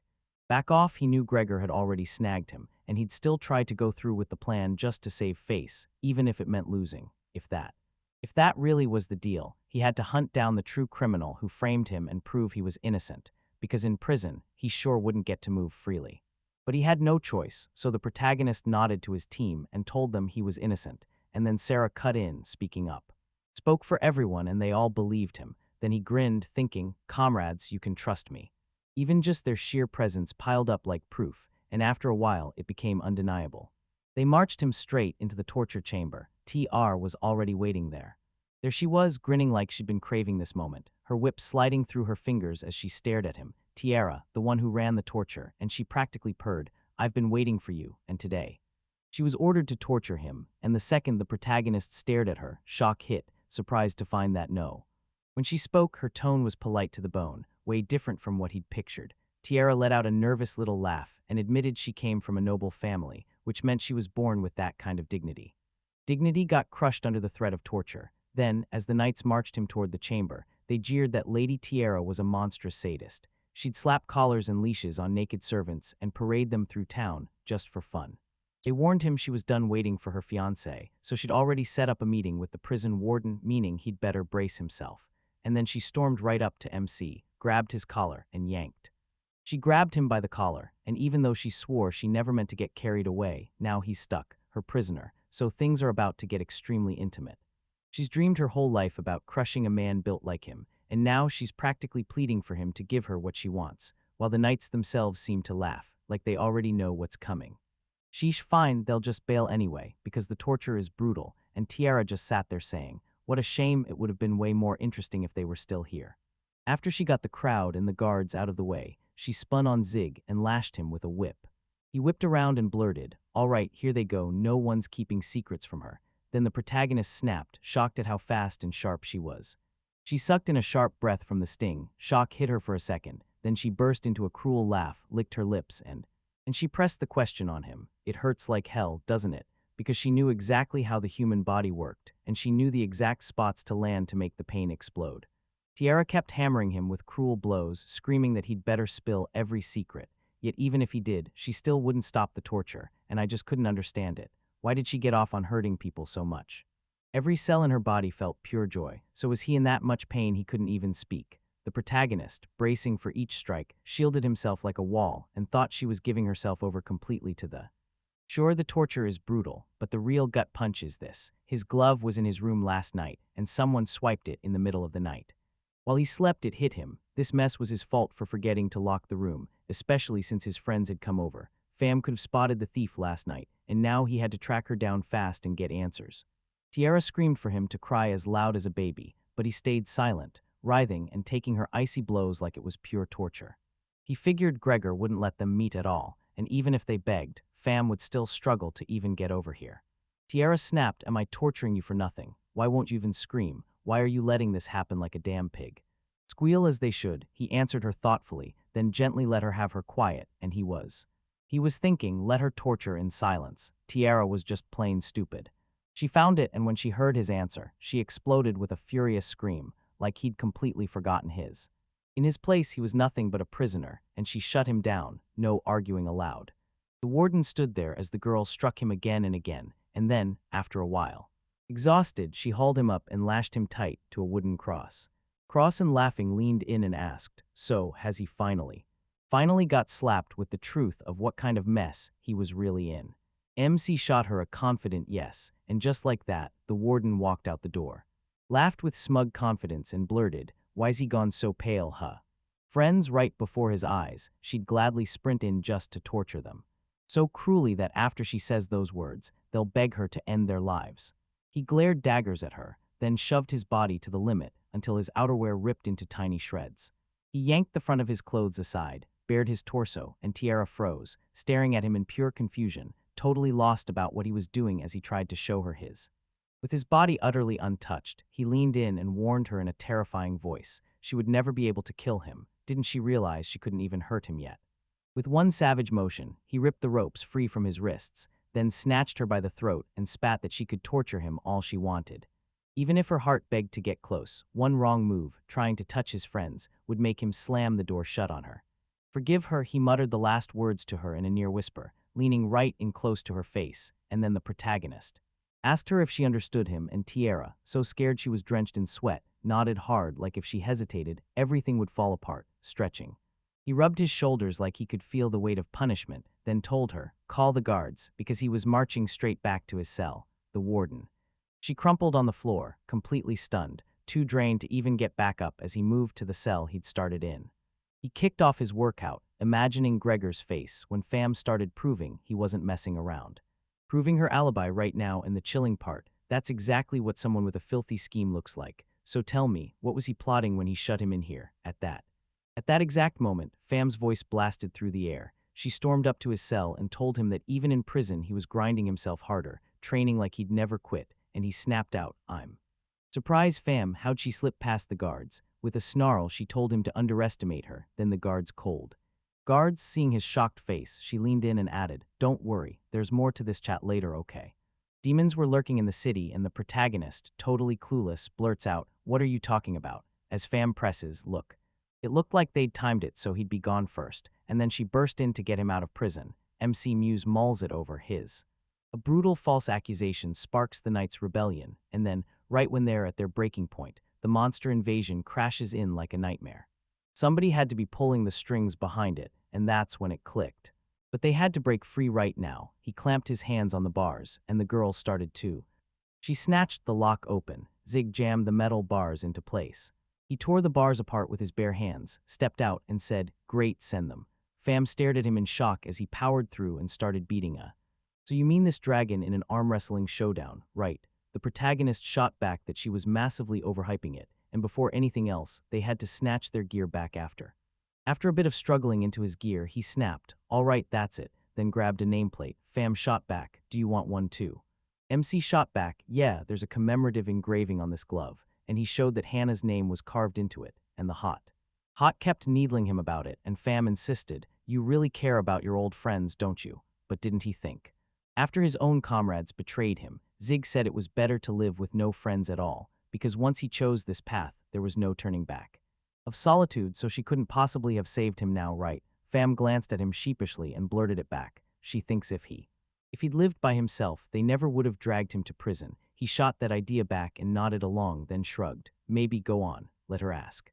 They escorted him straight to the exit. Then bam, guards slammed into their path and screamed at the top of their lungs. Escape, he orders everyone to stop him as they swarm in, because this prison is unbreakable, and he's been dragged into a fight he can't avoid. Fam snapped at him, saying if he couldn't scrub his tracks cleaner, it might as well be broadcasting their exact location to everyone, and while the protagonist was busy knocking down another knight, he ordered her to stop talking before the words could finish. Nonsense, he's nowhere near as stealthy as she is. Those knights were screaming like they knew he was coming. No way were they getting out, so the protagonist slammed them all at once with his power, knocking every last one unconscious. Once they finally burst through the exit, the allies stared in shock. The drawbridge was shut tight. The path was shut, and the MC realized they'd blocked the exit on purpose to trap anyone who tried to run. They had to drop it down just to break free and get out. It out because right when Fam was seconds. He was about to admit there was no way even he could break through that structure. He slammed his weight on the bridge, and it groaned down fast like it was ready to drop, and the girl said, "Just wait." Pure astonishment hits. She yanks it back and shoots. "Wait, are you sure he?" "Don't worry, he's human," Zig reassured her, and she nodded, glancing down at the... Staring down at the city from the observation deck, he blurted out in pure confusion. "What the hell is going on? This entire city got smashed to ruins." Cracked sidewalks and shattered pavements lay in ruins as gigantic monsters prowled the streets, hunting like they owned the city. At that exact moment, the fifth squad was getting slammed by demons, fighting for every inch Spinoza.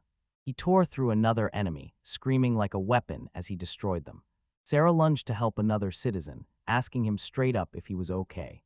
Man thanked her for saving his life, then she bolted on without slowing down, Spinoza taking a... With a quick breath and a shaky thought, she realized she couldn't last here without Sieg. Without him, her strength just ran out. Sarah felt her strength slipping away, and right then she spun around, warning her that danger was creeping up from behind. Spinoza snapped into action, bolted straight at the enemy, and yelled back, "Tell her to." Sarah spun around. There was a monster right behind her, and she was seconds from striking when their opponent's blood erupted, blasting her with a hot spray. The monster crumpled hard onto the pavement, and with his weapon slick with blood, the protagonist stood over the girl and spoke to her. Girls snapped at him to forgive him for making them wait, and Fam stood right behind his shoulder, bow drawn and ready. The girls cheered him on with pure joy, then sprinted to Fam and wrapped her in a massive hug because she'd just saved him. Spinoza erupted in delighted shock, and it hit everyone. She can do it whenever she wants. She can be the only one to pull it off. She's seriously that cool. And yeah, Fam kinda blurted it out like an awkward mess, but honestly, she earned every bit of that hype. Encouragement hit their hearts, but the truth was brutal. Things here were dire, and the girls confirmed it was real, one night after another until the nights. Everything snapped in an instant, like they'd chugged demon blood straight into their veins, and the guards had to clamp down hard to keep it from spilling. The demons raged, but they still couldn't stop the knights from blasting straight through to the palace. Exclaimed, "So that means Sonya's in danger too," and it hit suddenly. Suddenly, a blinding flash erupted from a window in the palace's main tower. Where the princess had been spotted, the allies froze in alarm, eyes widening as panic hit.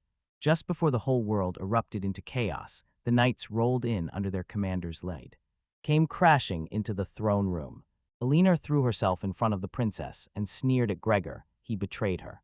He smirked and snapped, "Betrayed? She's talking nonsense." And the truth burned in his head. He had a bad S***T. It didn't just ditch her, this selfish little brat who'd do anything to dodge punishment. It also dumped that worthless royal city, and the irony of it all was brutal, because someone so arrogant. A domineering girl stood as the world's protector, and he was sick to death of pampering someone like her, so he threw himself onto the demon's side, spinning a blazing sphere of light in his hands, then snapped at Gregor that she'd hand over her life inside that glowing sphere. And he stepped right into the demon's ranks, exactly where Her Highness had stared in shock, while a blazing ball of light revealed him, and Alina dryly snapped, "Oh, it's you, of course." She finally saw it. He'd never once worn that knighthood with pride, and the princess realized the cold truth. He wasn't loyal to her at all. Gregor gave a low chuckle and said, "Knightly pride and loyalty. In a city this empty, what's it even worth? He's chasing status and money and nothing else, just greed and shame." Alina snapped, calling him a disgrace. Does he know the one thing that sets her off more than anything? Men. Then she followed suit and snapped her ice magic on Inna, and came at him with full force, while those knights who tried to match her were left stuck in her magical stride. He ducked the hit, then sprang upward, soaring through the air in a single wild leap. The air ripped apart as he struck, and she snapped back. Then he drove straight through the princesses. Cold, icy defense. His weapon's tip barely missed Sonius, and Aliner snapped into action, parrying his strike perfectly. Lunged in on him, pressed the blade to his throat, and snarled that a worthless creature like him could never stand against her deadly fencing. He couldn't possibly think he'd get away with betraying the princess. Just then, after blasting back her magical attack, the knight snapped back into formation. Gregor snapped at her, asking if she'd really forgotten they were outnumbered, and Aliner, eyes locked on the knights, stared in shock as they'd smashed right through her aim. She sliced through it again, slapping up a fresh ice shield, stronger than the last, cradling the princess in protection, and then a blinding flash erupted in the air. Gregor glanced from the window again. This time it was a full-on siege, and he knew it wouldn't last. Their fate was already sealed. Ellen meets a brutal end at the knight's hands, and her knightly pride turns into a glaring eyesore. Aliner, there's not a single worthy woman in this whole country. And right then the knights shattered into chaos, the guards got dragged into monster fights, and cared and then hope slammed shut. Imprisonment was the only last lifeline, help never coming, until all they could do was fall apart and die in despair. At that exact moment, he called forth a towering demon as a flying bird, and it tore straight through the ceiling like a meteor, then he tore into the girl's ice shield, shattering it piece by piece. Aliner braced for the fight and ordered the princess to stay safely behind her. Behind her, the knights shattered the final stretch of the ice barrier and surged straight toward the girls. Illinois thrust her sword up and roared, "Stop," as if they could even lift a blade against Lady Sonya. They had to stop right now, but the knights kept smashing her barrier like it owed them answers, and she froze in pure confusion, wondering what secret powered their insane strength. Sword strikes bounced off them like they were nothing. No pain, no fear, just pure invulnerability. Aliner snatched the princess's hand and yanked her along, barking that they had to get out of here, right now. Sonya spotted the knights swaying under a magic spell, and whatever was casting it had. Didn't even faze her. Aliner flashed a grin and shot back, and honestly, it was almost surprising how genuinely kind she seemed. Rage surged through her as she thought of Gregor. He ditched his knightly pride and went straight for the princess's life. Life had no mercy for him. Sonya's heart sank, because she never thought Gregor would end up like this. He chased that power, then showered her in praise and made her feel special, because once you've lived it, you can't ignore the ugly truth. People are selfish to the bone. Even the priestess of light, the bulwark of humanity, is. She gets betrayed with zero mercy, then they try to kill her, and somehow everyone only cares about themselves.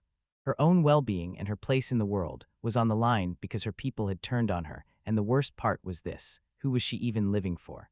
In this world, people tried to kill her so often it barely even shocked anyone, so she had nothing left to fear. And that's why she felt no fear, but now fear slammed into her, and she couldn't stop trembling. So tell me, is it worth it? If it weren't for Aliner, he'd be dead already, because death is the one thing he refuses to want, refuses to care about at all.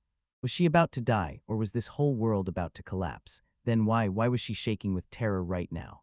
She locked eyes with the protagonist and broke into a grin. Then Aliner snapped, shouting at the knights chasing them, swearing they'd never get close enough. She closed in on the princess, then the girl charged straight at her old subordinates with her sword raised high. Sonya snapped her attention to the danger lurking right behind her. She suddenly realized she had to protect him no matter what. She couldn't even finish the thought. Sonya turned her gaze to the knight, thinking of all the people she loved. Aliner rushed toward him and flung herself at his body with nothing but her bare hands, trying to slam him to the ground. Aliner shouted to her in pure panic, screaming for her to stop, and the only way forward was to push her to run. Then the princess finally understood she couldn't help anymore. The knight yanked her by the hair and hauled her off the ground. She hauled herself up off the floor, but her mind wouldn't stop spinning, and fear hit her hard, screaming, "I don't want to." She wanted to die, then she decided that if she really meant it, she'd gamble with her own life. Life to protect them, and right then, everything finally clicked, and her life took on meaning. Suddenly, the protagonist burst onto the scene out of nowhere. There he tore the princess out of the night, sent her away in the blink of an eye, and shielded her as he apologized.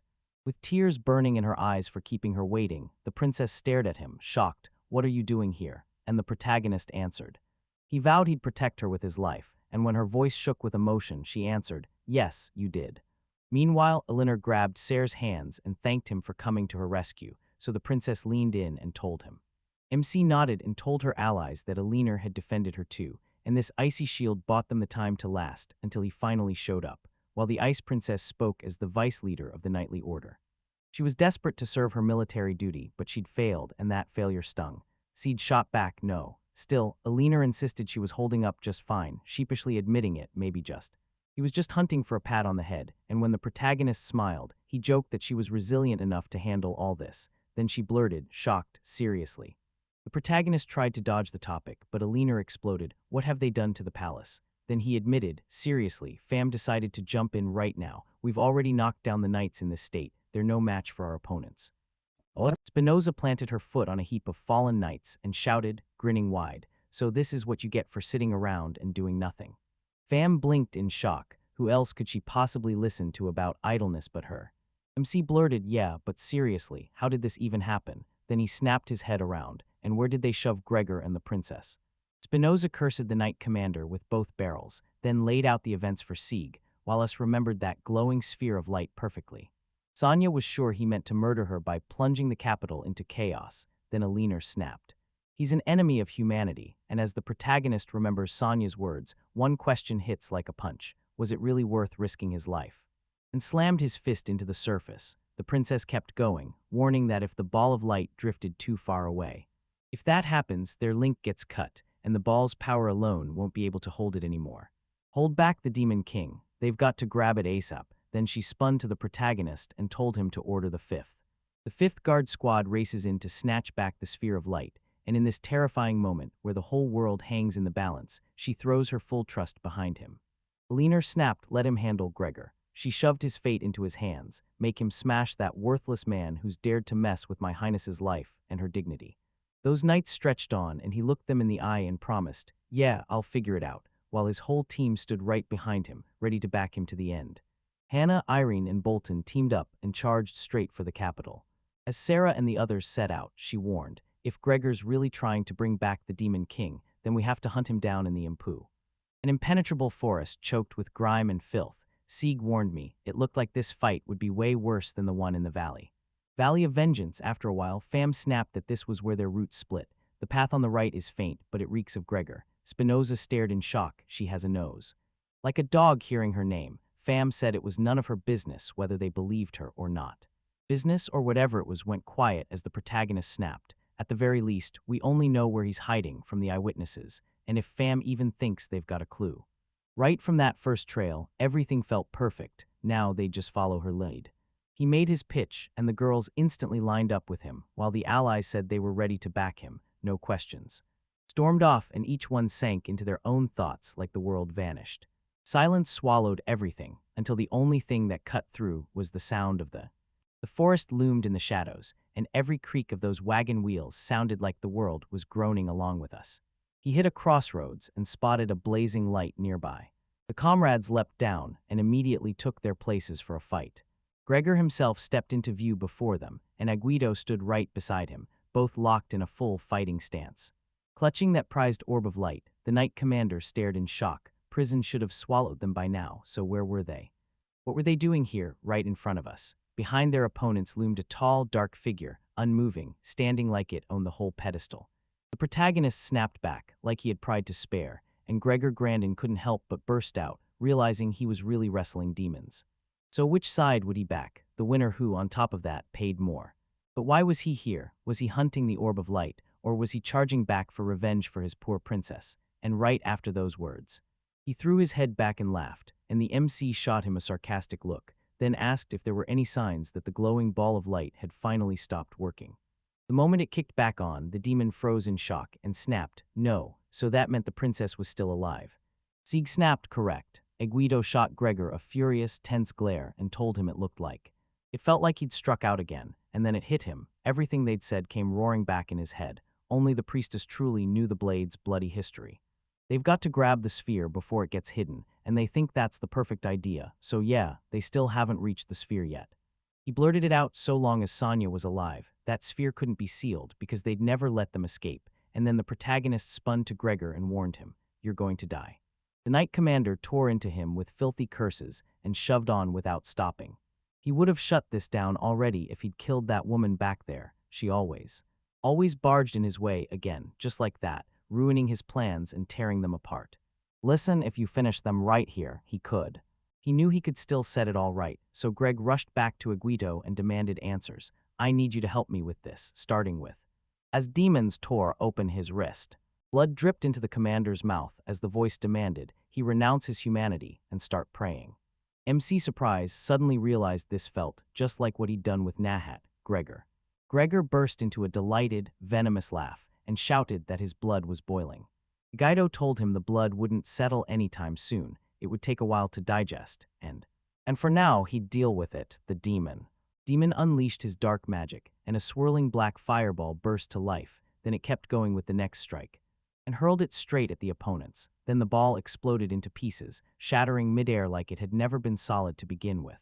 He smashed it into tiny fragments and tore into the intruders, then the protagonist stepped in. He caught the girls dodging the attack, and immediately assumed they were doing it to use him. So he'd bait them with the iron target, then snap everything away with a single shield deflection.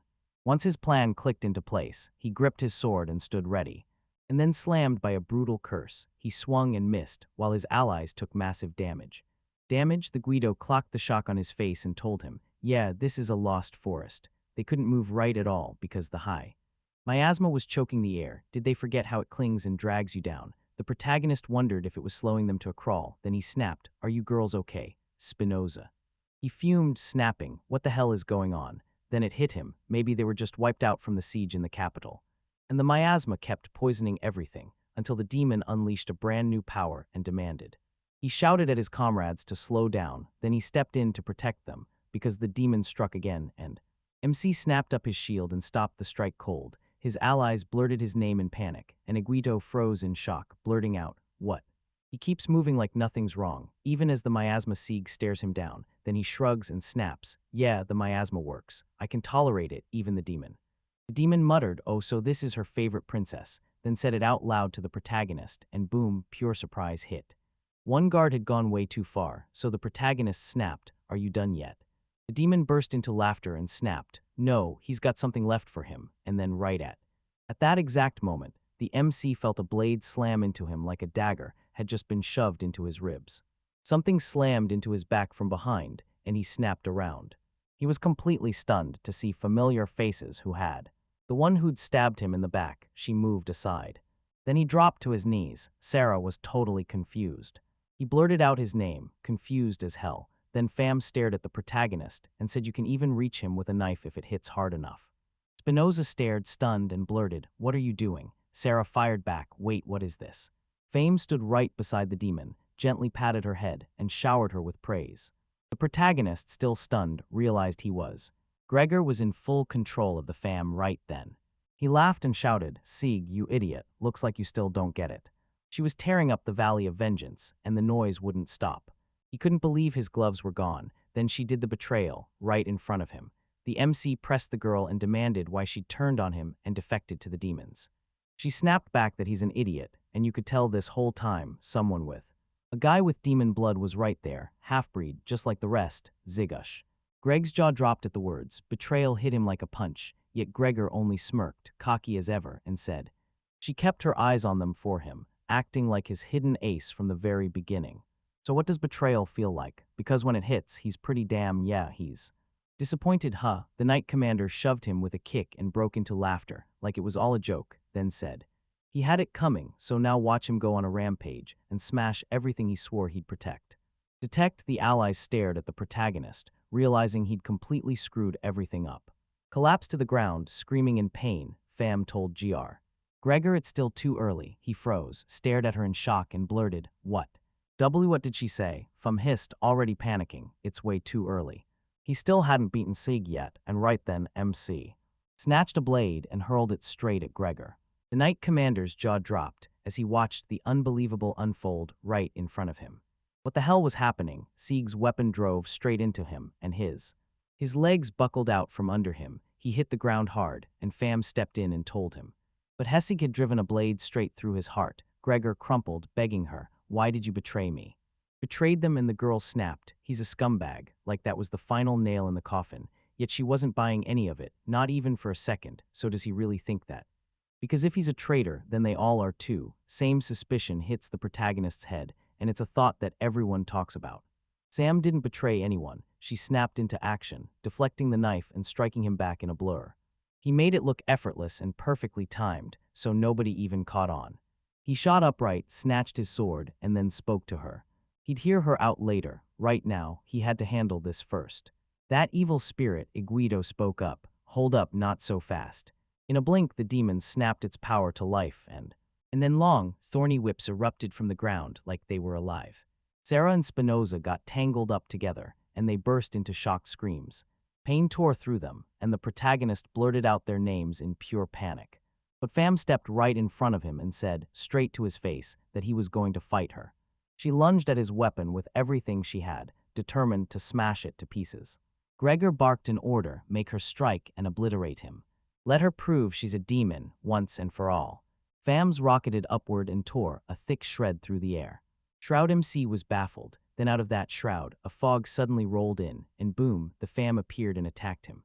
He grinned and thought it from up above, then from down below. Then he leaned in and told her, He told her loud and clear. She wasn't only an incredible archer, she could tear people apart up close too. He stared at her and said there was nothing to say, she'd be grateful if she surrendered the girl. Let him not even dream about it. They crashed together and Sieg clocked it. She's dodging like a pro, fast and sharp, and she won't be.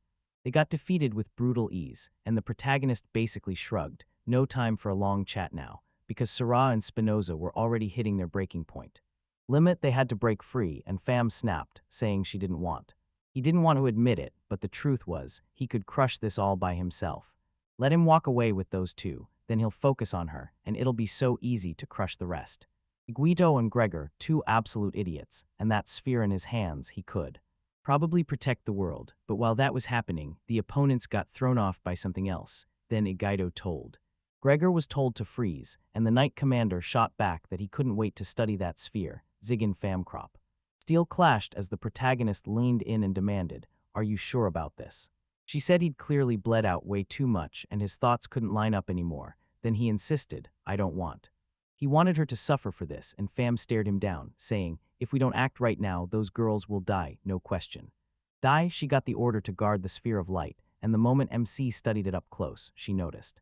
She stared at him like she was begging for him to end her life. She spun and slashed with a fierce shout. Who does he think he is? Because she's the one desperate to end his life. She had a dozen chances to end him, and she didn't. Fan stared him down, then leaned in and asked if when he was falsely accused, he wouldn't let her speak, because he feared she'd end up becoming.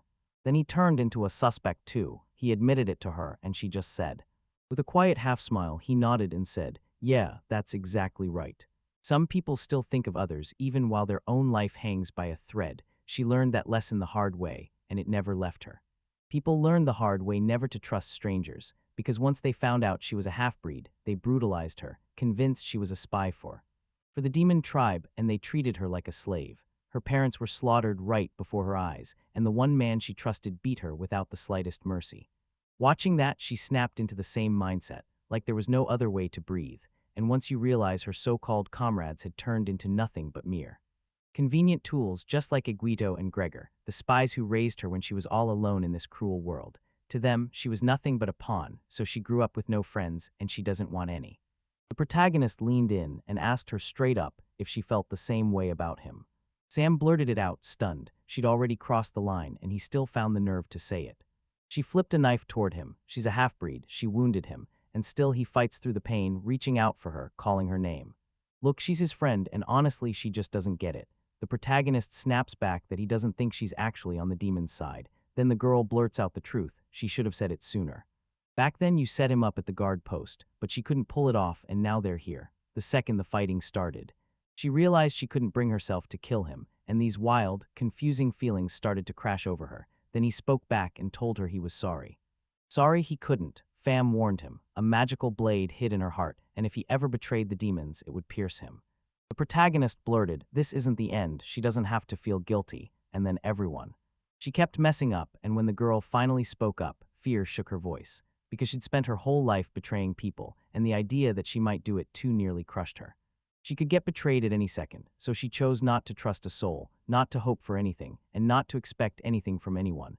Then she smirked and admitted that somehow, this blade buried in her heart actually made her feel safe. He objected because this way no one could betray her, but that's a lie, and she can't keep leaning on that. They don't even bother to call her by name, and he still steps in promising, I'll take you no matter what. She can't run from the people who believe in her, because he'll take her pain in his hands and accept every bit of it. Suffering carves sins into her scars, maybe even onto her skin if she's in pain, and he'll be right there because his family told him to. He'd be dead for sure. Then the MC locked eyes with her and said, I won't let that happen. I promise, just believe me.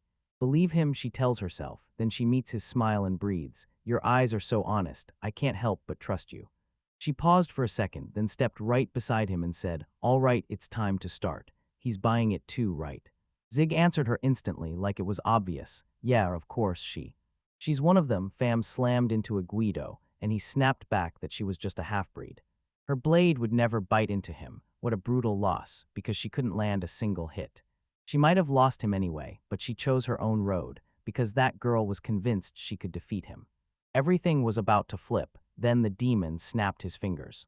Her fingers trembled, then pain exploded in her chest, and he snapped, it's over now, and honestly fam, come on. Rushed straight at him at full speed. She gripped the blade tight in her hand, and the Guido stared at her in pure confusion. She shot forward like lightning, swung her weapon with brutal force, and cut off his head in one savage strike. The demon froze in pure confusion, because that blade sunk into her heart should have ended everything, so why wasn't it working? The girl's whip started to crumble right in front of their eyes, dissolving into nothing. The protagonist finally spoke, then he swallowed Fam's agony like it was his own, because she truly had aimed her blade straight at his heart, and that's when the blood started to pour from his. His mouth was still smeared, yet the protagonist didn't even wipe it off. Then the demon, on its last breath, buttered him. So if that's the story, why is he alive right now? MC shot back, this doesn't even compare to the pain you and I have been through for all this time. The girl blinked, moved by every word, and beamed at him with pure gratitude. Guido murmured, I get it, and Sarah shot back, oh, so you underestimated him a little, huh? Clutching. She cradled the orb in her hands, and the sphere of light stayed perfectly intact. Spinoza. Right beside the crushed Gregor, he kicked him hard and spat. So you're the traitor knight commander, that's who you are. Cursed him, and with a cold grin he said, they'll die no matter what. Then he seized the demon's power, and just like that, they meant nothing to him anymore. She slashed across his face, screaming for him to quit, yet the moment it hit, she couldn't believe what happened next. Surprised, he casually snapped her strike aside and shot back. He already told her, I'm stronger than all of you now. Leaping up, he shoved Spinoza aside and roared, I'll finish them off. Easily, and when he's done, they'll wish they never stepped in his way, because he's coming for the kill. Slaughter them all, then pour their blood straight into the demon lord's hands, because that's what the protagonist. He braced for impact and snapped, go on then, just go on, let him try. He's still the same gutless, power-hungry traitor. He's got no way to win, so the protagonist slams down his shield and activates it. Gregor snapped back, don't get so smug, that shield will get you crushed. The Knight Commander surged forward, crashing straight into the MC's defense. He charged in to shatter it, but his sword ricocheted off He bounced off the shield like a thrown ball, stunned, because no matter what he did, he just couldn't shatter it. Shield, why was this happening? He swore he'd gotten stronger, and then, just like that idiot Sieg yanked it all away, stopping his. Gregor launched his next attack again and again, because he had to get several times stronger. He was fighting tooth and nail just to reach the protagonist pressed in, but his defense held, still unbroken. He couldn't believe it. How was Sieg resisting him when Sieg was just a weakling? Then he realized his heart was supposed to be the one place he'd never survive, and now it felt like a cruel joke. The protagonist raised his sword and swung. His shield crashed into him and slammed his cheek like a hammer. Gregor rocketed backward, clutching his face, desperate to stop the blood pouring out. Blood sprayed as the man stared at Sieg. Stunned, did he seriously just swing at his face? The protagonist let out a chuckle, then fired back with a question of his own. Did they really not allow it? The Knight Commander scanned the room. He ripped the words out of his lungs. Anyone? Are any demons here? Anyone at least, the silence answered for him. MC blurted out, how can? Convenient, right? He betrayed so many people, and now he's scrambling to hide behind someone else's name like it'll save him. Else was back and Gregor exploded. It's all those idiots' fault. He'd done everything for them, yet they still stared at him like he was just some filthy pig. Rage ripped through him. He shouted all night that if only this hadn't happened, he never would have done a thing. Everything, Sieg snapped, then cut straight to it. He's talking about the ones running the state right at the top. No honor, just cold, brutal disrespect. And it He's nothing but a rotten, worthless wretch down to the bone, Gregor. It was like a clockwork robot. Every second, it fired off the exact same line again and again. It's all of them. Then rage surged through him as he snapped at the protagonist like, if only you weren't here. The protagonist shot him a cold look and smirked like, now you're about to see, I can too. Sieg said you can practically taste Tierra's torture in that prison, and that he'd finally have time to sit with what he did. They couldn't even begin to grasp what Sonya was enduring. This fragile girl had to shoulder the weight of protecting their world, and he had. He didn't deserve forgiveness, and he knew it, so he braced himself as Sarah and Fam watched the night. Knights teamed up to survive. Herding comrades got hauled to carts, the fallen were carried away, and the protagonist. Dragoness dealt slammed Gregor in the face with a brutal punch and snarled, "This is for plunging this city into chaos." He struck him again and shouted, "This is for turning the knights into monsters, for betraying Sonya, for weaponizing Fam with pure cruelty, for going too far." And he kept looting his comrades. Then the MC slammed him with another brutal hit, and trust me, he's not getting away easy. Then it ended with a death sentence, simple, cold, final. The battered Gregor could barely move, his tongue swollen from every brutal blow, and begged him to stop and talk. Then Sieg slammed into him again, driving all his fury into the ground. He poured every ounce of strength into that fist, and the Knight Commander went down. He dropped like a rock. Then, out of nowhere, the protagonist felt sick, and suddenly his hands started trembling, and he felt. He dropped to his knees, and his allies surged in to catch him. Then it hit him, suddenly. Everything felt doomed. He'd taken way too much damage, and once he finally caught his breath, he turned to the girls and said they had to tie up Gregor and squeeze every secret out of him. Fam broke down in tears, watching him writhe in agony. The allies nodded like they finally got it, swearing they'd do everything they could to keep him from burning himself out. He tried to get up, but his body wouldn't listen. Fam grabbed him, held him steady, and then just broke down in tears. She told him to say nothing, not even move, because this whole mess was her fault. He fought for words, wanting to tell her, "Wow, you even." Made that face so full of kindness and worry for everyone else that she'd instantly get along with everyone. Everyone she didn't stop. He swore to her with absolute certainty that he wouldn't die. The protagonist did. Couldn't get the words out. He was desperate to tell her, but his voice just wouldn't cooperate for some reason. Guido watched from his hiding spot, fuming. He'd tried, but they wouldn't listen, and now he'd failed to finish off the Priestess of Light. He stared at Gregor as they hauled him along like a sack and said, "I don't need some weakling who can't even become a demon." He was pathetic, couldn't even grow horns, and the demon smirked as he stared at his hand, thrilled he'd finally made contact with the sphere of light. That was the whole point. The important thing, he couldn't stop thinking about the protagonist and wondering just how long his body could keep everyone safe.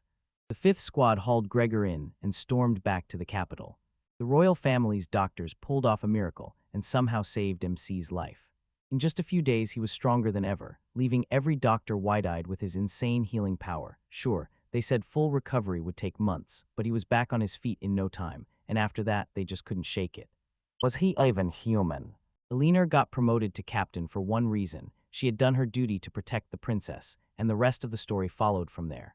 And once again, the fifth squad got pulled up to hand out the awards. At the awards ceremony, Sonya leaned in and told the protagonist she thanked him, like the moment had to be said out loud. He dove back for that sphere of light, and if it hadn't been for him, their whole world would have already been swallowed by darkness, with him standing there as the country's.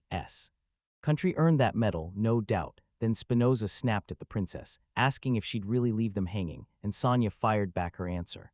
She answered with a grin, of course. They all tried their hardest, then she pointed it out.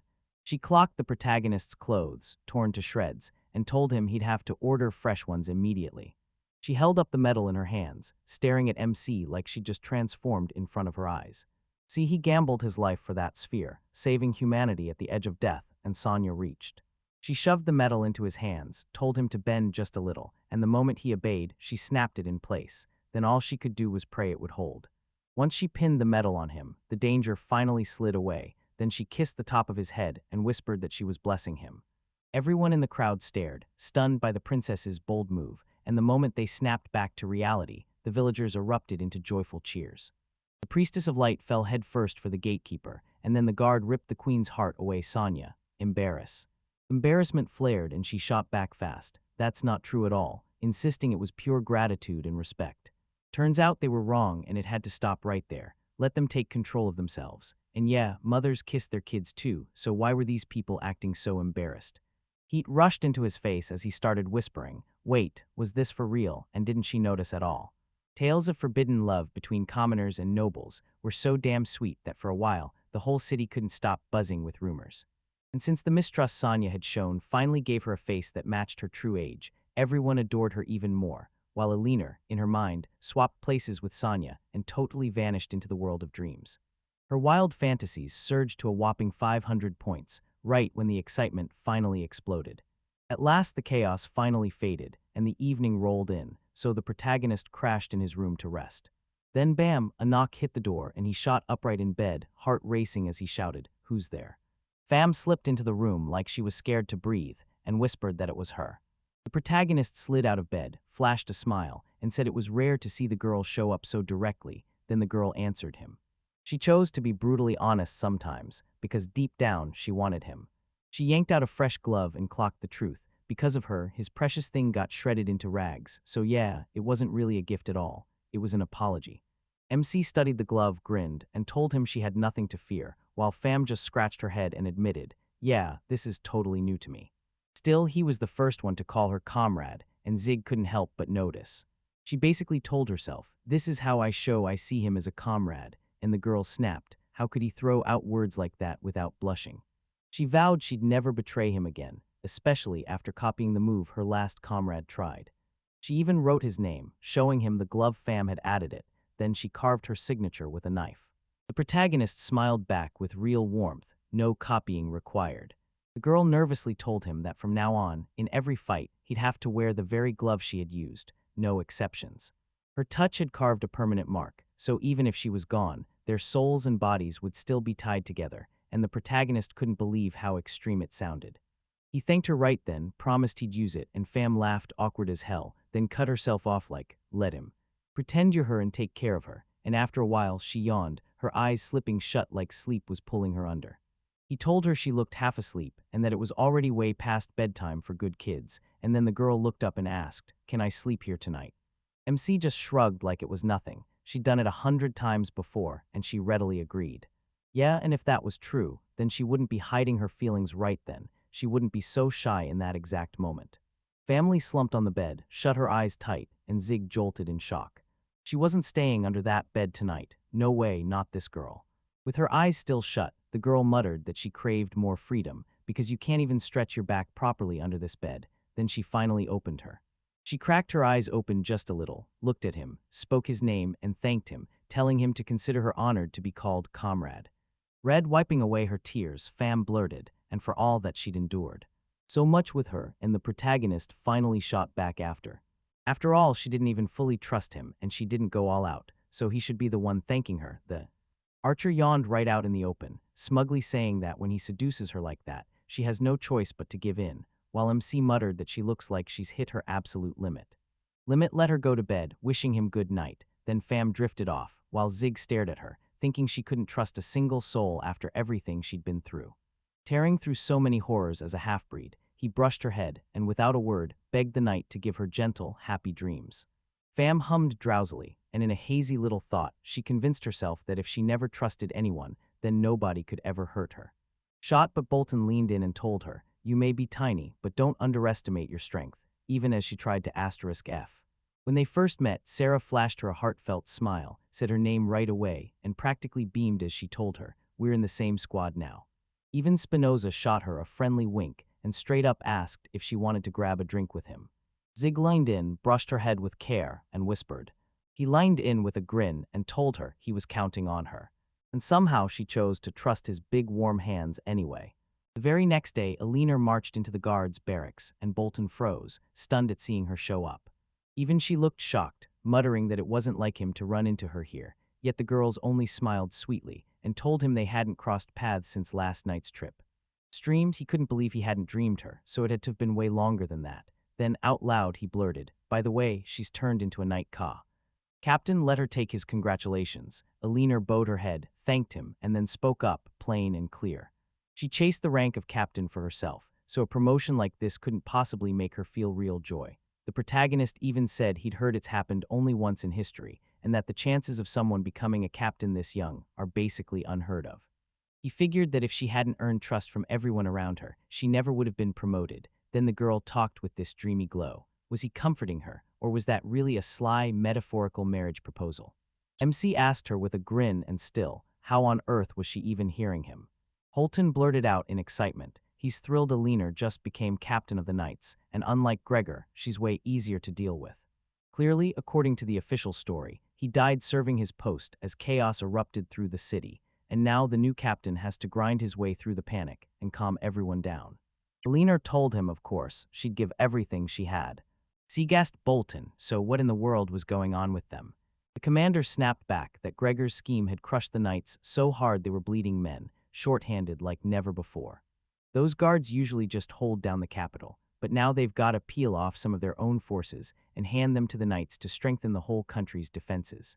Alina said that if their 5th detachment, the hero from that battle, joined up with them, she was sure the people's worries would finally loosen their grip. What? Spinoza snapped back, all irritation and bite. Then he fired off the real question. What was she even trying to say? That sweet talk wouldn't win them over with fake praise. No matter how heroic you are, you'll starve if you can't eat right. And was she seriously expecting them to keep grinding away for scraps? Fam was stunned because, wow, she wasn't even pretending her self-interest wasn't the whole game. Sarah snapped that if their people were in pain, why wouldn't they help others? Spinoza snapped right back, furious, saying folks like her were just naive pawns getting played, until one day they'd be left with nothing but exhaustion. Sarah flushed with embarrassment and fierce indignation. So what was she getting at? Spinoza snapped, you can't save everyone for free, not all the time. Alina shot them a calm look and said, don't sweat it, I'll talk to Her Majesty, and you'll get a special reward. Spinoza snapped back and switched her plan on the spot. Then she grinned and went, the Knights are in trouble, how could we not help? After that, Fam leaned in and warned her comrade, if the pay was right, she'd trade her soul. To a demon, Alina froze in confusion, then immediately swallowed her pride and apologized. Spinoza admitted, yeah, it was way too quick to be called a good decision. Right then Naltos, the Knight's lieutenant, showed up and snapped everyone to attention, saying the monsters around here had turned weird and that multiple villages were already wrecked. They had to track them down and destroy. The monster makes its lair. After a while, the allies link up with the Knights and set off. Then Nalta hears them talking on the road, and they tell her the Turns out the monsters were called Yuzai. They snatched people from villages, smashed plantations, and wreaked havoc, and he never thought he'd need help like this, right? That moment Spinoza started passing out food to everyone, and Fam stared at her like, are you sure we can actually eat this? Spinoza just smiled and shrugged, who knows? The protagonist took a bite and said it looked like it would definitely pack his stomach, and Sierra admitted the smell, and the way it looked felt weird, but the taste wasn't nearly as bad as she'd feared. UD thought Nalto had lost it when he snapped that he only wished they could at least fight back and defend themselves. Then Sierra let out a piercing scream, and the Knights and Lieutenant leapt to attention, instantly wondering if the enemy was finally here. She'd fully transformed into a man, snapped her hand to her suddenly short hair, and blurted, what the hell, something grew down there. Then she spun around. She snapped her gaze to Spinoza and demanded he tear it off. Spinoza, who'd also turned into a man, burst into loud laughter and shouted, wow, look at that huge thing she's got. She's terrified she won't be able to rip it off. Fam, totally baffled, blurts out that that weird fruit must have swapped their bodies, and honestly, why didn't she switch genders and just grow instead? Then the protagonist stares at himself in a girl's body and finally admits it. Yeah, he shouldn't have eaten it. Spinoza watched them gobble it up, then Nalto stared back, utterly baffled. Suddenly, Spinoza snapped his head toward MC and blurted that he'd grown breasts, and now he feels surprisingly nice to the touch, and Ziggs instantly hit with an embarrassing jolt, cursing under his breath. And then it hit him, he should have seen something like this coming. He's got no skill that can shield him from mail. Interest, he never imagined there'd be attacks that could challenge a defense level like his. Useless, Nalto snapped in pure irritation. Are they seriously mocking him? They mocked him, but he told them to work right and even dress the part. He shot them a brutal glare, stuck on one question, how the heck was he supposed to move like this? And yeah, he hated it. This dude's Sieg, and honestly, he didn't even want to hear his own name. He spotted Captain Alina, the squad's strongest, standing there, staring like she was ready to judge him. No matter who he was or what he looked like, the second he saw her, respect just hit, straight away and honestly. Luckily he caught her heart, because she'd always been ice cold, and then he showed up and melted every last bit of it. One day she poured out these burning words from her mouth, and he got sick of listening, because it was always the same story, how she'd seen Sieg in a dream that day, how something in her day kept dragging her back to him, and how she couldn't stop wondering what Sieg was doing right now. And so on. Then they handed him a monster-slaying mission, and his thoughts immediately spiraled into it was his one shot. If he pulled off a crazy feat, maybe a leaner would finally look his way, but a leaner had. Sieg had already dropped the bombshell. His fifth squad was jumping into the monster-slaying mission too, and with them there was no backing. Sieg had nothing to fear, and with a surge of fury, he was ready to explode with frustration, watching the look on her face. Every time she talked about him, love just flooded the room, then it hit like torture. He couldn't stand the fact that some other guy could make her look that way, and maybe, just maybe, he'd get lucky. Maybe Sieg wouldn't. After this mission, why would he ever come back? He never trusted that troop of clowns for a second, so they just kept grinding him down, and now he had to prove he was better than all of them. After a while, Naltos snapped to his companions. This is the Yuzai nest, 4 ordinary centuries, just waiting ahead. Specimens and an open stretch of land, no cover, no hiding, so they couldn't move in. Miss even one and he'd blow the whistle on everyone, then you're all in serious trouble, because nobody is allowed to interrupt early, under any circumstances. Ignoring him, the protagonist shot Pham a question. Could she handle it? Pham's grin turned wicked as she snapped. He's still asking. Then the lieutenant stepped in, careful and tense, and demanded what they were plotting. Pham yanked her bow up, loosed a brutal shot, and wiped out the monsters in one sweep. The knights stood there baffled, because the knightly squad's best archer couldn't land a single shot at that insane distance. And after wiping out so many in one go, the protagonist just smiled, calm as anything, and said, "We've already dealt with a few of them, now we can be." Nalton can finally start tearing that nest apart, but he just lets out a furious sigh instead. MC blurted to Pham, stunned that her height had shifted, but she still fired the same shots, and she only grinned harder. Yep, snapping with irritation, the lieutenant barked the order, fall into battle formation and advance. If they step up, they'll become the vanguard, and he'll stand there as the shield for the whole group. Naltos clenched his rage, admitted he understood the vibe, and then dropped the bomb. He's already gone through a gender transition, so what kind of? What kind of tank is he in now? And come on, he's standing at the enemy's base. They outnumber him so hard it's going to crush him, but the protagonist just answered, "I've got this." Then let the knight. At night, they set their sights on wiping out the Yuzai. Then the lieutenant snorted in disgust, repeating his own words. They didn't believe he thought. They'd need their help. Spinoza shot back, furious, demanding, "Why should we protect them? They want to get swallowed like bait for the rabbits, so go on." The protagonist. The antagonist cut back at her. Did she really want to thin their ranks even more? And MC snapped into wary listening. They looked around, then snapped, "We're surrounded." And Pham calmly replied, "Don't worry, we've got a whole network of tunnels right here." That base structure is insanely effective. Different subspecies step into their roles, attacking, casting magic, and holding the line, and right in the mix you've got a paladin, a powerhouse strongman, and a mage. Sarah blinked in shock, because yep, he was the only one who. Zig blinked in shock, she really was right, and somehow she stood out more than anyone. Right, yeah, he did, but tell me, is this even the same species? Because it sure doesn't look like it. Sarah insisted it was definitely not a rabbit, maybe they should name it the gorilla Yuzai. A sudden roar ripped the air. Naltos snapped around and screamed, "They've crept up behind us." He told the protagonist to stop being scared and only focus on the attack. The attack crashed down, and the lieutenants lunged, swinging hard at the monster bearing down on them. But Sarah burst in and cut the situation off cold, dispatching the. She lunged at the enemy with her blade, then blurted out in awe, "Men's bodies are."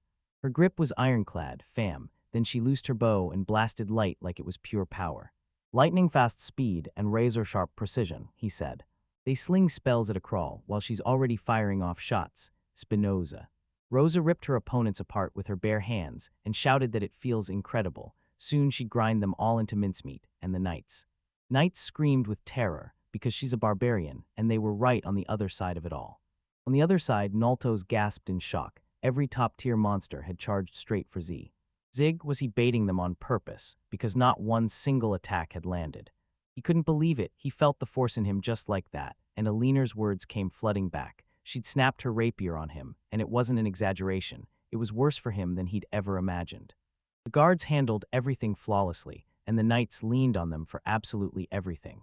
Everything. If this kept up, Alina would be furious with him, so mad she'd call him a useless kitten. No, wait, that can't be right. No way the captain would ever call him that, and honestly, she never expected anything from him in the first place. She shot him a marriage proposal, and no matter what, he refused to disgrace the proud name of their. At the nightly company, he had one job act, no matter the cost, so he could pull off a heroic deed. In short, he had to go straight to the leader of the yokai and end him himself, swinging his. Clutching his weapon, he lunged forward, and right then, the monster leader let out a scream so loud it shook everything. And the monsters started shifting mid-battle as the protagonist screamed, while the leader's voice tore through the iron like thunder. That iron target effect is no joke. Naruto better stay on his toes, because that lieutenant is getting ready to strike. He was ready to smash straight through and take down the enemy leader. Peter slammed Naruto's with a crushing baton blow, and Naruto's crumpled to the ground like he couldn't even help but moan. Mowed down, his world turned black, and as everything faded, he thought of Alina and fell.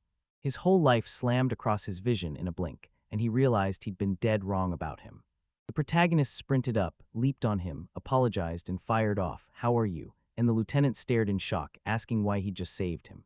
MC stared, stunned. "What was I supposed to leave you for if you're right here?" And he vowed under his breath that as long as he stood there, no one would be allowed to leave him to die. One day, he'd throw himself in front of every last one of them, no exceptions. The guy looked. I stared at him in shock, then his face snapped into a whole new expression out of nowhere.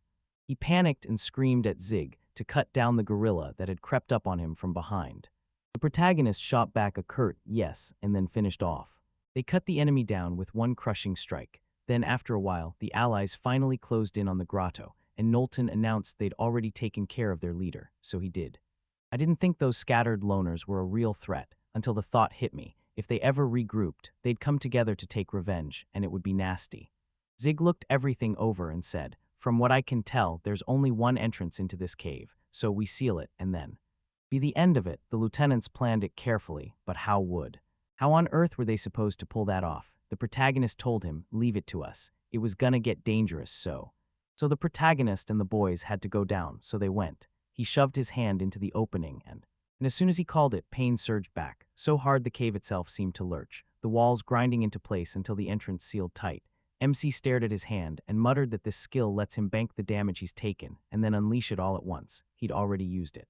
In the last battle, he'd triggered it for the first time without even realizing, but training finally gave him control, and when the knights saw what he could do, shock hit them like a punch. With one brutal blow, he smashed the entrance to pieces. Sarah couldn't stop herself from smiling as she told them, and Sieg was convinced it had to be because, in that deadly. While he kept taking their hits, he soaked it all in like it was nothing, and Knowlton just stared in shock, like, wow, his heroism is unreal. They got taken from him, but it didn't matter anymore. Sieg wasn't his enemy. He was his comrade, standing there ready to. He was ready to lay down his life to defend their country, and in their ranks, no one's above or below, just a squad of friends watching each other's backs. He closed in on the protagonist, thrust out his hand, and claimed, "I saved your life." Then he thanked him too, like there was more to this moment. What a win after the handshake. The lieutenant promised he'd keep counting on him to defend their country, and the protagonist nodded right back, ready to deliver. He might be the good guy type, but Alina isn't getting away. No way, because he's unbelievably strong. And as they head home, the fruits effect finally fades, and the fifth squad snaps back into their original bodies.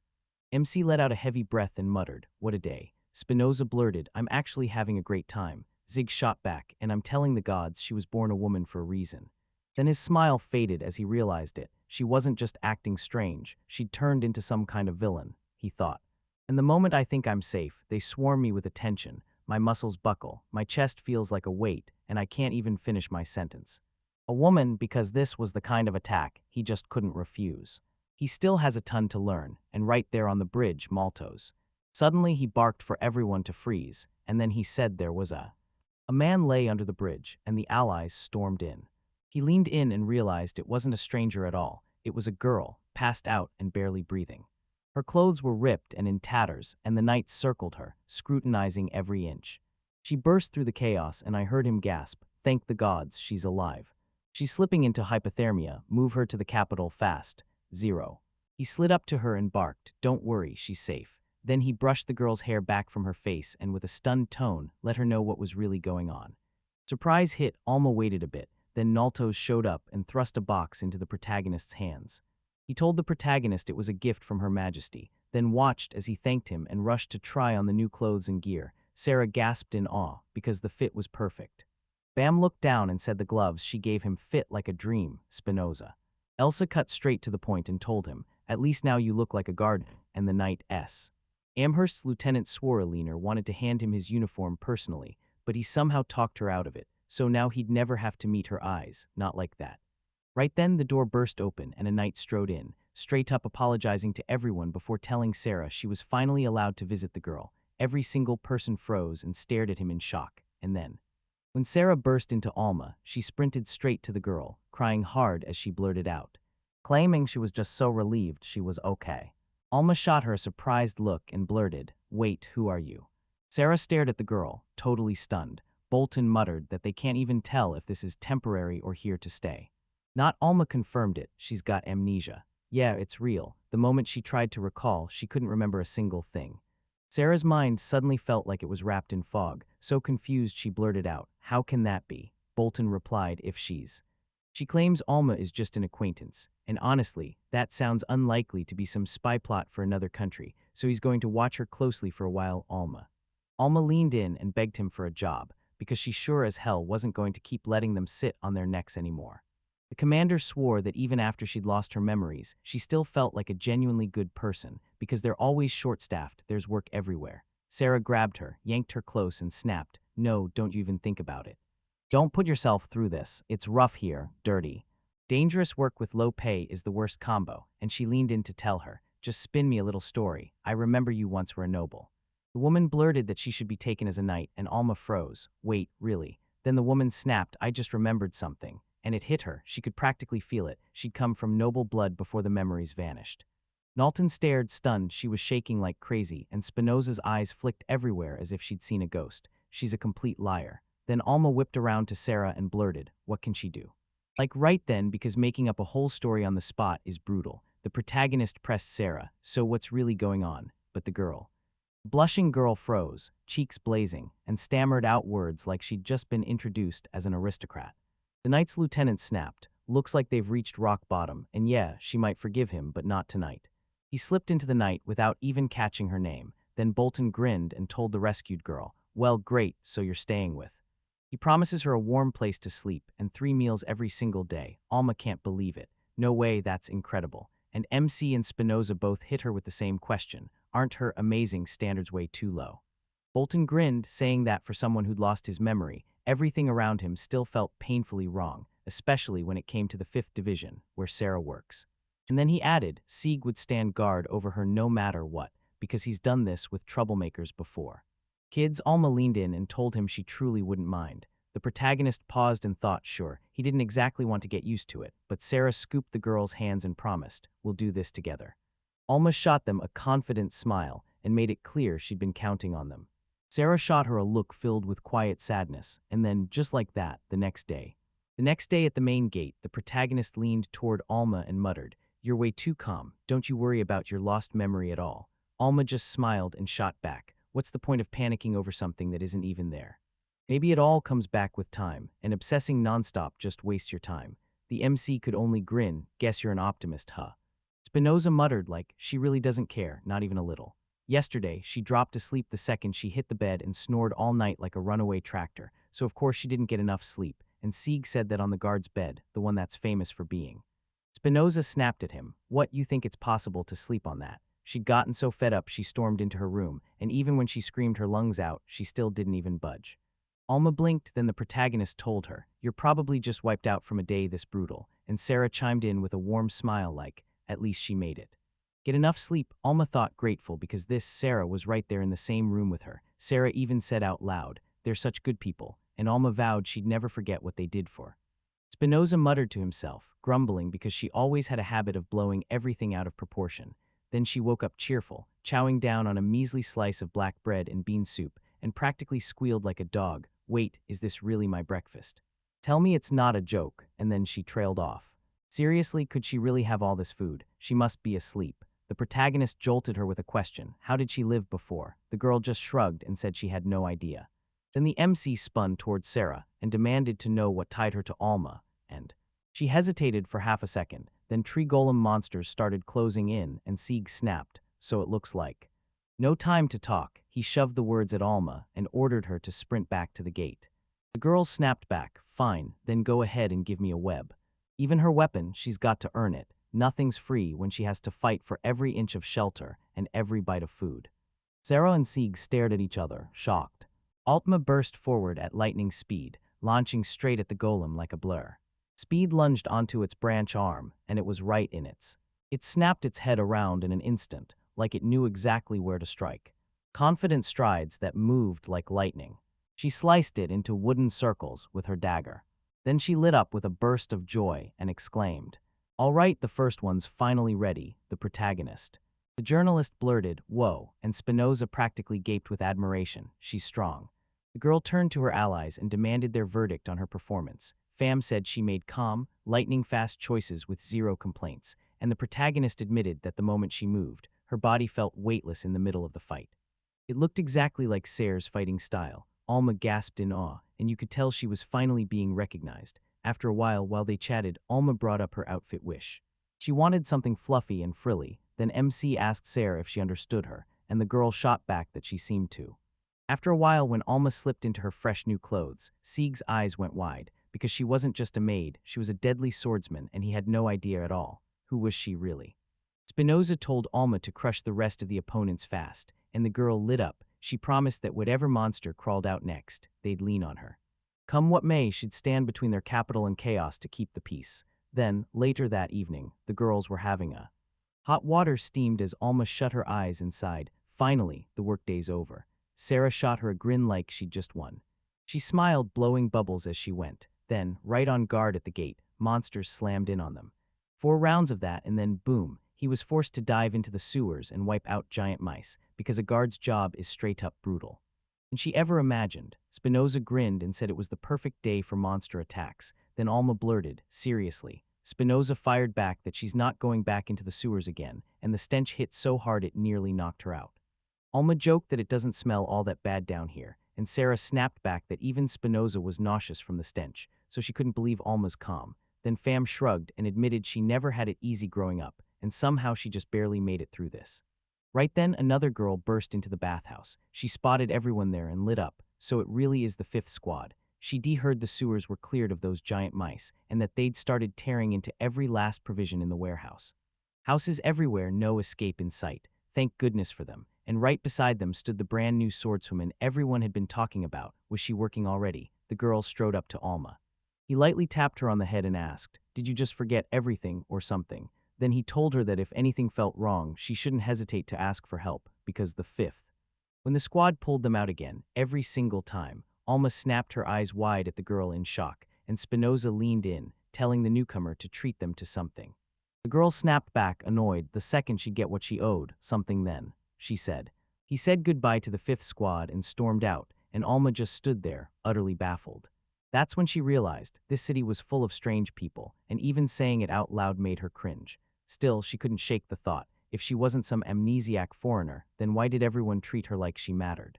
Spinoza told Alma that this city was packed with people who had real reasons to run, and when Alma asked if she was one of them, Spinoza nodded. Then Alma froze, baffled, thinking, how did I even end up here?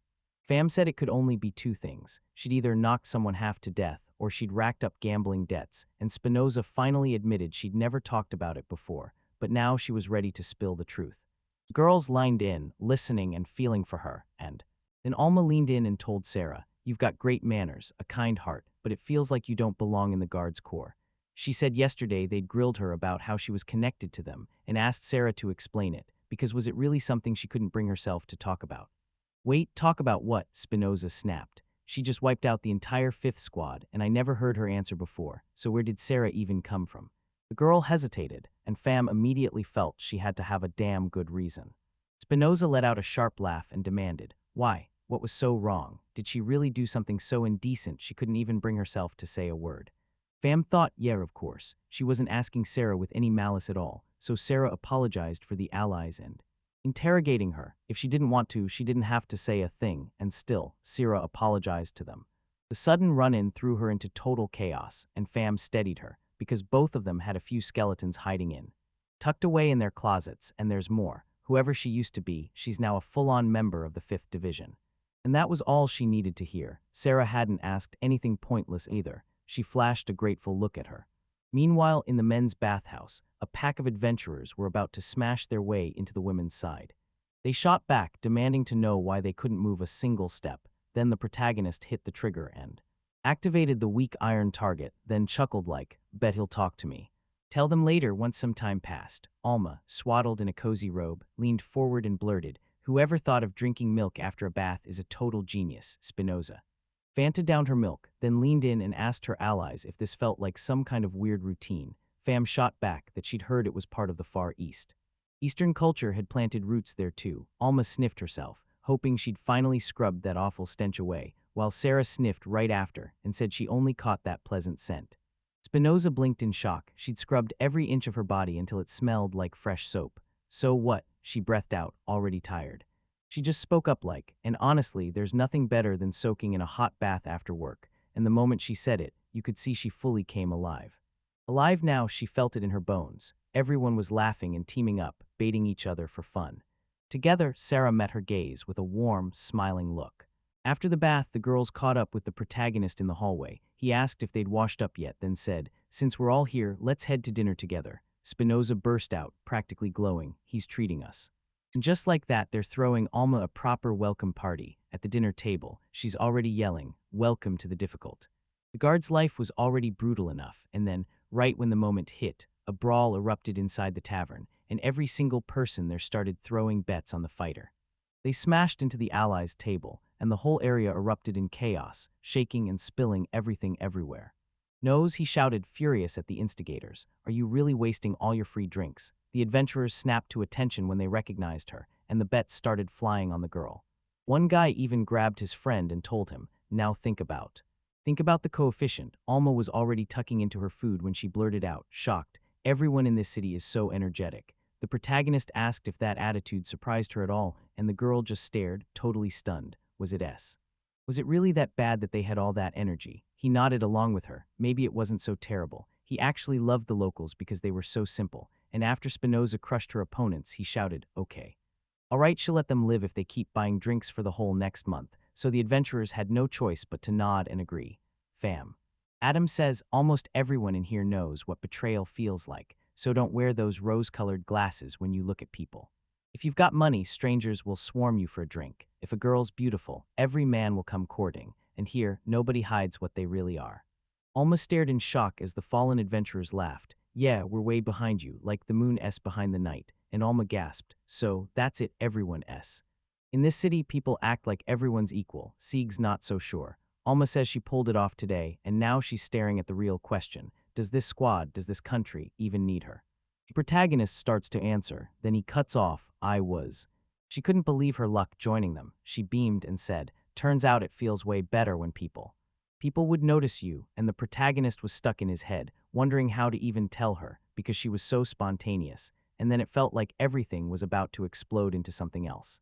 That same evening, one more total oddball slid into their squad. Deep in the Rodol forest, Eliner's squad got slammed by an attack that hit like a nightmare. Her knights were dropping like flies, one after another, until they thought gloomily, even in the dark, they were still. They got hit by gunfire from multiple directions at once. With jaw-dropping precision, so tell me, where were the? Flavi whipped his gaze around, grinning as he tried to spot the enemies. Where were they? Just before the nightly order got hit. Eliner stared at the chaos in Tabo village with pure horror, dead villagers everywhere. Benedetta stared at the ruin and said most of the villagers were slaughtered, yet somehow the village stood there, totally untouched. And that was terrifying. The knight commander sat there staring, because the surviving villagers swore they couldn't even name the enemy, just that the arrows came crashing down out of nowhere like a storm. Naltos told her that a fast scout of the area found zero sign of the enemy, and the girl blurted, "So that means we're good, great job." Maybe it could work. He leaned in and asked Alina what she'd order, and she shot back that with no enemy spotted yet, they didn't have a single plan to follow. So the action had to pause. Flavi, who'd overheard everything, decided they'd retreat for now. I overheard their chat and blurted, "Wait, what are you talking about? We trekked all this way, and now they're acting like it's no big deal." They could only back away, helpless, frozen in place, because they were trapped in the forest, and now they weren't escaping at all, they were his prey. He raised his bow and took aim. Then the demons started to wonder if this was the moment they'd finally strike. "Now look, this is the exact same trap the villager was stuck in." He loosed an arrow, and it sank straight into him. He slammed into one of the knights and dropped him instantly. The lieutenant and Alina gaped in shock at the knight, Flavie with. Avi couldn't stop worrying. They'd never escape the forest before time ran out. Or if he would wipe them all out, victory or defeat, he was kicking off his wicked hunt. The demon then slammed into several more knights. Benedetta gasped. Alina snapped her eyes to the sky and spotted arrows with red feathers raining in, and suddenly it clicked. The criminal was attacking the village, but then where was he? Or was he aiming? Everyone had to duck into the forest, and Flavie burst out laughing, because hiding was pointless. If he can spot them through the eye of a needle, that's all he needs, just one tiny opening and it's over. Alina couldn't take it anymore. Out in the forest, the knights kept dropping as enemy arrows tore through them, and she panicked mid-thought, I have to. Even while they hid, there was no denying it. Arrows were zeroing in on them from every side, and she couldn't even tell which way they were coming. Nalto drawled, completely baffled. Wait, are there more than one enemy? The knight commander cut in, voice sharp as he warned, if this keeps going. They're getting wiped out one by one, like fate has them trapped in a spider's web. No matter which way they twist, the end is coming. They had no choice, break through the enemy's line of fire or get wiped out, so they bolstered their defenses and sprinted at full speed. She spun around too. She leaned over to her assistant, Cheerio, and demanded to know if he'd take the squad. Then Cheerio snapped back and Alina ordered him like a mission, saying the rear would be his to own. Nalto got pushed into it. There was no way they were leaving the rear to her, so they handed that job to him. Alina snapped, no, this falls on the head of the order who made the wrong call. Let every last person rush back to the capital. He should push for it, but at minimum, he has to get her to let him stand by her side. She studied him for a second, then said, you don't just impress me, you make me trust you. Flavie seethed because they were about to retreat, and he couldn't believe they really thought they had no chance. They had a shot at winning, but there was no way out, so he loosed his arrows at the knights again. But this time, on Alina's orders, they were locked in, and somehow they managed to cover their tracks. With shields, the demon clocked them with a smug grin, like this was finally getting fun. This female knight is crushing it. She steps forward, fires up her troops with a shout, I've got the rear covered, no one gets through. Flavie raised her weapon, locked onto her target, and swore she'd get out of here alive. And that's why hunting's beautiful, because you don't end up putting someone like her down. He lunged at them again, but the allies slammed him back and drove him off. The demon grinned and blurted, all right, so this girl keeps firing off her skills, but she's about to burn out fast, real quick. Nalto's hit a wall, out of steam, and just as the demon lunged and fired at her, she snapped into action, caught the strike, and threw up his shield to protect him. Shielded her, then an enemy's arrow ripped through him, and the boy went down hard, and the girls erupted in terrified screams. Saw his name in terror and leaned in over him. Just then the lieutenant flashed a smile at her and pleaded, please survive. Benedetta screamed at them, don't let his sacrifice be in vain, don't let Alina step into the open where the enemy can strike, stay on her side. They bolted from the shooting scene in seconds, and Flavie's hope crashed hard. She was crushed. He pointed and they were gone, fleeing into the night. Even a guy like him couldn't dream of more. If he could take her down, then wiping her out would be the end of the story. No one could stop him. The rest would have been smooth sailing, until fate stepped in and saved her. Not bad at all, he's into it, and he's daring them to come back again, because someday he's going to shoot her too. Later, after Alina and the last knights finally came home, the girls trudged up and told the protagonist with trembling voices that she managed to get back, sure, but she'd totally blown it as the head of the order. And he still couldn't shield her subordinates if Nalto's hadn't stepped in and saved her. If she hadn't made it, she'd be dead right now, and the protagonist can't stop himself from thinking of his friend, heart heavy with regret. Alina snatched the blanket off the bed with both hands and blurted. She was forced to shield them all, but she couldn't. Tragedy hit hard. She was the one getting protected, and that's exactly why the lieutenant died. If only she'd had the strength she needed, she would have done anything to stop them from dying, and when the MC saw her, it clicked. She wasn't just right for the role, she was built for it. He said it out loud, but then it was only through her that those lives were saved. Cheerio nodded, agreeing with him, and Benedetta broke down in tears, saying they could come back here only because she shielded them, while Alina turned to her knights and began to speak. Sieg looked her in the eyes and told her with real gratitude that Nalto's had risked everything to save her, and that he'd carried out his duty perfectly. And if she wants to repay him, then let her finish the mission, because if she quits now, all of his sacrifice would be for nothing. In the end, her smile told the whole story. Alina looked at him like he'd finally hit the exact words she needed to hear. She said finishing the mission clean, every last bit, would finally drown out the guilt and regret weighing her down. She told him he was right, she couldn't drown in depression forever, and she promised she'd repay them. If she kept rewarding them for their work, she'd track the enemy down and wipe them out, no doubt about it, and the protagonist grinned like, yeah, now we're talking. So yes, they're the real Alina, and they'll back us up too. We've got to wipe out those risk factors fast, but going up against a mystery enemy is going to be brutal. Fam claimed she had zero proof, but her gut wouldn't shut up. She'd heard the demons had an archer who could shoot. He could still nail his shots from a full 10 kilometers away, so the MC shot back in disbelief. Wait, 10 kilometers. The girl told him she reckoned the demons loved the chase for the thrill, and if she was right, then he'd been out here solo, meaning no team at all. The word was Ajito had tried to recruit this archer, but he shut it down. Also. And people say his signature look is arrows with jet black shafts and red fletching. Alina couldn't help but think, yeah, that's the one. The traits match, so Sieg fired back that this meant they could cook up a quick plan, and then he stared into the night. The Knight Commander flashed a smile, reassured her that everything was fine, and promised he'd defake it. He would protect her with everything he had. No one was touching her again. The girl clenched her hand to his. Alina clutched her chest and curled up, shaking, while the protagonist blurted out, freaking out, "Why do you hurt? What did I do?" Alina snapped back that it was psychic damage he'd caused. Benedetta and Cheerio kept cracking jokes about it, and Alina leaned in and told the protagonist, "If you're with me, then I've got." She had nothing to fear, she was going to crush this demon for real, and later on, the allies finally arrived at the site. The sight of the knights getting attacked hit her like lightning, and the girl snapped, time for revenge.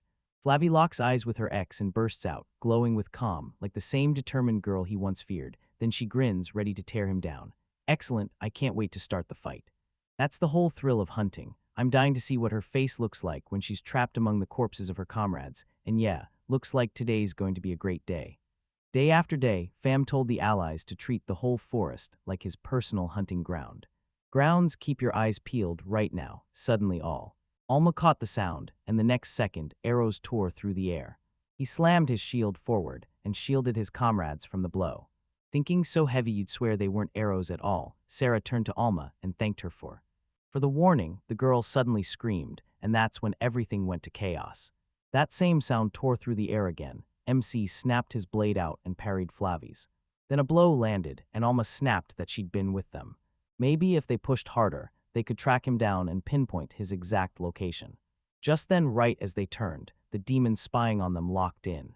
Said, "Come on, let's go," as they realized they had.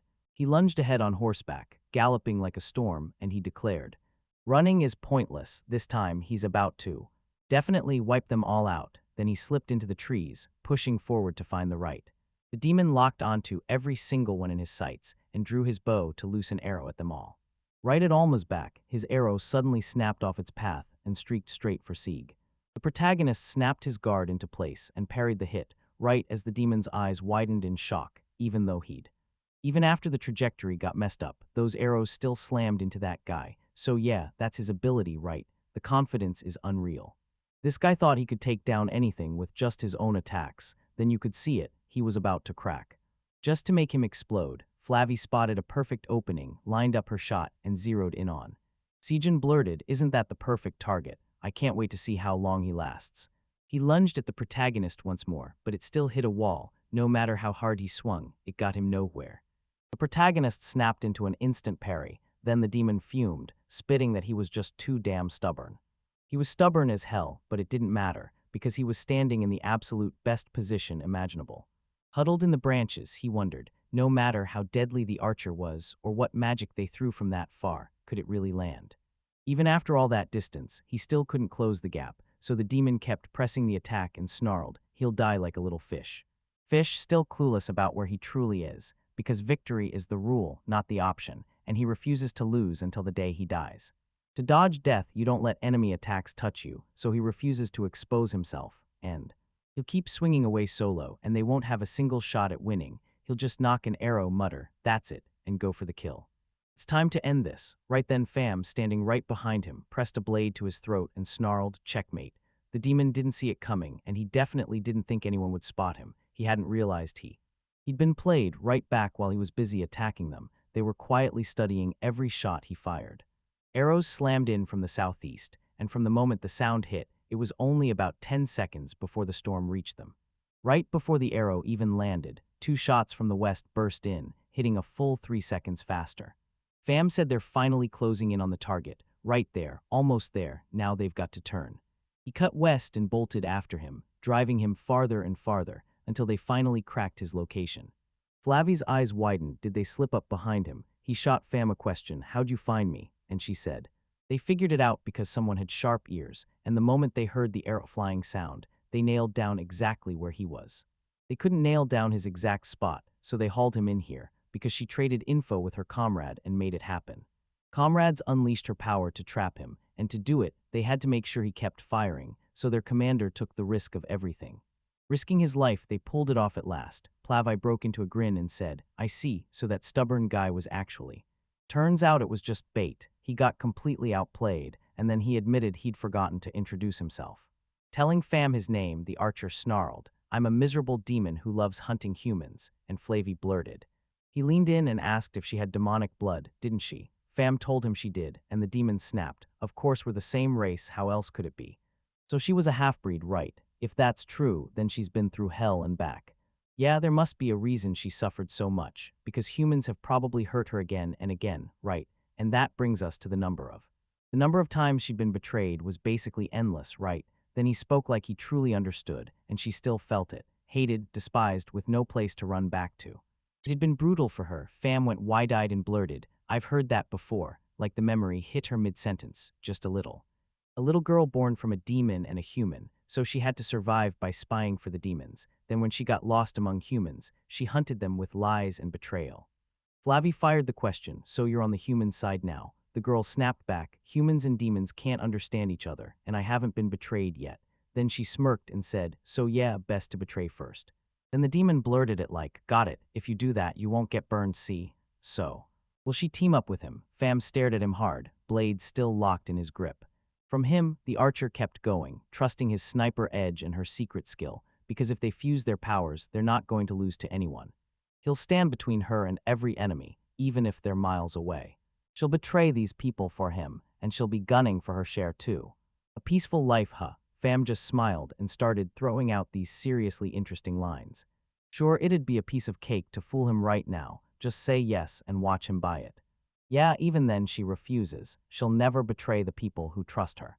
She realizes it all at once, people again, and suddenly it hits her. Something is crystal clear, and she knows there's a man shoved his life on the line to show her, and then, right in the middle of it, proved how good it feels to trust him. People, Flavi murmured, like the answer was dawning right in front of her. This was apparently he was a total charmer until they shut the door in his face, and Fam just leaned in and said, "Yes, Zig is wonderful." The demon finally cracked. "I got outplayed. Do what you want with me," he breathed, just as her words cut the line off. She suddenly sprang down from the tree like a ninja, and he blurted out loud at her. Then it hit. He was only joking. Fam shot him a grin, slid forgiveness into his hands, and best of all, she can. She can read the minds hidden inside the heartless, so the demon immediately understood. I snapped in shock. He was stranded on a freezing, icy mountain, and someone had been. A shark pike ripped straight through him. Alina was the one waiting for him. He turned, and there she was. He whipped around to her, cursing through his shock, and blurted. He said she was here too, and honestly, dying by the hands of a beautiful woman didn't sound all that terrible. Alina pressed him one last time, demanding to know why he'd gone after people, but the archer just shrugged and said there was no real reason at all. He was probably just messing around with his archery, the same way people do when they hunt deer or birds. Even though, unlike deer and birds, people still throw themselves at the mercy of others. So maybe hunting them is even more fun. Alina grinned and said, "I see. Listen, people and demons just can't speak the same language, no matter how hard they try."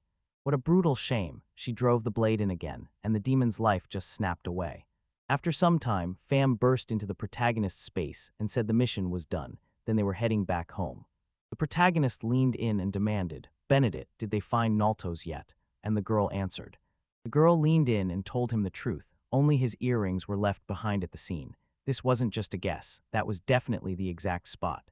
Armor fragments littered the place, and fresh bloodstains stained the ground. Cheerio just made one thing crystal clear. He had to survive no matter what. The leaner cut in, saying, "He's mortally wounded. No matter what he tries, he won't make it far."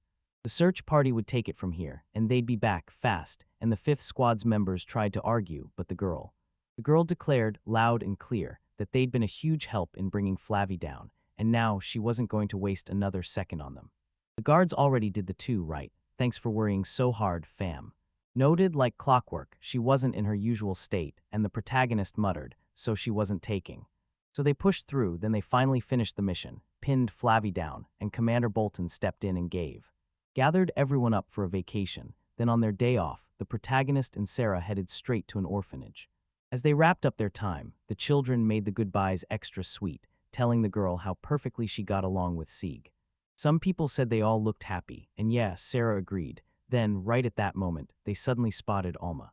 MC froze in shock, staring at what she was doing in a place like this, while Sarah called out. Alma's face lit up with total bewilderment. On their day off, they're just hanging out, so is it a date? Zig snaps, tells her to drop the dating talk, like she's one of those church kids who can't mind their own business. Church, the girl blurted. Yes, exactly. Definitely, let them say it. Say that first, and right at the top, their colleague. Colleagues, she stepped in and congratulated them. Then Sarah snapped back. No, you don't get to assume that. We're not dating. And then the whole room jumped to the conclusion that Alma and Sarah are dating now, and just because they keep hanging out together was way too fast. She came here to look after the kids from church, but she's heading home, and somehow she ran into Zig right here. Alma admitted it in a shy voice, like she finally got everything. They should just forgive her. Sarah pressed, but is she actually having fun here too, hanging out with the city kids? The girl nodded. They're really into the new battle in the forest. In the forest, she spilled every detail, and with a grin, the protagonist couldn't help thinking, so this is the turning point. The fifth squad had been mocked as a bunch of troublemakers, but now, people were finally starting to see their worth. That was honestly incredible. The kids looked at him like he was a hero, and then one of them said, "Right, they're Alm's subordinates," but MC just froze, staring back in pure confusion as the kids kept going. They'd heard the demon in the forest got wiped out because of Alms, and if she hadn't acted, everyone would have been dead already. Alma's cheeks burned as her allies shot her those cold, judging stares, and she rushed to defend herself. So what exactly was so special about that? So tell me, without her, they wouldn't have found the enemy, right? Sieg nodded fast, but then he blinked, confused, like, wait, when did they start acting like her subordinates? Alma shot him an embarrassed smile and said, That's just her take, her own point of view, and the moment the protagonist realizes how hard she clings to it, Spinoza bursts in, marches up to Alma, and snaps at her with pure irritation. When did you start acting like my subordinate? Subordinate, what was she even rambling about? MC muttered under his breath, then stopped dead like, wait, had she? Alma started bragging all over town, sounding genuinely shocked, because the moment she stayed quiet, nobody would have noticed. She'd brag about every win she could, soaking up praise like it was oxygen, because if it meant they'd end up carrying her afterward, she didn't care what shame came with it. Spinoza stared in disbelief. Was it really okay for her to be this shameless? Sarah flashed a smile and said, softly but firmly, was it? So was it really that bad that everyone in town started praising Alma more? Even knowing she was easy to butter up, Zig grabbed her and asked what was going on with her memories. Alma blinked in shock, because she hadn't even realized she had amnesia until he reminded her, and then boom, surprise hit him hard. She was so carefree it almost made him snap. Spinoza angrily thrust his fist forward and asked if maybe a solid slap to the head would knock her memories back. She went and did it. Sarah bristled in outrage. Memories like that didn't just come back like that. They were gone for good, just vanished completely. And honestly, she'd finally settled into life in the capital, so why drag herself through old memories again if it didn't even feel worth it? Of working, the protagonist leaned in and told her she was the only one who knew anything about Alma's past, so was there a hidden, deeper message in her words? Sarah snapped back fast, a little embarrassed. No, there was no deeper meaning at all. It was just that she loved being able to adapt anywhere life takes her. Then the protagonist pictured Alma, simple-minded, easy to fool, always hungry for attention, and desperate. She craved the praise, but she earned it the hard way, working with real sincerity, soaking up the townspeople's trust, and honestly, loving every bite she took more than anything. Eat the Alma spending her time in the capital. That's the real deal. Then the fifth squad rolls in next. With the knights standing guard, the huge bridge over the river marked the line between the inner and outer territories. Spinoza stared, shocked. So Alma is really a candidate for squad captain. The MC answered, the commander said. He'd apparently heard nothing but good things about her around the city, and that was it, he decided. Spinoza just stared, completely thrown, but why was Sira in on it too? Fam said she'd been told she could click with anyone, so yeah, that made sense, while Sieg couldn't figure out the rest, yet. It was probably because nobody in the capital disliked Sarah. Every single person adored her. Disputes start popping up inside the squad, but Sarah's gentle aura steps in and wipes the tension clean away. She serves of. Keeping the fifth squad running wasn't easy. Without her, there was no way he could ever bring those troublemakers together. The protagonist leaned in and asked the girls if they wanted to climb the career ladder, fams. She snorted, asked if he really thought she could leave people behind, like he'd forgotten she struggled to talk, couldn't even meet anyone's eyes, and he looked stunned, so was she bragging about it or something? She said she was proud, and that she was ready to live, dedicating her whole life to him, even if he walked away from this job. Spinoza told him she'd be happier living without a care. This hard life is brutal, and isn't all that responsibility just too much for someone like her? She's perfectly fine drowning in debt, and when the protagonist said that, totally stunned, she just snapped back. Then she shouldn't borrow in the first place. At that exact moment, the night shift swung the whole world into motion, right onto his doorstep. His whistle cut through the air, and the moment he leaned forward to look, surprise hit him like a wave. Surprise, wait, it's not just him. A whole horde of warriors is lined up right in front of the gate. He stared at the gates, shocked. So why? No warning signs were anywhere to be seen. Signs were everywhere, whole armies of them, but they weren't demons, just wearing those strange clothes. Right up in their faces, he yelled, "We're under attack. The army of the kingdom of Sasara is coming." The knights marched up to the MC and shouted that a kingdom of mages was attacking them. Spinoza's jaw dropped. What kingdom is that? Sieg told her it was Astaroth's eastern neighbor, ruled by a king everyone swore was an absolute beast with a blade, and he'd heard they even had great R. The knights burst out through the gates, slamming themselves in front of them and cutting off the path, good relations or not. He cut off the intruders' escape route and warned them that this was now the end of the line. King Sylvester's territory, his kingdom, his rules, and anyone who crossed the line felt it immediately. They told them to cross that bridge without permission, like, get out of here, and honestly, don't they realize what that implies? It's time to stop, because if that mage army keeps moving, we're done for. They shoved ahead anyway, then the knights surged forward, lifted their weapons, and snapped for the intruders to freeze, but their orders fell on deaf ears. Panic lit up the night, nobody answered, and nobody was going to obey it. So tell me, are they really smashing through with force and starting a war if they can? They knew it would be a disaster if the enemy seized that bridge, so the protagonists hammered out a plan, because to get to their lands from the east, they had to cross that huge river, and there was literally no other way. He gave the knights one last warning: block them here, and you'd snuff out the war before it even starts. The chief knight pushed back, but they still rolled in with an army of at least several hundred, maybe way more, and they came bearing. Barely any fish tea left. Then the protagonist snapped that loads of people were living right behind them, same deal as a gatekeeper's job. His job was simple. He'd stand guard over the place they trusted him with, and the chief knight kept his respect. He told him, "You're a real man," then spun to his squad and declared, "Sieg S with us." Spinoza couldn't help but grin. This knightly order was getting gutsier, ready to hit the enemy back hard and prove it wasn't backing down anymore. Fam said just Sieg standing there lit a spark of confidence in them, and MC rushed to reassure the knights that everything was okay.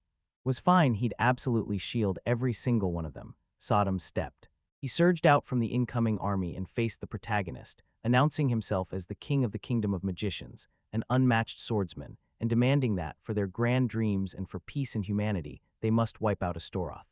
The lead knight shot back, wide-eyed, "Wait, you're telling me that's true?"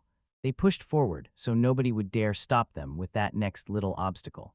With those words in the air, he lunged and swung his sword, then unleashed a monstrous, earth-shaking force. Nearly sweeping the knights away like they couldn't stop themselves, they were. They were left reeling by that raw power, and then I can't believe it, so this is the strength of what are you, the ultimate weapon. The finest swordsman, that's not even human, yeah, the protagonist. He braced his shield and stared his opponent down in silence. His opponent, Sodom, pushed the question at him, "You're Sieg, right? Isn't he?" MC blurted, stunned, and he knew exactly who he was. The Magic King shot back that he'd heard whispers about a man who only dealt in defense. Fence and had torn through demons and come out on top countless times, so now he was ready to see how far he could push it. He pushed himself to last, just how long he could hold out. Then Sodom snapped up his sword and charged into the attack. Then the attacker kept hacking the protagonist again and again, only for the protagonist to fight back and repel him. He held his ground with the attack, shielding the knights too, and the poor knights just stood there utterly confused. The enemy's blast wave was nothing short of pure destruction, just imagine the impact. Terrifying one of Saddam's lieutenants, and you do not want to be anywhere near him. He ordered his comrades to carve a path for His Majesty, no delays, no excuses. They had to drive the knights back, no matter what Every warrior unleashed their arrows, and thousands of shafts screamed through the air straight at the knights. Then boom, something happened that shocked Saddam's warriors, and even Saddam's own people. He sat there, then the arrows ripped through the air, fired by the fluid MC. They stared in shock at what just happened, rushed to apologize to His Majesty, and begged him to confirm, did every single arrow slam into that guy right in His Majesty? They need to shut this attack down, because arrows and magic are crashing straight toward that man right now.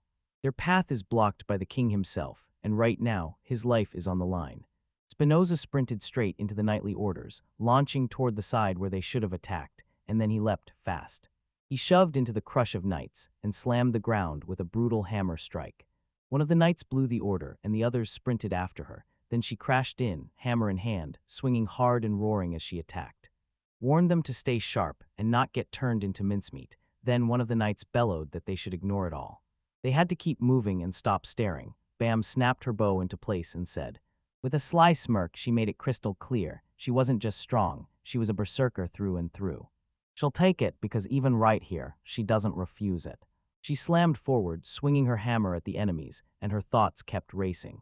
They figured even with wounds dragging them down, they'd still land every hit clean. She blurted out, aren't they scared to die at all? She swung her hammer like a thunderclap, smashing straight through and sending several soldiers stumbling back. This hooked Saddam's attention instantly. Sieg shot a message straight into Fam's mind and called out to him, right there, loud and clear. Mind that the preparations were finally done, and that everyone. He turned, saw what they were doing, and then he shouted, loud and clear, that all. All the troops had to fall back. Then one of the knights demanded, why? He gave that order, and there's a good chance they'd wipe the floor with everyone. So why aren't they striking back? He fired off the damage return skill and turned their moves into his advantage. Swinging his sword, he smashed the bridge to pieces beneath the enemy army closing in. He calmly spun around like he owned the battlefield. He threw that order out, retreat now and come back later, and the whole plan snapped into motion. Later, the knights were over the moon about what just happened, and they roared out loud as if the world couldn't stop celebrating. Wadaku declared his move from a brutally disadvantageous spot. The mages backed away in panic, and he said, calm as ice, that for a stunt like. A massive army, so massive they even planned to slip around the other way. Without enough resources, they'd never pull it off, and today they'd probably head home like nothing happened. Then the shocked knights blow up, yelling what matters more, what he just did, and yeah, that's exactly the question, how was he? So could he smash that bridge, and did his power really top even the best swordsman out there? He told everyone it was simple. He just poured every last bit of damage he got from the king of Sodom straight into his own power. Fam stared at him, smirked, and said that not only is his defense unbreakable, he can strike back too. He's truly wild. The knight looked him dead in the eyes and said, man, you are one dangerous beast. He swallowed blow after blow, hits so brutal they could have shattered the bridge. Later, Alina thundered down the stairs and said that the bridge collapsing was a gut punch, but they still shoved the enemy back. Done. Bolton let out a heavy sigh and, so what were they even after, when their country's resources are already razor-thin? What possible reason could they have for invading this place at all? With a sharp, thoughtful stare, Spinoza asked, do you have something the others don't, something hidden in your orb of life? He spun toward her and snapped that she'd better stop spouting such nonsense. If they wanted something that spelled disaster for a rich country, he'd gladly hand it over. Elinor said she was thrilled to hear their plans, since the kingdom of the magicians she'd always played the peacekeeper with their neighbors, so when they struck out of nowhere, she couldn't even process it. Fam said this wasn't just about winning, it was about wiping the enemy off the map. Enemy? Spinoza nodded and swore they'd strike with reckless fire. Then Alina yanked the door open and said they'd probably get the truth if they just asked straight. Tiara noticed her. He stepped right up, brushed her cheek with his fingertips, and told her noble, beautiful face still looked exactly as gorgeous as ever today. She wanted to rip that face open with pain. Then she pulled her hands away and muttered that everything was exactly the same as always.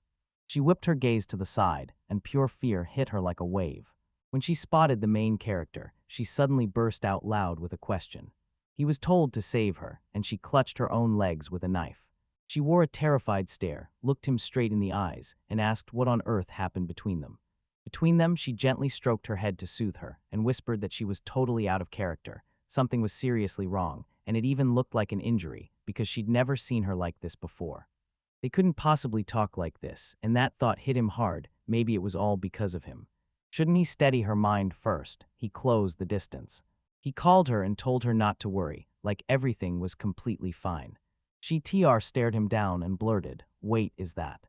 Is that really true?" He agreed, until she pressed him for the details, even though he clocked her hard, still nodded along, and she snapped, "So does that mean he'll hit me again?"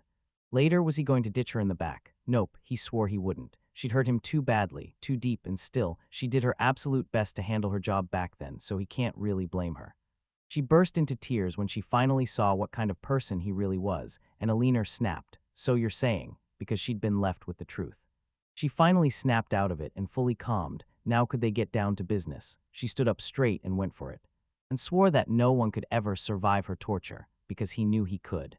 No one could really count him. He was a total special case, and even that same Gregor had nearly thrown in the towel. He couldn't believe it, and then she said, "Now you'll start enjoying rethinking who you are, even if you torture him. A proud man like that will make it happen, and it'll bring real results fast, so tell me what happens next, because the story's only getting started." Prisoners were chasing the orb of light from the start, only she didn't get it at all, and then he started claiming the demon. He'd be reborn from the orb of light, so Alina snapped, "Are you serious or just joking? Then the Demon King is the greatest threat to people," and the prisoner snapped that wasn't true, insisting everything would be. It all kicks off the moment the Demon King gets resurrected, and they have to stare straight at this broken world, where non-stop wars rage, the strong crush the weak, and people keep clawing at each. But if this keeps going, peace will never land. She spun toward him and demanded, "So what does the Demon King have to do with all of this?"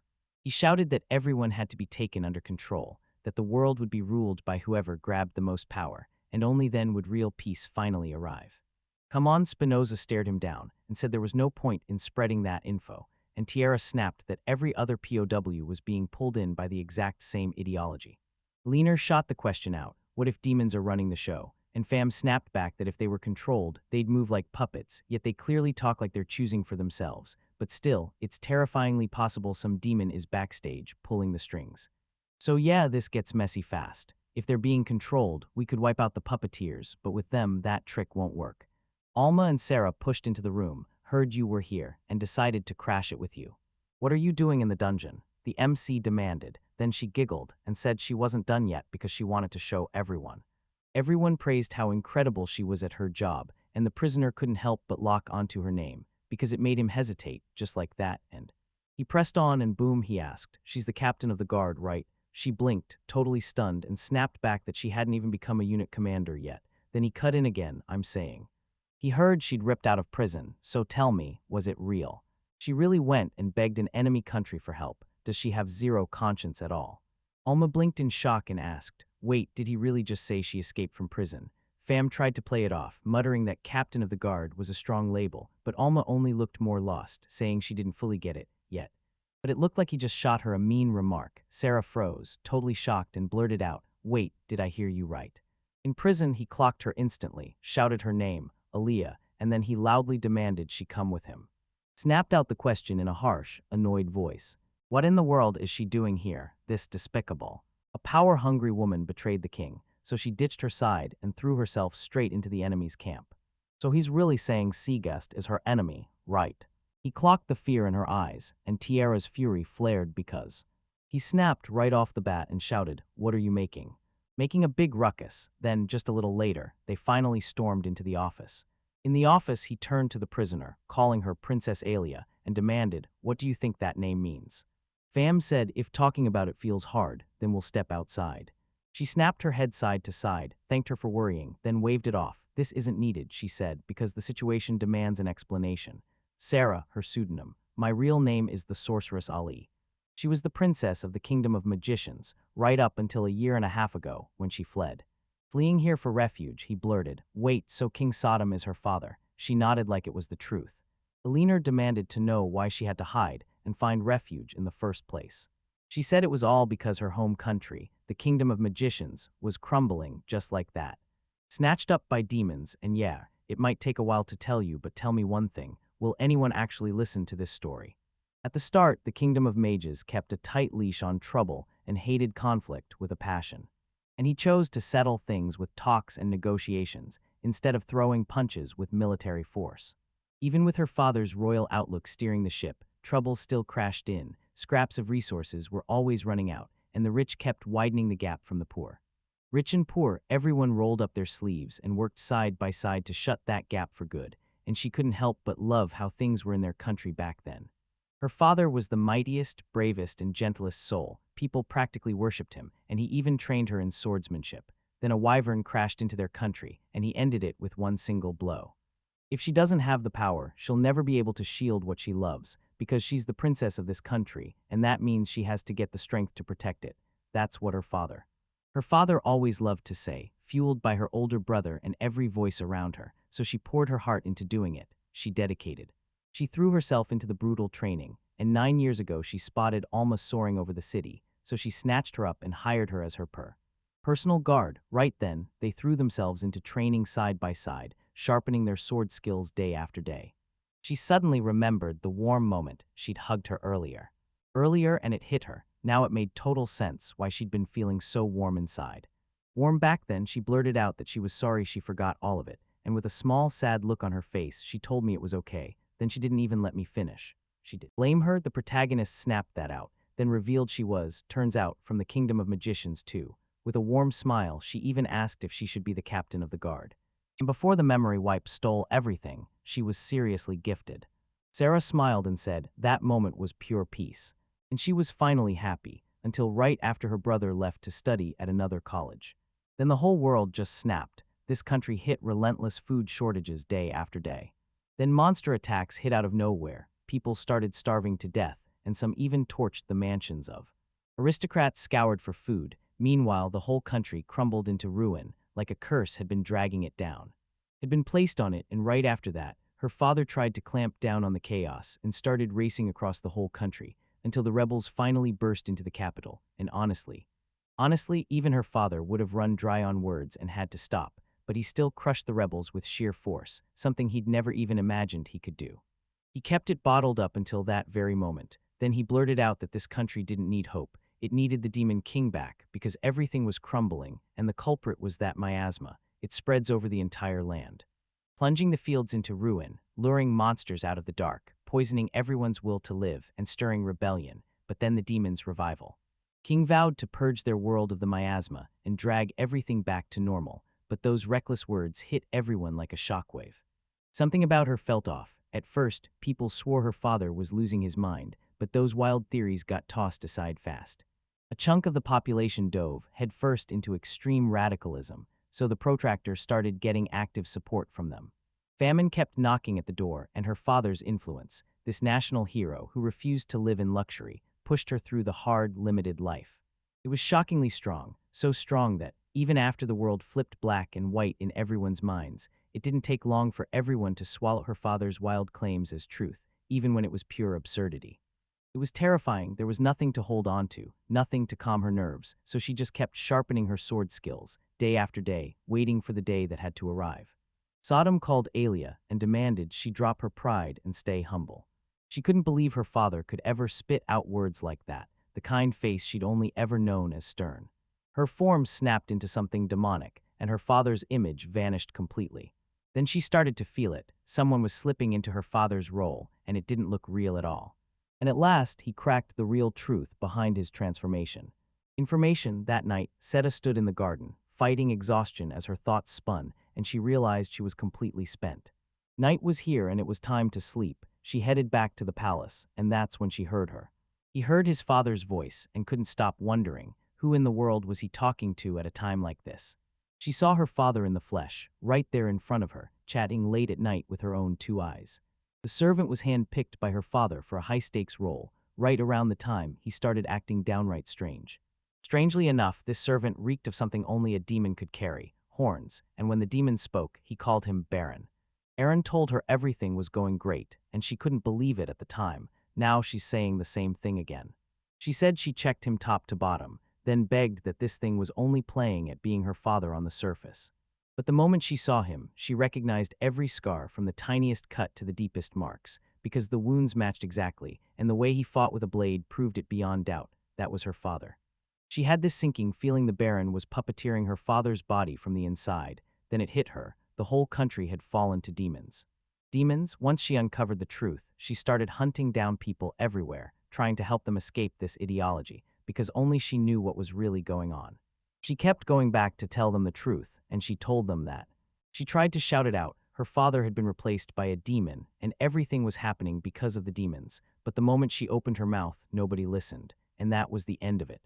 She was just a little girl, trapped with no way to fight back, completely powerless. She couldn't even guarantee her brother would be safe when he flew off to another country, so before she even had time to react, they were already calling her a heretic. The Baron leaned toward the window and barked, "Is Aaliyah really screaming everywhere that I'm a demon? Ugh, how miserable." Daughter, she couldn't face the brutal reality, and her mind just kept spinning in confusion. Then, he has no choice. He tells her his last word, orders her to be captured, and even as he claims she's his own daughter, he couldn't look away as a witch tore the country apart, so Alma slammed up a barricade at the door and snapped. They had backed into a corner, trapped, fully surrounded. Sarah screamed for her to run and get out alone if she could. If they got caught, everything would snap into place. No fighting, just a peaceful end. And at least she wouldn't let them catch her, so she clutched her hands together, promised everything would be fine, swore she'd protect them with her life, and pushed them to survive. Together, they snapped into maid clothes, and then they said that. She couldn't wait to try something like that on, so they pushed straight for the exit. She snapped that it was time to go, and that the Baron better know about the secret passage too. They'll need to slip away with a quick detour, nothing huge, just a bit farther out, then vanish on the outskirts. Racing through the city, they swept into the stables.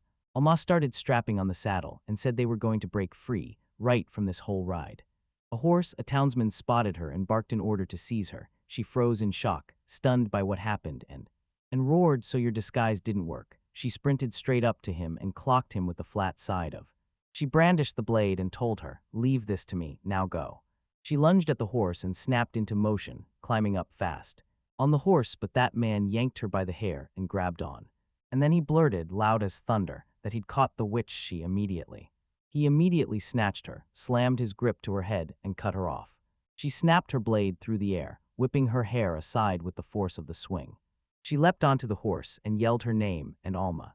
Alma got snatched up and captured by the villagers. He demanded, in a thunder of urgency, that she flee this place immediately. She leaned into the gallop on horseback, and in her head she wondered if she'd cowardly bolted. She crumpled into tears and thought that she knew she'd come back and tear in to save her and her father right now. She told him she'd risked her own life to help her escape the country. This is exactly how it went. Tennessee realized the demons didn't just show up. They snatched her father away and swallowed the whole country whole. Now it all clicks why she refused to tell in the first place, and Sarah swore that after this, she rushed straight to Astaroth. To scream out how dire the Mage Kingdom's crisis had become, he begged for help through. Captain Bolton, the acting gatekeeper, marched in with a bold request for an audience with the king. She swore she'd tell him everything.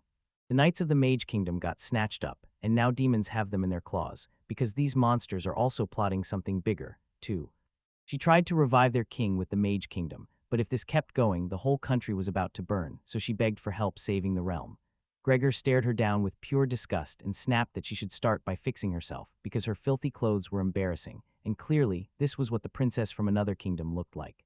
They got the word that the Mage Kingdom's princess died in an accident, so she had to vanish at once. Bolton apologized, then snapped that the local nobles had rotten manners.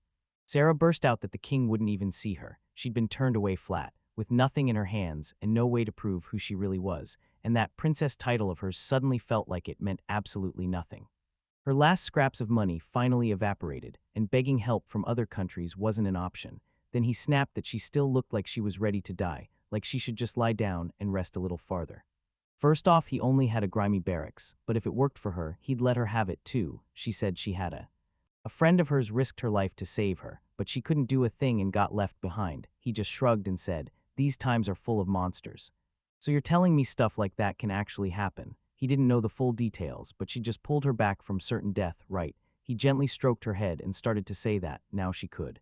She couldn't just give up, she had to keep fighting for herself, and it took real courage to stay alive. If anything went wrong, she'd tell him, and he'd step in to help if he could, maybe. She shot to her feet and swore she had to go back to the place where everyone lived in peace, and she was the only one left.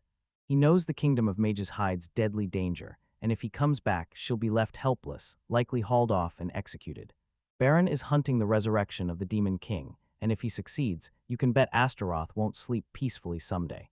The country that holds the Orb of Light, she's still weak and untrained, but by then she better be stronger. She typed a message to her brother, then clasped her hands and prayed that Alma would be safe. When she arrived in Bolton, she bowed low and blurted out, "Can you hire me to be your guardian of this country? Right now." Finally, Sarah blurted out that this was her way of staying, and she was done letting the Baron get away with it, just waiting for the day she could take back what he took from her. When she finally showed up again, relief hit her so hard it almost knocked the breath out of her. Seeing that she was safe and sound felt like pure victory. She couldn't break free, somehow they still grabbed her, and she had to suffer through it all because of Alma, even with that forced joy. Her happy grin practically shouted, "Isn't this cool?" She's still bright and smiling even after all that, right? And the fact she threw herself into danger just to escape, that makes her twice as awesome, and honestly, Barrister Aliner snapped that she didn't feel mistreated, since the entry check turned up nothing, no torture marks, no criminal proof, and Alma nearly choked on her own shock, asking if they'd really checked her. She nodded and said she didn't even blink after they brought her in. Spinoza laughed, and it was like she lit up from the inside. She was practically glowing with joy as she sank into that bath, and Zig blurted out, "Are your memories coming back?" But she shook her head hard and insisted, "No, I can't think clearly, my head feels like it's full of fog." Fam blurted it out like it slipped past her own thoughts, and deep down she feared it was tied to the fact that her memory was still a mess. Memories more like brainwashing, straight-up prisoner of war control, and they'd better realize He became her enemy the moment her memories got ripped away, then he stared at her and thought he could believe it. Sarah shot back that the army. The Kingdom of Magicians, army surged up the Melian Bridge, marching straight into destiny. It felt like the moment she'd been waiting for had finally arrived, and if not for him, tons of Astaroth's people would have died. He said he just bought the invasion more time, so she had nothing to worry about. About it, she said he must have suffered, no doubt about it. He told them plain as day that when he comes back, he'll wipe out the tax piled up through damage returns, by cracking the damage and taking it from there. So it all still hangs in the air. Can he really shove this suffering onto her? Because if she could stop it, he wouldn't have had to get slammed with all this damage. Hold up, everyone. She knows this won't magically fix everything, but she has to make amends for her guilt, at least. He admitted at least a little that he can really shift damage onto someone else, and he sounded dead sure about it, Even though he didn't mean to, he split the damage from Gregor's last blow, and with his breath breaking, he insisted, "I'll." She refused her request, and the shock hit her hard. She called out to him, and he shot back, "So you're really going back to the Kingdom of Magicians, right?" With him, the captain of the 5th Division, standing his ground. "I can't just let her go if she's about to throw her life away so recklessly, especially when she's the only one who will be coming back, because then she won't be able to change anything." Her hands started to shake, and she blurted, "What do I do next?" Because she couldn't just stand there and watch it unfold without stepping in. She grabs him and demands, "Tell me what to do. How do I save my country?" And he answers with total confidence. It was simple. She needed to trust them. She finally wasn't alone, and with them in her corner, she could flip the whole situation around. Situation right. She was on the edge of tears, and she blurted out that she'd keep yanking them back into this, no matter what. He calmly told her, "Go ahead, pull us in. We don't mind." And yeah, they were already used to wrestling with trouble head-on.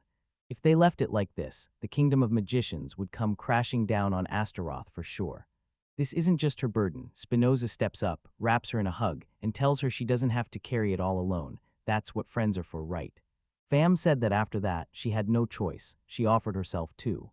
Alma lit up and told her she cared too, so she jumped in to serve without even thinking.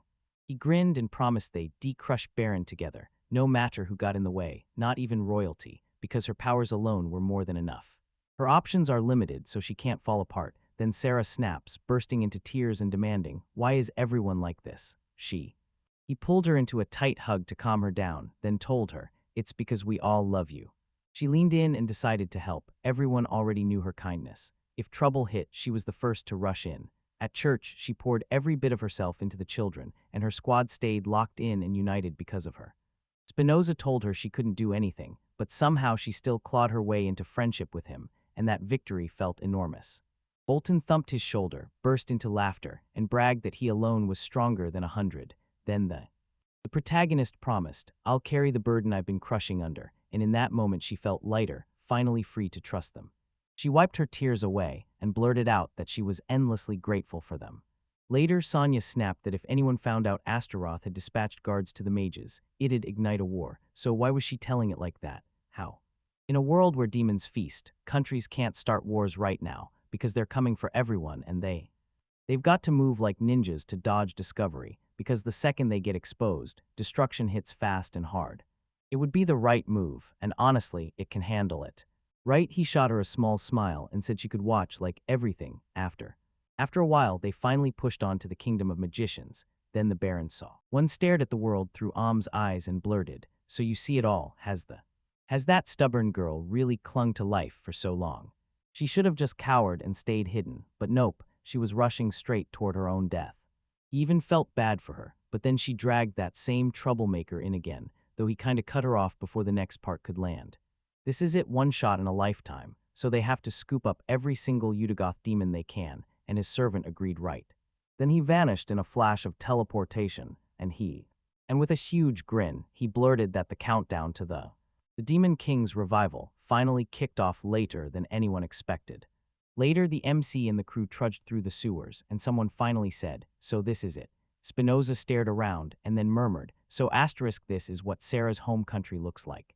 He said things felt calmer than he expected, and it didn't look like demons ran the show. Fam explained it might be because even if there's brainwashing involved, it doesn't prove demons are pulling the strings, but Spinoza yanked at Alma's hood with a grin and ordered her to keep it shut tight so nobody would spot them. She yelped in pain, shouted that she couldn't see a thing ahead, and he just stared back with a small smile, already thinking. Sarah thought this wasn't some small-time problem, it was the real deal. Sarah swore he was probably stuck inside the palace, and she'd guide them there. Then a booming loudspeaker blared, and the Baron's voice roared over it all. He shouted to the people of the Mage Kingdom, warning them that something terrible had happened. News hit them hard. The demons of Astoroth had burst into their country, and they were about to tear their safety apart. Danger hit fast. The witch they swore would be punished came back, and when she heard his voice, she froze, blurted it to the others, and he warned them. That witch planned to scorch these lands. Fires of vengeance burned in his chest, but they had nothing to fear, because he was with them, and the moment he found her, he'd burn down every last chance she had to survive. Alma's panic flared. She demanded answers, and now it's time to unleash destruction, right where Isekai'D is if they're in. They found the infiltration, and Fam snapped that before their exact location gets exposed, they should go deal with them, no delay. To flee, Sarah stared at the thing, and realized it was a device that blasted a voice whenever communication magic hit it. Then he said he was using it to rile the whole population up. He said there were 5 robed people, 1 man at the front leading them, and Spinoza instantly clocked how everyone in town was staring, so he blurted, "This feels like it's already going to turn into a disaster, doesn't it?" He snapped an order for them to sprint, and the guards blared that it was them, then demanded they be captured on the spot. They took off running, and he blurted, "How do you even know what we look like?" Because deep down, he couldn't shake the fear that he might be hiding right here. Alma shut her left eye, and Fam whispered that maybe he stood somewhere high enough to spy the whole capital, or maybe he was pulling strings with magic. Guards slammed into their way and roared at them to stop right now. He blared that these demons were hijacking the Demon King's revival, and Sarah snapped back, telling them to stop, because bringing the Demon King back won't save this country. Panic hit them the second they saw her. "Is she the witch?" they blurted, because they weren't about to give up and die. She blared that the demon was hijacking her father's face to rile them up, and then he revealed the truth. He was using them like pawns to snatch the orb of light. They ignored her completely and shouted that she was brainwashing them, swearing that this time she'd finally get what was coming, punishment. Spinoza clicked her tongue, furious with what she just saw. She swung her hammer into them and yelled, loud enough to shake the room, "If you don't understand." So listen, she'd smashed the point into their heads, and then the protagonist yelled for Sarah and said that they had to get out now, so she nodded and almost started rubbing her left eye with her. She pressed her finger on the trigger, then they slipped away and vanished in the ruins of a building. He leaned into the building and demanded to know what was going on, so Fam climbed up on the windowsill and snapped that everything was bad, like they were totally trapped on every side. They were coordinating, and comms magic kept things moving, because if anyone spotted them, it would be a total nightmare, and he looked on edge. He stared at the map, thinking hard, and said they'd barely make it to the royal castle going that way.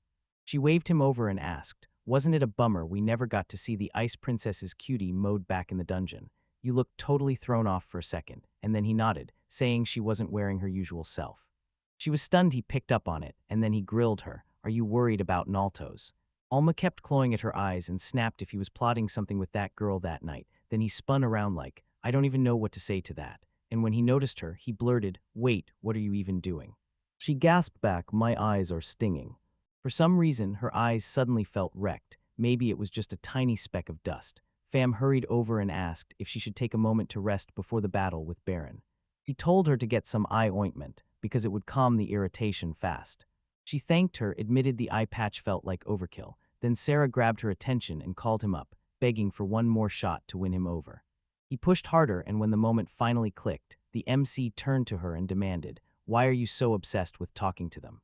She told him she'd torn out of this country and then fought to outrun the past that kept hunting her down because she was done running. He refused to quit, still chasing a real understanding, not throwing in the towel. He thought of Nahat and remembered what she said, that she'd already warned him. The brainwashing might be reversible in theory, but getting it undone won't be a cakewalk. They'd have to smash the problem at the source. Spinoza then cut in, dead certain, "You can't talk sense into them. It's hopeless." He finally understood her, then promised, "So then you'll earn their trust and they'll let you handle it."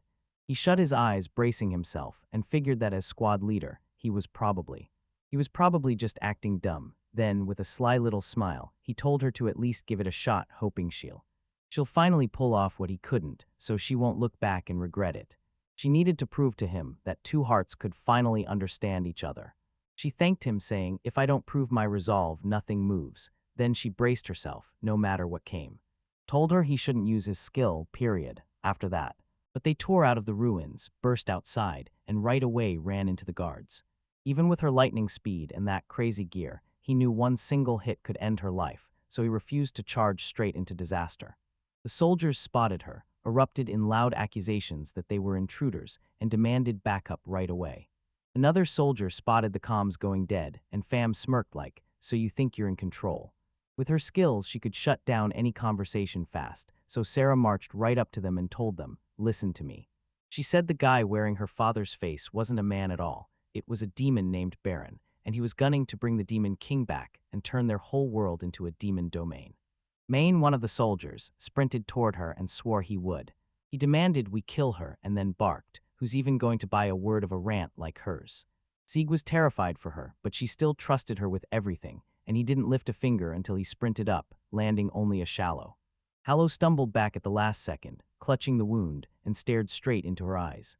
His hands shook as he snapped, demanding to know why she never dodged, because he sure as hell wasn't going to let her off easy. She said, dead serious, "If you want to call it justice, go ahead, try to hit me," like she didn't care at all. She called him Harold and warned him flat out that his swordsmanship was so deadly she'd be finished with a single swing. He froze with even more shock and blurted, "How do you know my name?" And she just beamed back, saying she couldn't stop herself from remembering every comrade's name. Together, they fought to defend their country, and she scanned the crowd, calling every name, swearing she remembered them all. He blinked in shock and demanded to know if she still remembered the names of the regular knights. She swore she'd bring this country back to what it used to be, every street glowing with smiles, while Astaroth's people throw themselves into battle with all. She digs in her heels, vowing with all her might to protect the orb of light in their world, because she will not let them trample everything they've built, and she won't let them. Sacrifices are done. If the Demon King is resurrected, this country won't be the only one that pays the whole world is going to die, yet their country stands unshaken. If they can crush the Demon Baron, the root of every nightmare, then they'll lift the country back up from the dirt, and she begged them, "Let us through." She came back to save this country. If they still think she's a traitor, they'll try to kill her, and the knight snapped back, "No, they can't." But when his daughter started to feel sick, Alia threw herself into the search for a cure. She did everything she possibly could, risking it all for one thing, to give him a peaceful night after he was left wounded. She pushed forward on a mission, bandaged him herself, and with every smile and word she kept his courage blazing. Then she trained right alongside him, like there was no tomorrow. She never played favorites or cut anyone down. She treated everyone with the same warmth, and you can't just swing a sword at a person like that. They knew she couldn't possibly be a witch, but the moment the king's voice reached them, reality started wobbling in the strangest way. They bowed to her, begged her to forgive their insolence, and promised they'd lead them straight to the royal cow. Castle, yet doubt still gnawed at them, so she had to prove herself. Harold pushed the group to pick a side, and when she nodded in agreement, he turned to everyone and told them that. That's when they realized intruders had slipped in, and now they were rushing west fast. West launched the plea for reinforcements, and that's exactly how they pushed forward and took the lead. The knights split in different directions, then they all vanished as one. They finally reached the castle together, and right then, both of them stopped. They halted before that towering hall, and the knights fired off a shout of luck, promising they'd be back. "Stay here and stop the reinforcements." Sarah smirked and swore she'd definitely handle it. Definitely keep her promise. Then they marched straight into her father's office. From the office, he dialed Alia and told her she'd finally come back. After all, he couldn't sit still after she vanished, like his whole body was screaming for answers. She's got questions for him, and she should come back. "Come closer," she demanded, calling him Baron, as she snapped that he'd better stop pretending to be her. Her father, he snarled that she was nothing but a helpless girl, then made the call not to lay a hand on her. But somehow her travels seemed to toughen her up a notch, and he even caught himself thinking, maybe it's time they finally had a real heart-to-heart. He tried to talk to her like a father and daughter, but the sharp regret in his voice was impossible to miss. In the middle of the moment, he slashed so fast the blade barely existed, and the protagonist snapped to it instantly. He planted his shield in the way and fired off. "Did you try to kill my guests right from that doorway?" But the Baron cut him off, calling his name. He stared at that speed with pure awe, then snapped, "You're nothing but trouble," and insisted, "I don't even remember messing with you." "Any troubles?" He burst out laughing and leaned in like, "You don't remember that? Then, what about the—" He sent the adventurers from Estel to Astaroth, counting on them to at least smash through the main gate, then he slaughtered them with sickening ease. He asked, and suddenly it hit me, was he the one who turned that heat into a demon? He said it with this arrogant stare, like it owned the world, but wait, what was his name? So he really just burned all that energy on a useless idiot, and that's when it hits him. Was he the one causing all his own torment? Then it all clicks. If there's a guy beside him, he'll never be able to match. He'll drag his feet and, against his will, give in. He started spiraling, convinced he was nothing, and then it hit him. What a cruel joke. Nahat didn't just transform, he turned into a demon. Cicely is doing everything to end him, because she thinks he's got the perfect setup, but that idea is totally, brutally wrong. Long, he didn't fight it. He simply clenched his fist and swallowed that hand full of hatred, the one he himself had shoved into him. That demon MC blew up with rage, voice deadly serious. "Stop talking one more word, or his patients are going to snap." He called Ser and made it clear. Now he had a new reason to kill him, and they have to. The Baron snapped his fingers and demanded, "Do it right here, no excuses, can you do it?" "Do it right after this," Alma snatched Spinoza, which blindsided her, so she flung it away and barked loudly, asking. He demanded what she was doing, and he snapped, how were we supposed to guess she'd be taken? And before they tossed him into the dungeon, he'd secretly planted an egg inside her head. Not many can survive the cracking of this egg, but somehow she hatched out of it perfectly. Turns out, as the price for everything, she got her memories ripped away. Now she's totally under his control. Thanks to that, he could spy on every single move through her eyes. She tried to dodge the truth from his eyes, but it didn't last. Sarah's worries hit hard. She said those nasty suspicions were real, and with a face full of dread, Sarah called her and asked her to. He snapped at her to wake up, seething with fury, and promised, straight up, that he'd happily sit back and watch them tear each other apart. She looked at Alma with steady eyes, realizing her condition didn't match the Demon King's, or anyone living in this city. She's basically being puppeteered, like her strings are getting pulled, so it's not body snatching or brainwashing. Then if they managed to take down the Baron, maybe. Spinoza sprinted.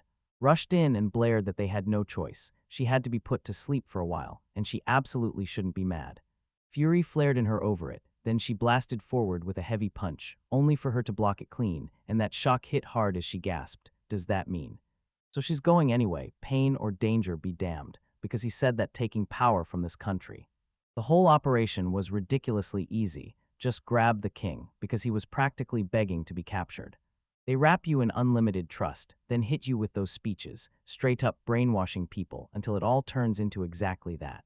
Alma snapped into action, swinging her weapon, and then he blurted out that humans were heartbreakingly fragile, and he refused to live in a world packed with weaklings like that.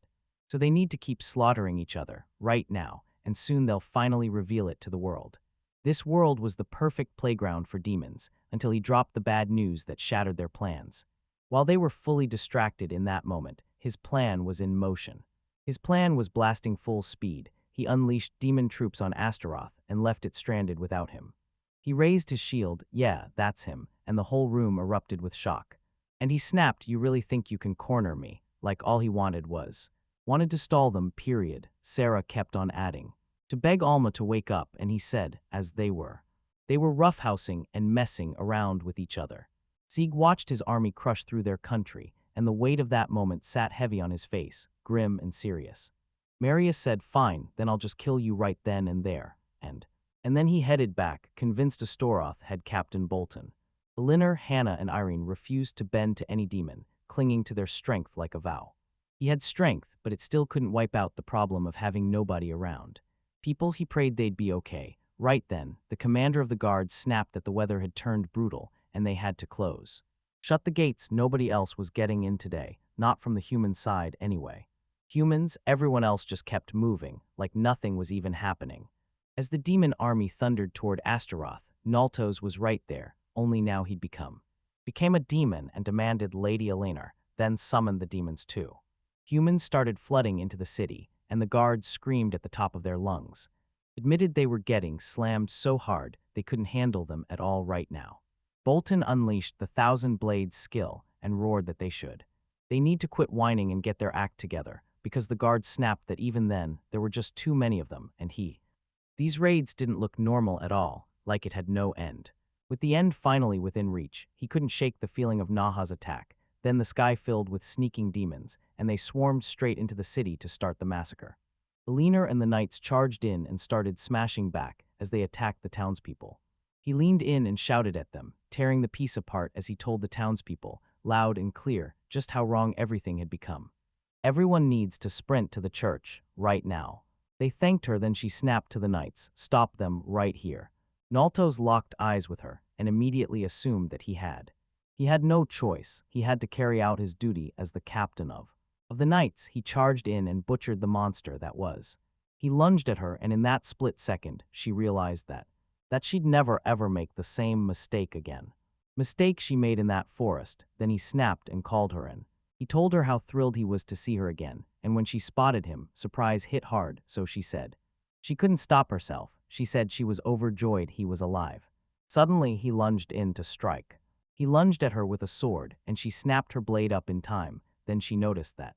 That's when he stared with those golden eyes, and then he called her again and again.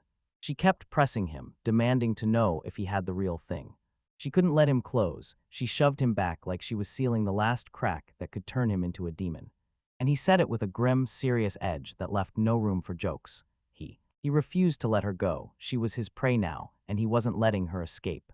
At that exact moment, Hannah was sprinting through. He tore through the city, ripping danger apart and pulling people to safety. She unleashes monsters with her magic, and in the same breath she realizes, right then, that the captain was still out here, saying the 5th Division's members hadn't shown up yet. The city guards were already wiped out, running on fumes. Then in Estel, she got left completely empty of mana. And he couldn't do a single thing to help. Then the city's people cut in. This won't. To wash away her guilt, she's going to go all in, doing everything she can to shield the. Irene yanked her bowstring tight, loosed an arrow into the air, and shouted at the people of this city that she insisted they should stay at the inn. Then she stormed outside, started battling monsters, and couldn't stop thinking that Hannah should make it. Yet even so, she still clings to the blame like it's burning in her chest. She'd been furious about what happened in Estel, and she never stopped holding that truth close. Always swallows every problem and handles it all by himself. Leave her to die, she's the one who yanked her out of that. Of that darkness, she sprinted onto the roof and grabbed. He pulled the arrow from the slain monster's head and couldn't stop wondering where she'd gone. She watched herself battling those monsters with everything she had, and then it hit her. She just thought, I couldn't believe she'd burn through her magic that fast. Up close, she'd never be able to keep supporting from where she was. She drove the arrow straight into the monster's head as it charged at her. She snapped at them, her voice booming, telling them to stop crowding her, and that's when she spotted several. She roared that she'd ordered them to fall back, even as several more monsters surged in around her. Hannah threw everything she had into the fight, battering the monsters with sheer willpower. sure she was about to win. Would protect Astaroth at any cost, and when a monster's blow slammed into her, she knew she had to. She launched forward with pure determination, ready to cut down as many demons as she could. Determination flashed across her face, then she spun around and saw a whole swarm of enemies swooped in from every direction, flying straight at her. Sides, and she spotted a dark blaze roaring up, swallowing everything in its path. Clamped onto her hand and tore it open fast. Spinoza snapped into action, and then panic hit hard, even as his thoughts raced in the same breath. At the same time, Noza slammed her guard up, stopped Om's strike with a deafening clank, and shouted at her. He grabbed her attention and told her to wake up and snap back to reality. Fam lunged in from behind to strike her, but she twisted out of the way like she already knew, without even turning her head. She saw it happen and couldn't believe how hard she reacted to even that sneaky ambush. She was lightning fast, no one could ever land a grab on her. She darted back, shouted Seer, and asked if she would mind. If she slammed her head once, rage flared and she shouted that she'd kill her, until that unstoppable skull proved too hard to break. So there's no guarantee she'll make it, because the Baron flat out called it useless, even if. If they held her back for even a moment, their words would stop flowing and wouldn't read anymore. Reach her, the personality called Alma inside her completely. Vanished without a trace, then a larva hatched from an egg and gobbled it up.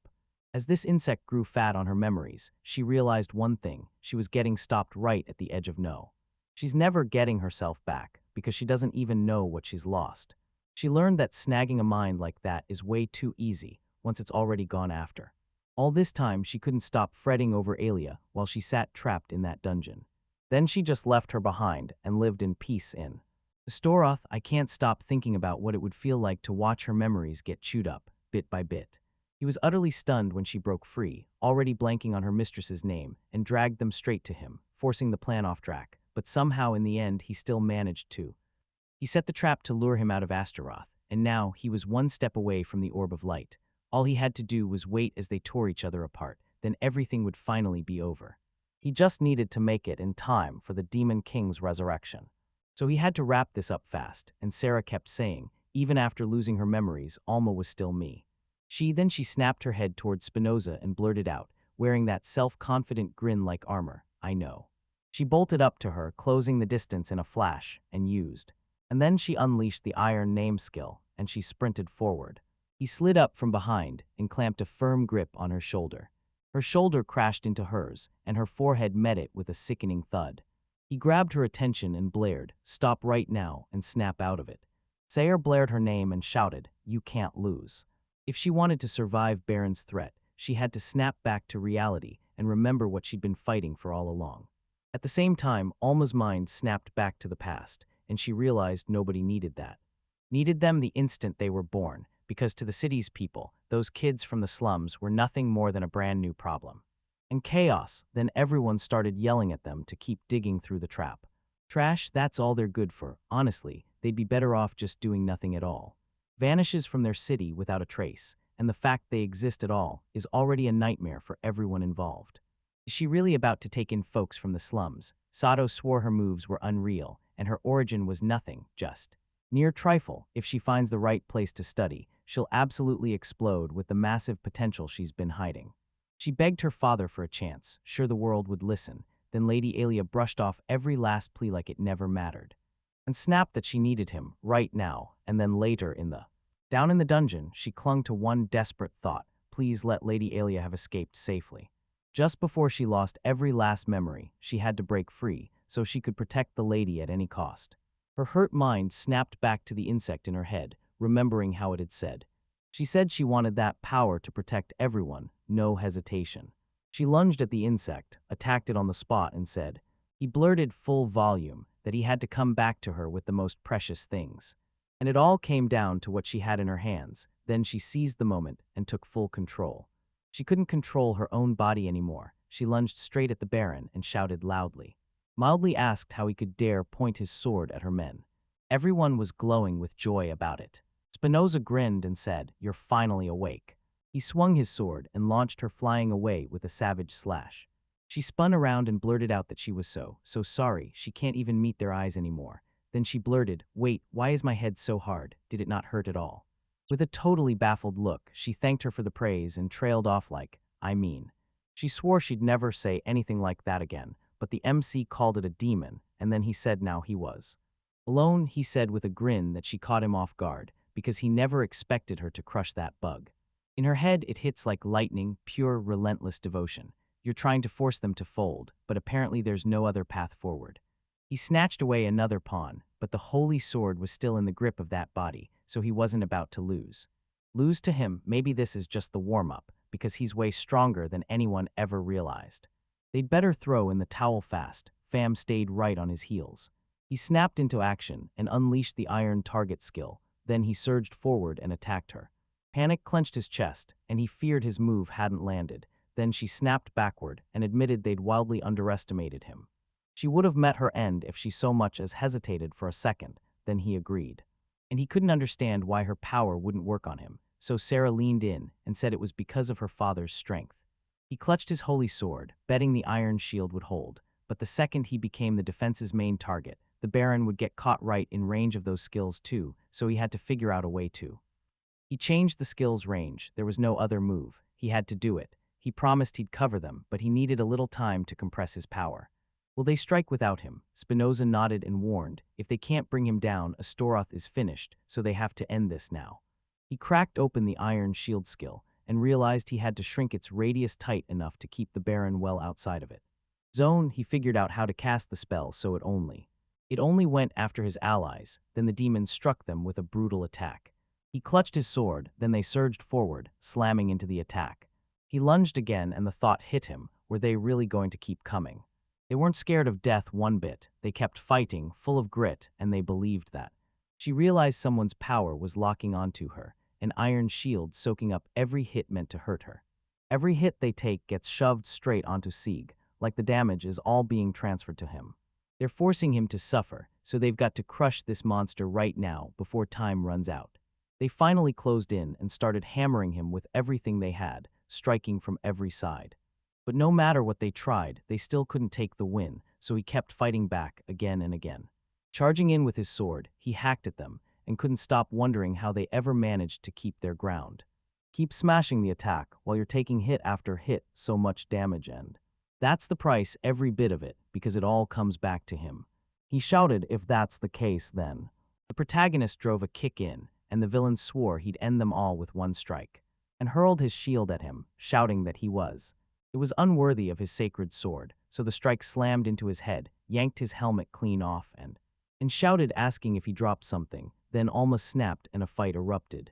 With a battle stance locked in, she raised both swords in front of her. Then he blared that he'd come for her honor, and with one lightning-fast slash, she cut Baron's arm clean off. He spun toward her and blasted her with loud insults, his face twisted in pure disgust. Sarah sprinted up behind him and swung her sword. When he spotted that sword, he figured, yeah, they're gonna try to take me down. Feed him, then he clocked it too. Turned around and shouted her name, and it hit me right in the chest. And that left her utterly confused, so she blurted out, Father. He drove a crushing blow with his sword, right in the middle of the charge, then the silence hit. A sly grin snapped onto his face as he blared out, in the end. And already she was nothing but a useless, brainless daughter, and this attack got yanked straight onto the MC, smashing through him so hard his words cut out mid-sentence. Bloodied and slashed, he left a brutal wound on his body, and it terrified her. The moment his skill's effect died, the whole squad instantly noticed. He stopped and Sarah sprinted up to him, panicking, then blurted out an apology, saying it was all her fault, while he clutched the wound on his stomach and told her she didn't need to worry about him. He was wearing her father like a puppet, so of course she freaked out. He knew it too, and he still wasn't about to be some easy target. Couldn't use the iron shield anymore, the Baron. Aaron yanked the dark energy straight out of Alma's body, and her eyes fluttered closed as she blacked out. Sarah's worry spiked, and she blurted her name loud enough to cut through the chaos. He snapped his lost arm back into place, then told her, sweet like a pawn but talentless, she no longer had the right to wield magic. Power, then he'd snatch it back. He grinned wide and shot him a question. So your skill lets you soak up every hit your comrades take. Yeah, it's a crazy power, but even he's got a breaking point, because once the damage crosses that line, he can't take any more. That's the thing, she kept beating herself up over it, but then C called her and told her that so she didn't have to lift a finger. He'd handle Baron himself, and she knew it. She didn't have to stress, until she was blown away when he actually called Aaliyah. She told her to strike him, and when she snapped her head toward him, she demanded, "Wait, is that my father's voice?"